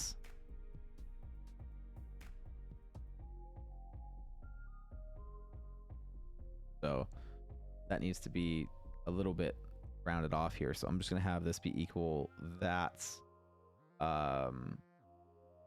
plus 0.04, or rather plus 0.4. Oh, okay, so that's wrong. So plus 0.3. Yeah. 3. There we go. Cool. And then that'll round off that number just fine. Then modular frames don't even matter, so that's nice. So fuck modular frames. Not keeping track of that because it's just iron, and we're not worried about iron. Oh, we have plenty. It's just gonna come down to how much of it we wash and how much we don't, and I'd rather not use the steel. So there we go. So that much steel pipe. So now this actually should be accurate. So let's go through. We should go through and double check because obviously we're not doing a great job and we're pretty fucking tired. So you know what? Actually, I need to make an executive decision on this. We've been streaming this for 4 hours. That's long enough for people that were interested in this topic. So I noticed that we've got some new people in the stream. So I will take this time to answer questions and engage with you guys. And if you guys don't have any questions, if you guys don't have anything that we're going to talk about, then I need to take a break and sleep or something because I've been streaming just like way too long. So that's going to be a thing. So for those of you guys that are like, hey, this was kind of neat, that's awesome. If you're watching the repeat and you got this far, thank you. Go ahead and post stuff in the Discord and I'll get to it in the next stream. But I think I gotta stop. Like, it's just I'm just too tired, man. I want to do this right and I want to get good workout, and I am way too fucking tired to keep going without making more mistakes. So this should be great, and this is a damn good start, but I need sleep before I keep going. Like, I don't think I have it in me to keep going at this rate. So we're gonna focus on that because, again, the main thing that we want to do is power. That's like the main thing that we want to focus on. So we have everything that we needed to do based off of power, and we need to go through and make sure that we're using all the correct alternate recipes that we had selected. And I forgot to write down those as I was going, which was really annoying. So that was good. I'm glad that I definitely didn't write down all those alternate recipes again. That's fucking awesome. I really should do that. I have a list of the alternates written down already, but I don't know how many of these are true. So some of them I know are still good, like cheap silica, but the Caterium computer, this is already one that I know that we scrapped because of how much rubber it's using. So this one is more like in the archive of like if I absolutely have to versus like a good idea. This one for solid steel ingot, this is a badass one. I know we're using that. Pure aluminum scrap, I know we're using that one because that is a badass one that covers the thing. Plutonium fuel units we're now no longer using, right? That's a whole new alternate that we're not using anymore, so that's a thing. Sloppy alumina we are using, but not as much as you'd expect. The silicon circuit board for silica and copper sheets, that we're definitely using that one. We're definitely using instant scrap. We're definitely using pure quartz. We're definitely using encased industrial pipe. I know that one. We're definitely using iron wire.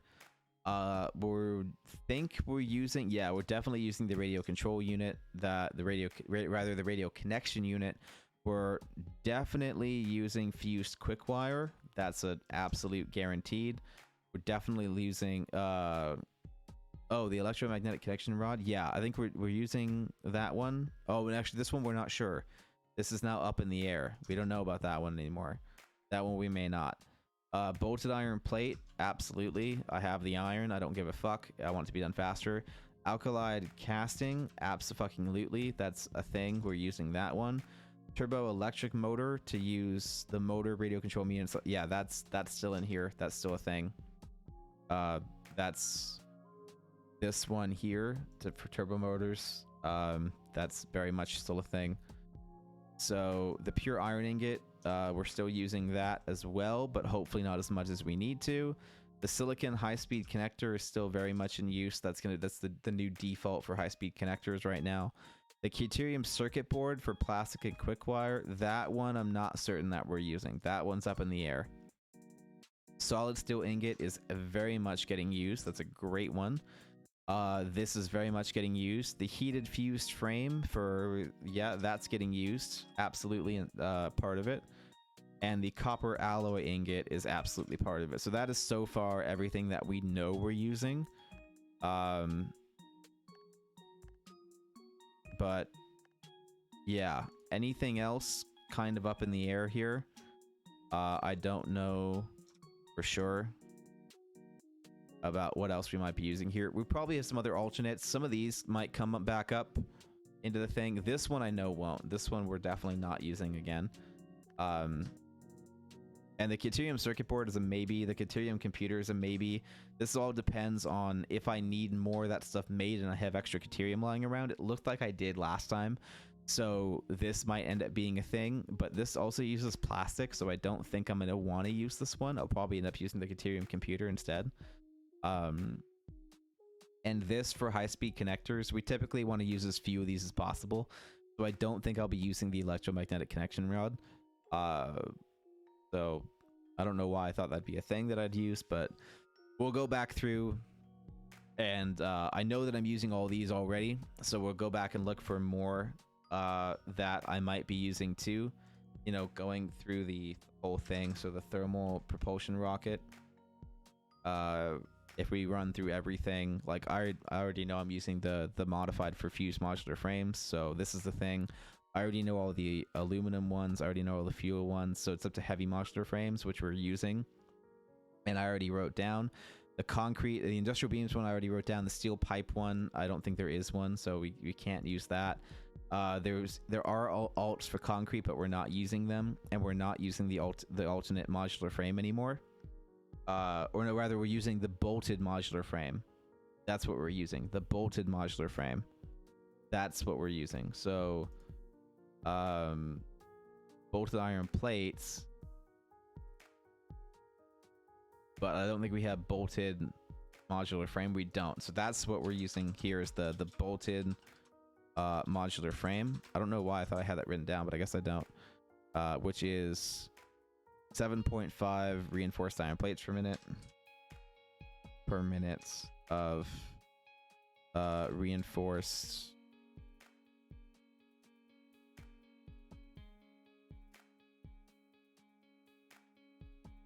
plates, and then 140 per minute of screws.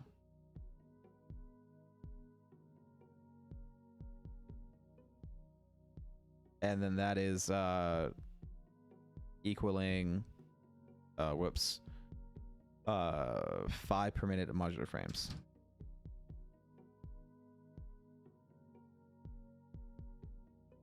Okay, so there's that.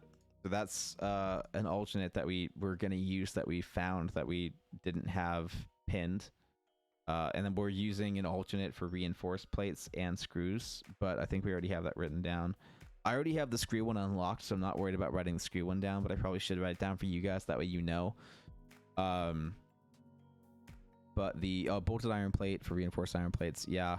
And then I'll tell you what, I'll write down the screw one, even though I already have it, but we're using actually we're using the steel screw this time. So the steel screw is what we're going to try to use as well, and the cast screw. Those are the two screws that we're using, so we're going to be using both. So I'll go ahead and put that down here. We're going to be using the steel screw as well as the cast screw. So the cast screw is great. I love the cast screw. Do I already have that written down? Oh, I do already have that written down. So I already have the cast screw written down. But we're also going to be using the steel screw as well. So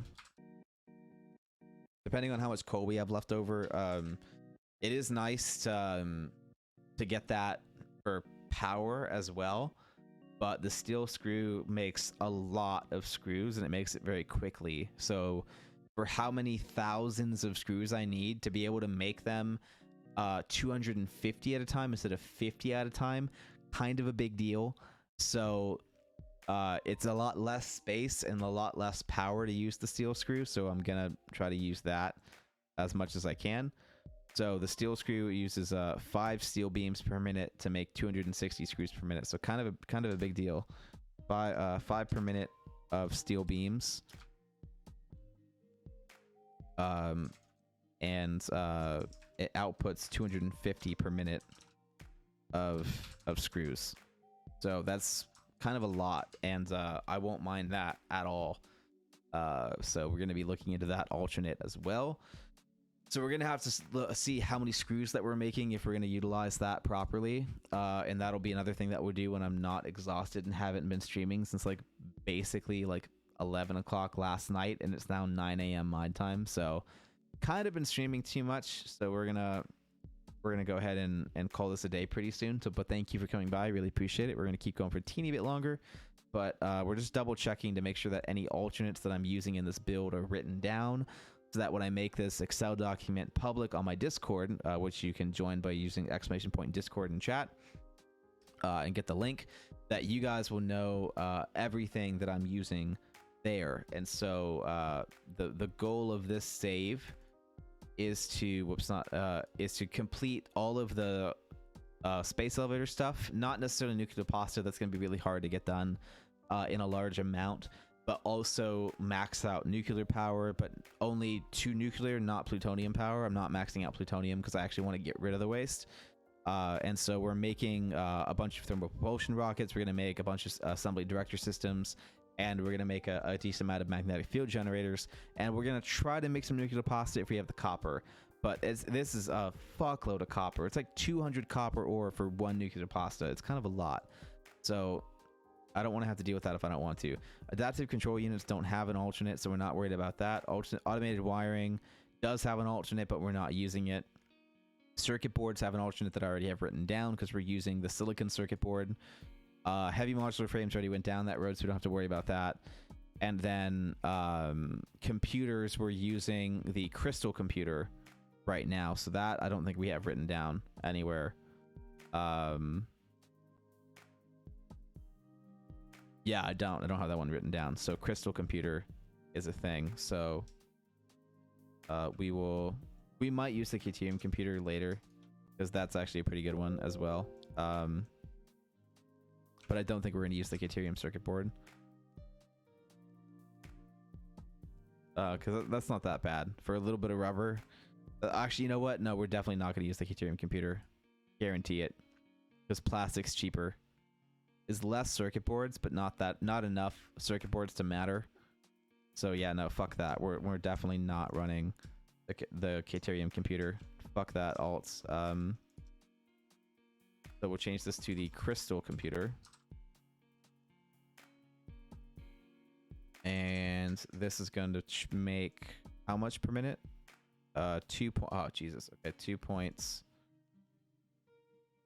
8125 per minute, and this is going to use, I think, the same 2.8125 per minute of crystal oscillators, and then it uses how many circuit boards per minute? 7.5 per minute of circuit boards. Okay.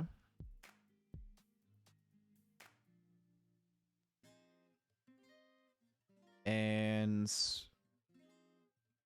then that handles computers. It does handle circuit boards because we already did that. It doesn't handle crystal oscillators, but we're not using an alt for that, so that doesn't matter. And so that handles adaptive control units and also now supercomputers, because we are using an alternate for super state computer. So let's put that down. Make sure that we have super state computer written down.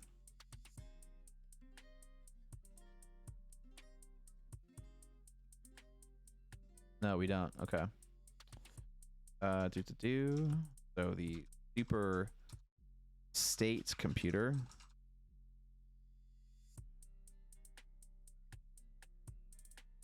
that is 3.6 per minute of computers,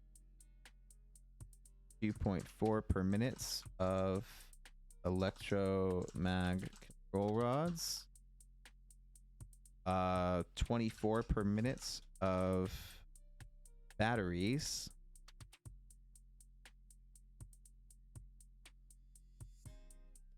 and 54 per minute of wire, all to make 2.4 per minute of super computers.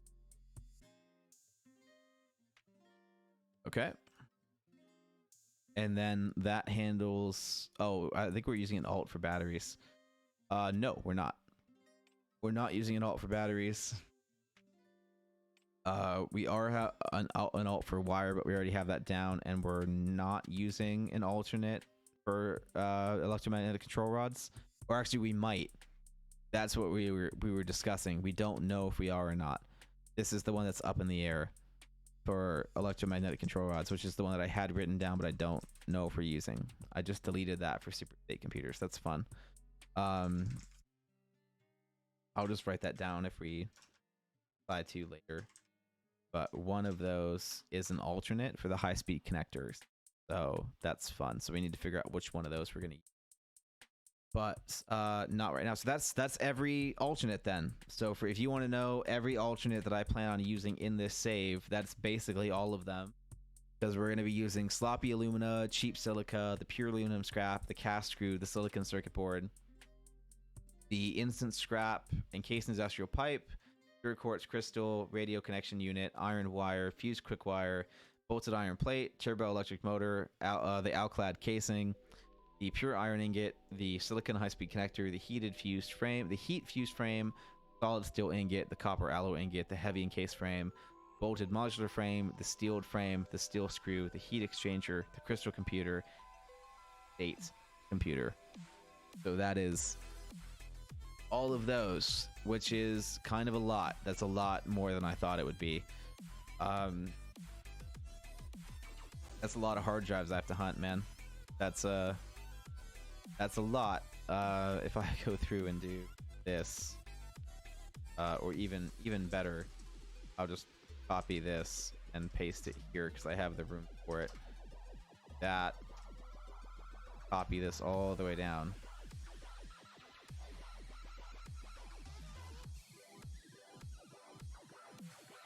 And then delete you because you don't exist. Take you, put you here, and auto sum you all the way to the top. That is now 26 alternate recipes that I have to hunt for hard drives and find. Oh, that's fun. I can't wait to do all of that. Fuck. Why is that so many? but they're so necessary to stretch everything to the most that you possibly can. It's so many, but you need to. Okay. I think that's got to do it, man. I'm fading unbelievably fast, so we're gonna go ahead and call it. Time to call it. Get the fuck out, man. It's time to go. Appreciate the lurk, and I appreciate you checking out the content. Hopefully this was interesting for some of you guys. Let me know if you guys have other questions, opinions, thoughts on what's going on here. Lessons that you learned based on experience. We had Jack who come by, and he said that one of the main things that he was worried about was that he found out with alt recipes is the power increase. Is that sometimes the alt recipes are better on resources, but they use more power. And so that is something that I definitely am worried about, but it's not something I'm going to plan for because of how much power I'm going to make. Like, all of this is being optimized to make the most power it possibly can based off of nuclear and off of uranium. So uranium and fuel really are the two that are getting the most love. Plutonium, I don't give a fuck about. Plutonium, I am dumping in the awesome sink. So I am doing that all as cheap as possible. It's the uranium that I'm making into as many as I possibly can, which is creating 2,520 nuclear waste per minute and generating 50.4 uranium fuel rods per minute, which is enough to power 126 nuclear power plants. So I'll be creating a stupid amount of nuclear waste, but it will all be getting processed immediately into plutonium rods, and then those rods will be promptly dumped into the awesome sink. So my affected area for radiation should not be that bad. It should be pretty contained, and if I do it someplace remote, then it won't matter, and I can put it somewhere where the size of the radioactiveness will just be completely, you know, hindered by the fact that it's just getting deleted so quickly. So I'll probably transport that uranium somewhere. I don't think I'll be able to do it by drone. It would take too many drones to do that because the waste, the drone's going to carry like 300 waste or something like that per minute. So, well, no, not 300 waste. It's only like 6 stacks, which is enough to carry 300 uranium ore per minute, depending on how much uranium ore stacks at. So if it can fit, let me go back to the Satisfactory wiki. What does uranium ore stack at? I know Kibitz had the drone. Well, maybe I'll just look up drones instead. The drone, it should have numbers on its throughput, efficiency. So the efficiency is that after the first 2 rounds, okay, so a minimum it takes 102 seconds to do that. So the throughput's based off of like how much the stack is. I wish it would have examples of that. That would be nice. But I know Kibitz was able to transport uranium ore at 300 per minute, and this stacks at 100. So at 100 stacks, then it must have only carried 3 stacks of things. That's weird. I thought the drones could carry more than that. Yeah, inventory size of 9 stacks. Yeah. So let's say so at most it'll take 102 seconds to move the items, right? And uranium waste stacks in 500. So 500 times 9 would be 4,500 uranium waste. And then if that took a minimum of 102 seconds, let's just say that's 2 minutes, then I'd be transporting 2,250 per minute with drones if I just used one drone. You're kidding. Yeah, one drone would carry it at 2,250 per minute That sounds way too good. And it would only use like 4 batteries to do that. So I could absolutely use drones to transport my nuclear waste. So I could have my nuclear production on one end and then the nuclear waste on a completely different place. But that would only be if you did it as quick as possible. So that's still not bad. Like the longer that would go down if it had to fly further. But that's not that bad. Hell, even if it took 4 minutes for it to go there and back, that's not that big a deal. It's only one drone transporting you know, everything. And wait a minute, no, if it has 9 stacks and it's can hold 500 per stack, then that's one drone is holding more than I'm making a minute in the first place. So as long as I have at least one drone landing every other minute, then I'm solid, you know. Well, not every other minute, almost every other minute. If I have one drone every minute at my drone port, then I can do all of it in that one line of drones. And so depending on the minute of the flight, I may only need like 7 drones at most to get this to work, which is only going to use like 50 batteries per minute at most. Not even 50 batteries per minute. It would use maybe 25 batteries per minute, maybe 25. So what about uranium waste? What does this stack in?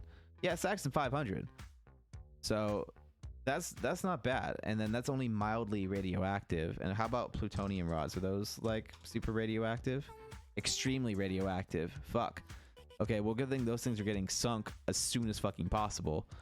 But yeah, okay, what about plutonium waste?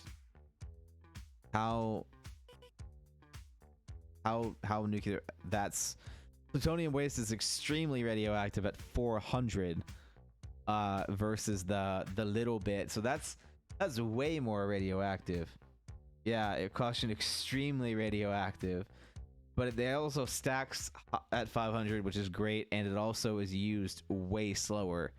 So a single nuclear power plant will produce 1 plutonium waste every minute for a total of 10 waste barrels every 600 seconds. Yeah. So I would be making 126 plutonium waste a minute. And then if I wanted to play my save for like, you know, 40 hours after I was done, and 40 hours is even that bad. I'd say, let's say I want to play 100 hours after I'm done with this, right? 100 hours times 60 minutes, that'd be 6,000 plutonium waste. That's not that bad, because if you divide that by 500, that's only 12 stacks. That's really not that bad. While plutonium waste stacks really slow. 100. If I wanted to fill 48 stacks at 500, that'd be 24,000 just for one storage bin. 24,000 plutonium waste in one storage bin, just like nuclear waste, but it fills at 1 per minute. So that's 400 hours of gameplay before that like completely fucks my save and backs everything up. That's not even that bad. That's really not even that bad. How does the radioactive stuff work in this game? The radiation levels. Okay. So the item amount. So 2 stacks of uranium counted as 200. The distance between the player and the items. The radiation fall off over distance and the item decay. And plutonium waste does not have a huge decay.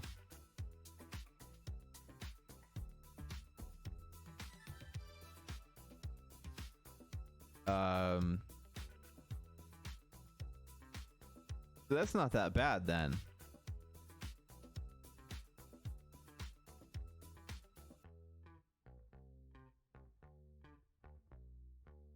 Okay.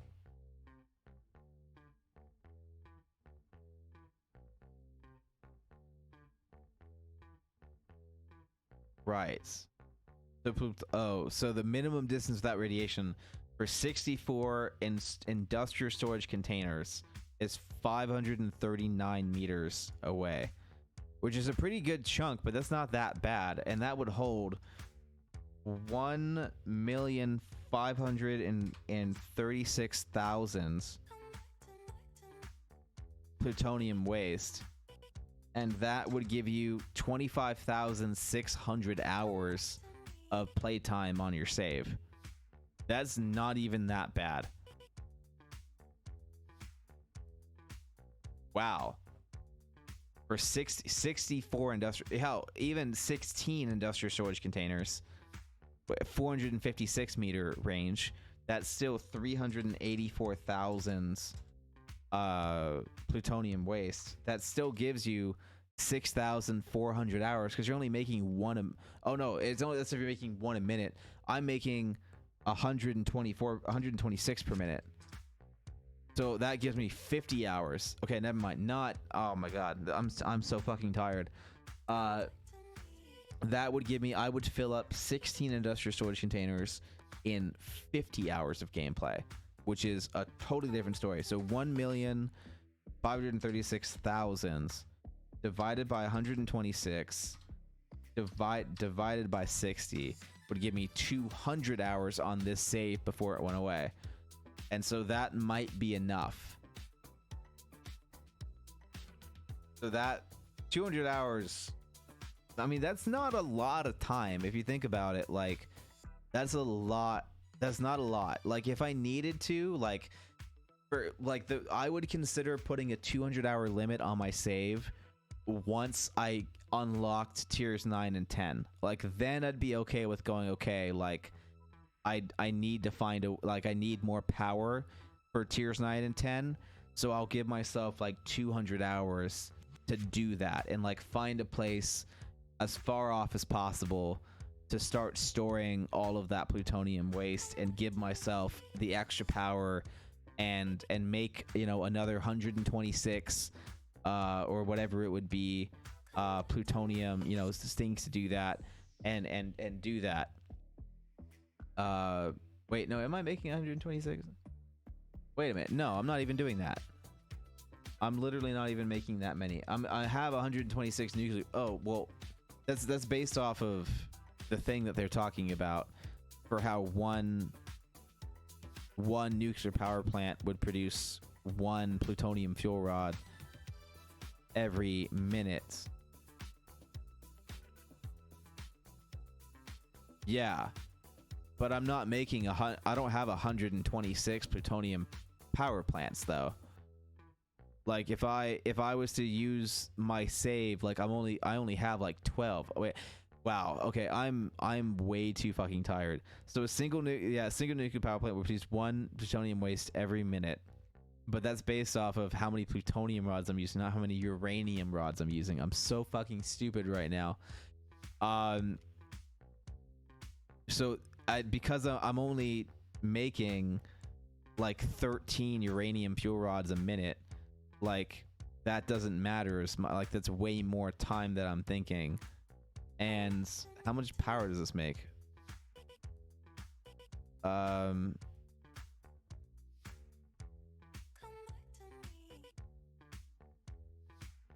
Oh, it must be stored indefinitely. The barrel stacked to 500, which allows for 12,000 to be 200 hours to be contained in a single container, or 24,000 to be 400 hours in a single container. Yeah, because of how little I'm using, because I'm only making like 13 per minute.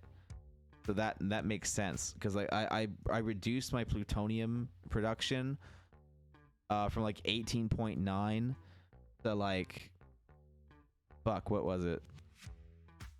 12.6 is all I'm making right now because I changed how much aluminum I'm using.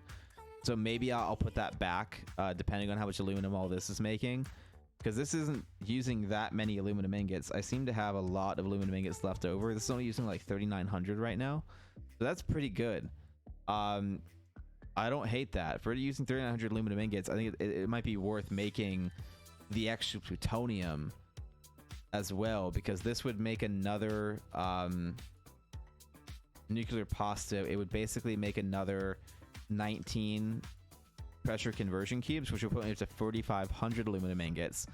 And then if I was okay with spending the copper, I could make even more pressure conversion cubes and put this up to like 30, and that would still only be 4,800 aluminum ingots, which is pretty good. And 4,800 plus what I'm using for nuclear at 1,551, that's super manageable. Oh, but I'm also using 1,320 for batteries, but that's still really manageable and less than what I'm doing right now. Because that, for some reason, that's less than the thermal prop rockets that I have right now. Because this is still the same. This is no longer the same. So this is not the same anymore. That needs to get changed. That's 671 steel. That isn't the same. Oh, but this is about aluminum though, not steel. So that's still at 2150. But then what's this one for heat sinks? That's still the same. 375 heat sinks because it's using aluminum casing. And that's a lot of aluminum casing. So did I mess up my math on aluminum casing somewhere? Because that seems to be using a lot of aluminum casings for those heat sinks. And I don't think that my math, 3 times as much aluminum casings. And then so it's 4 times that for ingots. Yeah. Unless, is that using the alkali aluminum sheet method? No, it's using this one, and it's making 1,200 rubber. But yeah, 375 times 3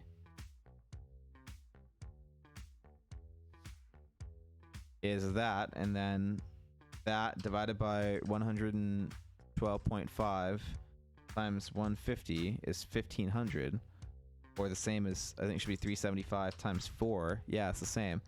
So that's still using the same amount. That hasn't changed. And then the other thing using aluminum would be the fused modular frames. Unless I got that math wrong, then this isn't even using the same amount of aluminum that I had it using before. Yeah, so because that's... No, that's on the right one. Yeah, I need 50 fused modular frames, so 50 times 150. No, not 50. 50 divided by 3 times 150 is 2,500. So that's still using the same 4,000, but it's just not showing it in the same way. That's so weird. Because this, if I put that back to 0, it's not even saying 4,000, but it should be for aluminum.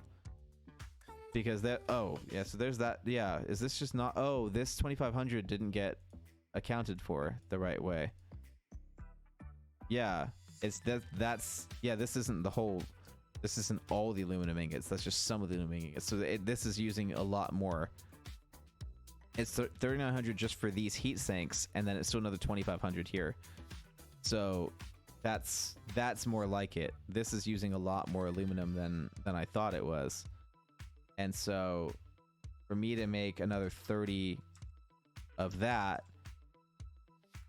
then that puts it up to 8,860 combined with my other bit here that doesn't work, because I have 10,400 minus the 1,551 minus the 1,320 for batteries, and that leaves me with 7,529 left for the rest of the game. So that's how many aluminum casings that I have. So, oh, sorry, aluminum ingots that I have, rather. So if I was to take this, here, I'll put you guys back on what I'm doing real quick. Sorry. If I was to take this as aluminum ingots,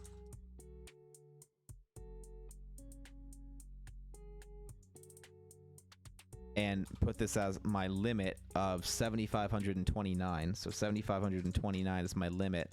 And this is what I'm using right now in this half of the build. It would be equal to this plus this. And that should be all of the aluminum casings that I'm using in this line of building. And that is.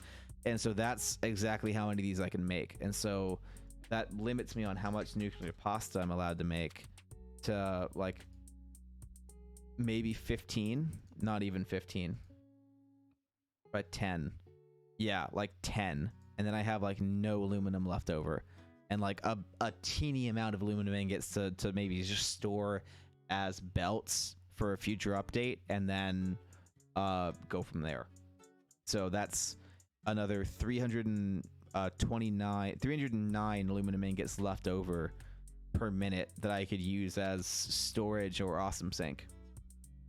And that's not that bad. I can live with that. But that would mean that I can make 10 nuclear pasta per minute, and I can make 50 thermal props per minute, plus my nuclear power setup, plus the batteries that use all that aluminum as well. Because this whole process uses a shitload of aluminum this way. And so that was able to get everything into heat sinks. So the less heat sinks that I need to make, the more nuclear pasta I can create, because some things take heat sinks and some things don't. But it seems like we already went through, like, this is the plutonium fuel rod alternate here as well. This is taking heat sinks now, but this is using less aluminum than before, so this should be fine. And electromagnetic control rods are using deuterium and stuff, and so the only reason that we might stick with what we did before and not increase the aluminum, because if we go to plutonium fuel rods at 12.6 per minute instead of keeping it at 18.9, then the nuclear pasta could go up in how many we could make, because we could make more of the we could make more heat sinks basically. I could also reduce the amount of thermal prop rockets that we make to increase the amount of nuclear pasta that we're making, depending on how much copper we have available. So that could be a thing too. I don't think we're gonna have enough copper. I could stretch it even further, because copper sheets have another alternate where you can steam them. So I could use the copper alternate in the foundry and then steam the copper sheets as well. And that would stretch my copper even further, so that I could maybe do that to make the nuclear pasta on top of everything else that we're making right now. And that could be a thing. But I don't know if I want to do that. I know I have to make at least like 1 per minute in order to get this to work and be a thing. Because I have to have that for the awesome sink or for the space elevator. But 1 per minute is going to take forever, because I need like a shitload of it for the nuclear. Like, I need 1,000 nuclear pastas, so 1,000 minutes doesn't sound that fun to get everything done, because it's 16 hours that I have to let the save run just to get that finished. So I don't really feel like doing that. I'd rather, if I can make at least 10 per minute, then that's no big deal. And 10 per minute on 1,000s would get that done in 100 minutes, which is just about an hour. That's not that big a deal. So I think I do need to make at least 10 per minute, and then I need to make at least 40 per minute of the assembly directors and 40 per minute of the magnetic field generators, so that way it's all getting done at around the same time. But right now I'm making 75 per minute of the assembly director systems, and I'm making 50 per minute of the thermal propulsion rockets. So that is only gonna take me 20 minutes to get that done with that, and then it would only take me 4,000 divided by 75, 53 minutes to get the assembly director systems finished. So that's pretty quick. So I need to figure out how much copper this is all using, because that's really gonna come down to how much nuclear pasta I can make is the copper I have left in the system. And then the magnetic field generators are cheap. That's not that bad. I think what's going to come down to is making less thermal propulsion rockets. I think I'm just making too many of them. I think 50 was too high of a target, and realistically I think 25 would also be completely fine, and it saves me a lot of aluminum. Like that alone put me from 7,000 aluminum down to 4,000 aluminum. Like that, just cutting that in almost in half, but I did cut that in half. That saved so much aluminum, and now I have so much left to keep making things. So that may be a thing. So that may need to be a thing as well. And then I could make more nuclear pasta, because if I could get that up to 25 per minute as well, that would make me very happy. And that's very doable if I just don't make as many thermal props. So maybe if I do 30 and 30, right? Yeah, see, that's manageable. It's gonna come down to the copper too. Like it's very much gonna come down to the copper. So maybe I can manage 40 and 40. No. So 30 and 30 is going to be the best I can handle for both of those. And then this is going to need 6,000 copper powder per minute. And 6,000 copper powder per minute, you all know, is a fuckload of copper. That's 36,000 copper ingots, or 18,000 copper ore. And there's only fucking 34,000 and in the whole game. Right, there's like 33,900 at most in the whole game, and to be using 18,000 of that already, I mean, it's ridiculous. So it only leaves 16,000 copper left, and I already know I'm using more than that. Like I can't make, just off of copper alone, I can't make that many nuclear pasta per minute. So like maybe I'll get lucky and can make like 20. Oh, not, that's still 12, not even that. I'll be lucky to hit 10. I think 10's my target. I'll seriously be lucky just to hit 10. With more aluminum, I think make more batteries. No, the sulfur was my limiting factor on that. I needed more sulfuric acid. So that was the thing. What was taking up that sulfuric acid in the first place?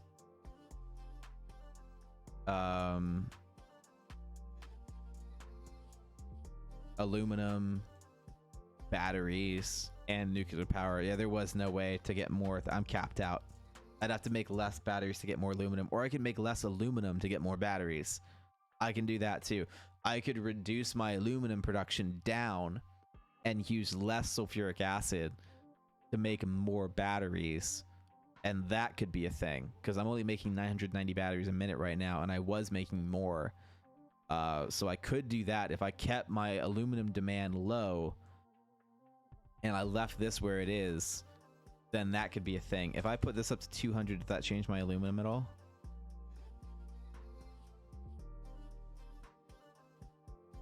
No, that doesn't change aluminum at all. How about supercomputers? No, that doesn't change it at all either. So the only major things that I'm using that are the only things I'm making that are changing my aluminum is the thermal proc rockets and the nuclear pasta. So I could cut back on aluminum stuff, because I really don't think I need more than 30 propulsion rockets a minute. I really don't think I do. So everything else is just kind of excessive, and that might save me the copper that I need too, because there's definitely some stuff in that through the turbo motors and the fused modular frames and the cooling systems in the modular engines. So we're definitely worried about this stuff, because this should absolutely this is backwards for me too. I don't like this backwards.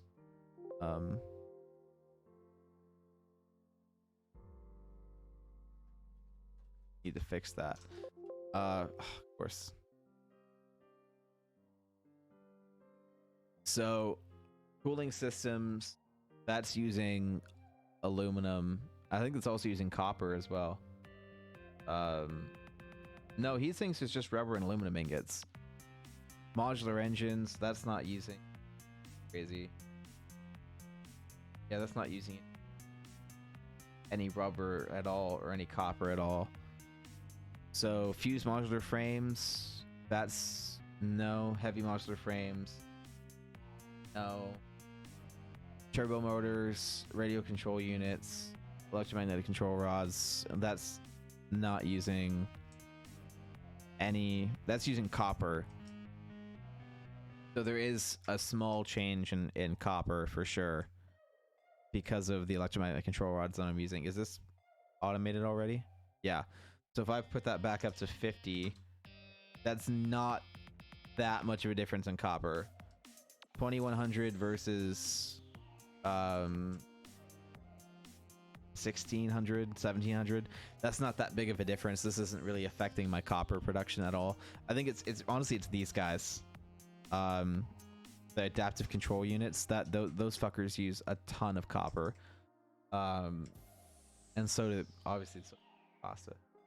So this is actually really only affecting aluminum, and that's really only affecting batteries, which means that that affects how many computers I can make. But I don't need to make more than this. I really don't. So... Oh wait, why am I messing with adaptive control units? This is part... Yeah. Wait a minute, I'm being dumb. This is not a thing that I need to fuck with. Like, at all. Why? I don't know why I'm trying to fuck with that. That's not a thing.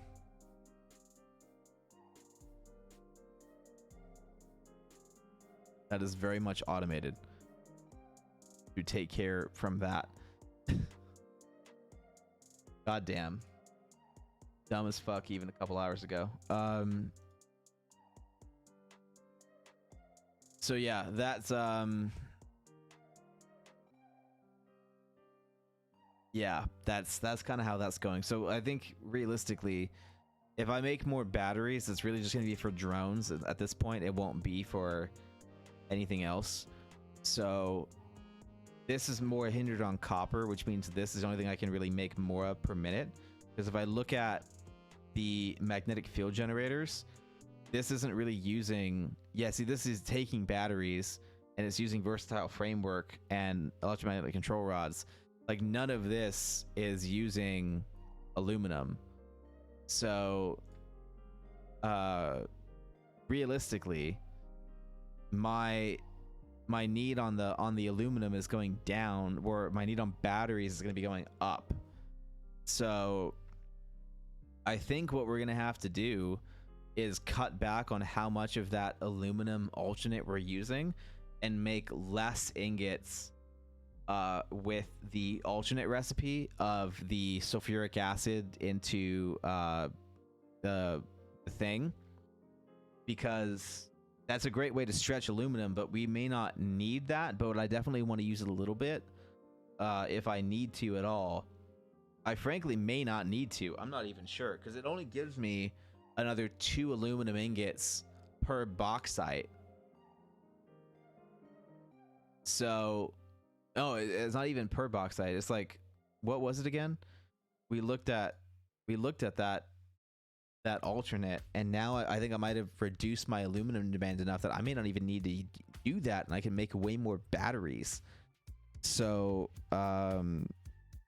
let's look at the bauxite recipes. This was 10 to 12, and then 12 to 20, right?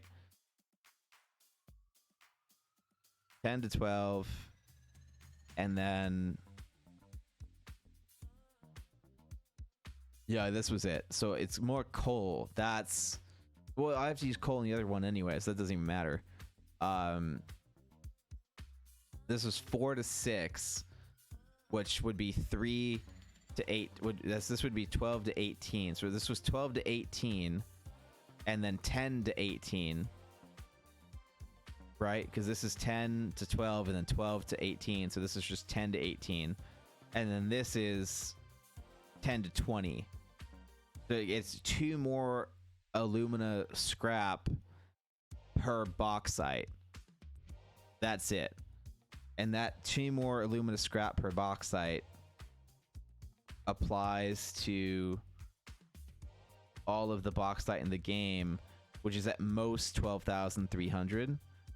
So 12,300 times 2 is another 24,600 scrap that you could make if you use that alternate. But that's not even true, because you don't have you don't have enough sulfuric acid for all that as well. You can only do that for 8,300 bauxite.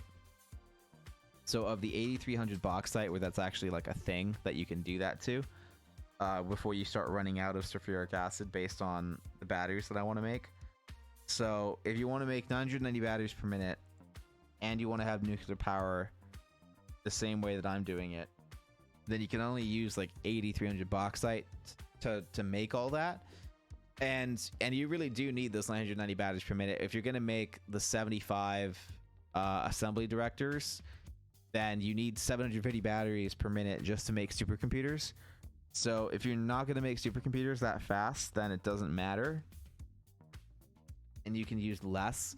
And maybe you get away and maybe you can say that's 10,000 bauxite just to play devil's advocate. At most, it's 10,000 bauxite.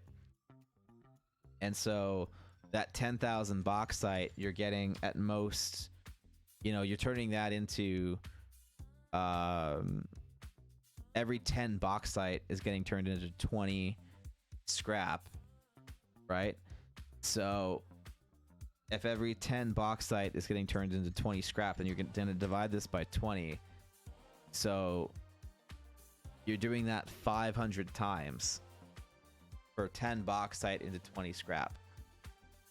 And then of that 500 times, you can get two more scrap every time you do that recipe, right?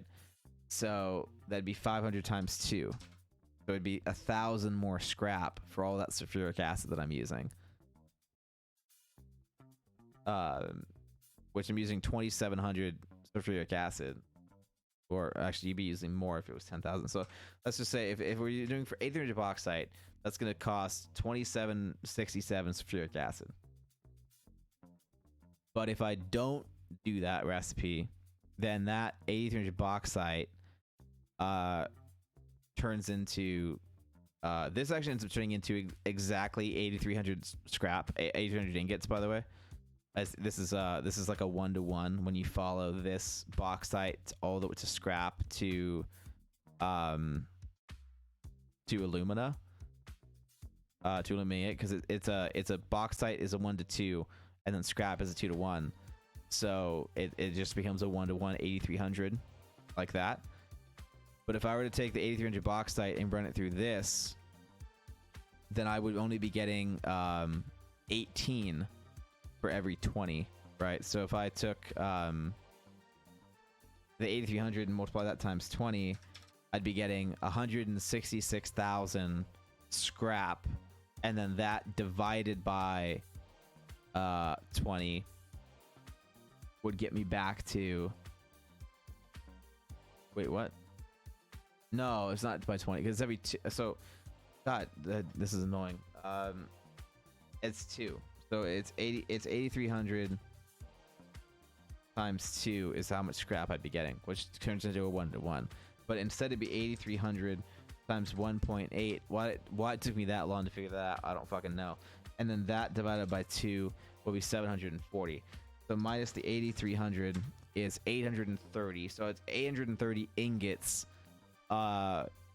more to use almost 3,000 sulfuric acid per minute. And that's not very beneficial. It's a lot less water per minute, which is fantastic because you're only using 10 water per minute. That's a pretty awesome comparison for that. This is going to take 200 water per minute in, so this is a lot of pipes, a lot of work to do that because I have to make a fuckload of these factories. So this is going to give me 6 blenders, plus blenders, 6 blenders every pipe, or really 10 blenders every pipe. Sorry, 10 blenders every pipe for Mark IIs. So I can get 10 blenders on a single loop, if not more, because I can have some of those run off of the excess. So that's kind of fantastic too. So I could load balance this to be like a massive pipe thing. These refineries, not so much. The alumina solution, when you're turning it into alumina scrap, is going to give you 120 water back instead of almost all of it, because it's going to take 200 water So it's costing 60 water per minute now instead of 10 per building. So realistically, that's a pretty good use of the sulfuric acid just to do that, you know?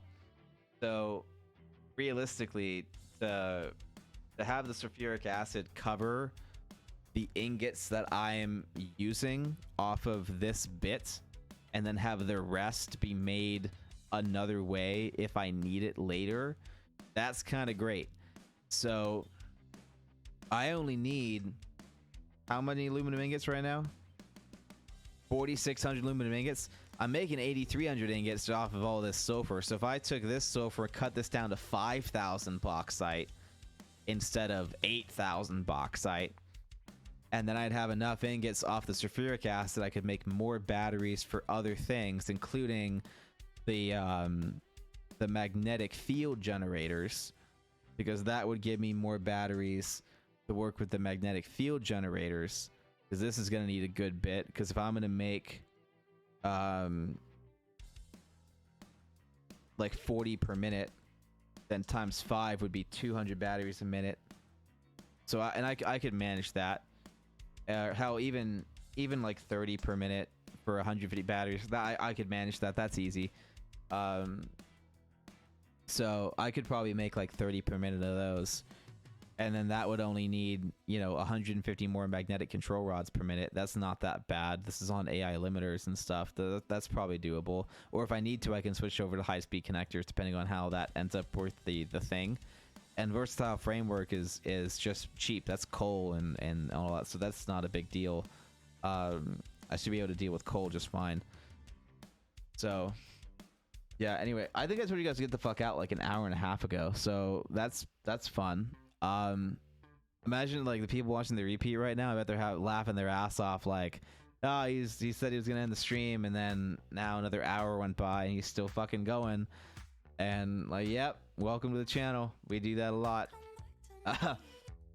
So there's some people that were watching us, and then I said we were gonna end, and they left like fucking immediately because they believed me. What fucking idiots, right? They actually like said they believed me when I said I was gonna end. Like, they must be new here. They don't know me yet, man. They're trying. I appreciate the effort, but you're leaving when I said I'm gonna end? Like, you're missing out on another 2 hours of content if you leave when I say I end, right? You gotta make sure. Sometimes this is a fake, you know? Sometimes we fake you out.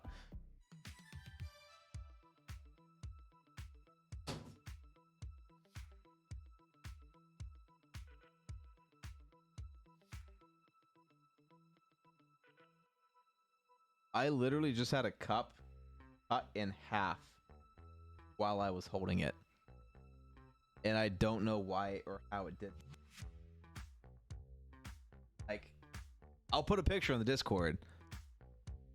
I don't know how this happened. I just had it. I had apple juice sitting in my cup, and it just decided to cut clean through it. Now I'm worried about what the fuck was in that apple juice. But that's the weirdest shit I've ever seen.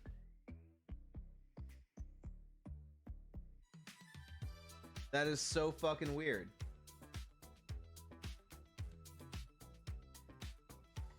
Now I have to clean my carpet a bit. A little bit of apple juice. Thankfully there was not much apple juice in there, so that was kind of neat. That it wasn't that much. Still gotta go clean that. But yeah, anyway, so hopefully you guys found this shit interesting. I don't know. It seems like some of you don't give a fuck about this. That's totally fine.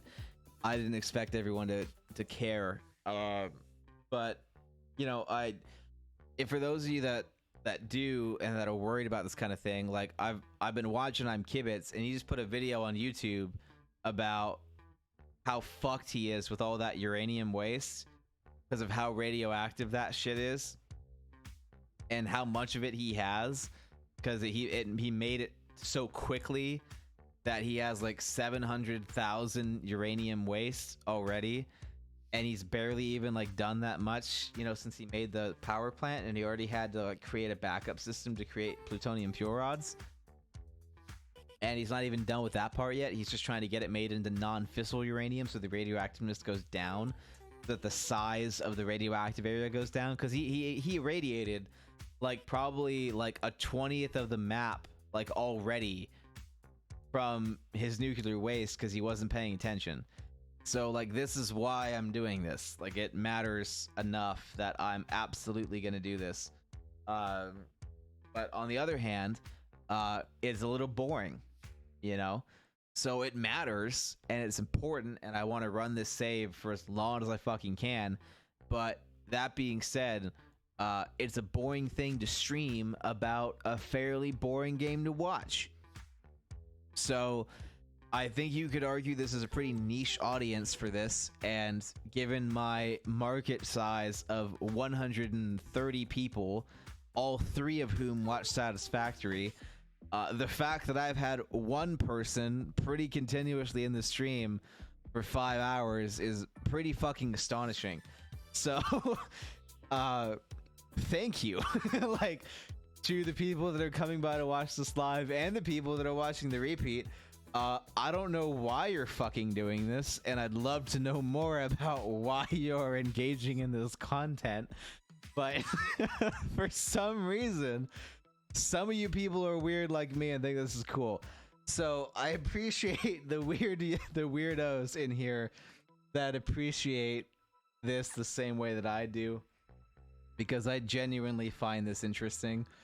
So thank you for those of you that are going along with this and wanting to know how we solve the puzzle every step of the way, and are willing to put up with me getting exhausted and making mistakes and then saying things that are dumb as fuck and probably just laughing at that because I've been streaming for about 12 hours now throughout the day. So, you know, it hasn't been all at once because we've been changing topics, but I think it's pretty safe to say that we've been streaming close to 12 hours today, and essentially all at once. I'll double check that for you guys. We had the 7:10 stream that was talking random stuff. That was yesterday. That's when we started streaming. Was yesterday. That was 3 hours and 20 minutes. Oh, so it hasn't been 12 hours. The 7:11 stream with Blockmaster, that was obviously today because it's 7:11. That was another 2 hours and 40 minutes, right? So now we're up to 6 hours. Oh shit, no, we are getting close. Oh, we're so close. We're so close, man. It's literally like those 2 streams are exactly 6 hours, and now this stream is 5 hours and 18 minutes. Oh, we're so close to a 12-hour day. Like, so close. I don't want to do it, though. I don't have it in me to do 45 more minutes. 45 more minutes would just be fucking talking and doing random shit. But we're like 45 minutes away from streaming 12 hours today. Or at least since it's been broken up. But the 7:10 random stuff on Twitch, that we started when we got on in the middle of the night at like 11 or something like that at night. And then we streamed that for 3 hours. Then we did basically 3.5. We streamed with Block for basically 2.5. And now we're up to 5 with this. So there's that. Fuck. Yeah, we're like literally like 40 minutes short. That's ridiculous. We're not gonna do it. There's no fucking way. I can't. That's at the very least a fun little fact for you guys to know, that we did a thing and we had fun with it. So there's that. You know, don't forget to do the socials and the Discords and all that kind of stuff. Remember that the massive Excel document that we're using to plan out this save will be public on my Discord. So if you want a copy of it or a PDF or whatever, then go do that. So that if you want to know exactly what I'm doing and you want to be able to copy that and not have to, you know, find all the streams or talk back the things or whatever, then be a fucking part of the Discord. If you've stayed this long, you probably already are, or you need to be, and you're stupid for not. Like, go out of your way to get Discord, because a lot of the stuff that we do here is going to be on that. YouTube channels and stuff, I honestly have been letting that shit go. I don't even worry about it. The YouTube VOD channel gets postings, but it's just this, you know, it's just a copy of this. So you don't really have to worry about that, because it's just a copy of this, you know. So if you come by and watch the streams live, or you watch it live, or you watch the repeats here, you don't need to follow that YouTube channel. The other YouTube channel does have some stuff. I might get around to it eventually, but it's a lot of stuff I don't really feel like doing, and I'm enjoying streaming and doing this kind of stuff live more than editing and turning that into videos. So what started as me like maybe becoming a YouTuber is basically turning into streaming. I think I'd rather just do this, and then have the occasional video that I put out as like an actual video, and maybe just put that on my Patreon instead of putting that on YouTube, you know.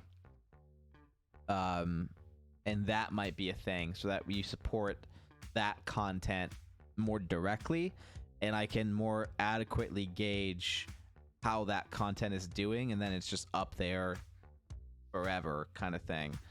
That might be the route that we go for business model in the future, to kind of maybe stop doing YouTube and switch to more of like just Twitch, and then from Twitch use Patreon to put our actual videos out, so that I can get more money off of that effort.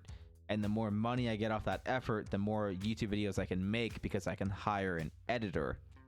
So eventually we can get a lot more of this stuff turned into videos, because I can find an editor and pay them to dig through all this footage that I don't want to fucking do, and edit shit and put stuff together and do compilations, and, you know, maybe do more of like, I like Markiplier style of video. That might be the route that I go, more that way. Not necessarily like talking into the camera and like doing all like the monologues and stuff. We'll probably have jokes like that, but I'll leave it up to the editor to put that together, you know, and just, you know, find someone with the right sense of humor, stuff like that. That not their right sense of humor, but that gets my sense of humor. Really, that's kind of what I mean. And then can put that together into things, and that would be nice. So, and honestly, by then, we'll likely have someone in the community that engages with the channel, that likes the content, that already watches it, that is likely getting ideas of how to edit it, like, as they're watching. And we can probably just reach out to the audience at that point and say, like, hey, is there anyone in the audience that does video editing? If you do, send me your resume, you know, at the email, you know, overanalyticalgaming@gmail.com. And when we have enough money to pay someone, and we actually are serious about that, then I'll field your resumes, and we'll do that in the community and keep it, you know, tight in. And I'm not going to do that so I can rip you off. I still want to pay an industry standard wage. But, you know, at the very least, that will be people that are the most willing and most wanting to do it, you know, and they'll get it, you know, they'll know me better than anyone else that I'd have to find randomly online. So I can use the people that I already found randomly online like a year ago or 2 years ago, when this makes enough money to do that. So that'll be neat. And then you can have, you know, 20-30 minute videos, and not, you know, 12 hours worth of streaming. And you know, it'll be easier to absorb the content and all the different things, and so on and so forth. And yeah, anyway, we managed to stretch this out to like another 20 minutes of talking, because I'm seeing if I can do it, but I'm fucking done. So you guys are getting 11 and a half hours of content today, so go watch every minute of it, you know, and then maybe we'll stream for like 30 minutes later after a nap or something to get it up to 12 hours in a day. But otherwise, thank you for putting up with all the rambling and the weirdness and all the crap. For those of you that were fucking made it through the whole repeat like this and didn't skip ahead, like goddamn, do something else with your life, honestly. But also thank you. So bye everyone. I'll see you guys in the next stream, which might be tomorrow, it might be today, and it might be in 2 more days. I don't fucking know. We'll figure it out. I'm on when I'm on. Bye.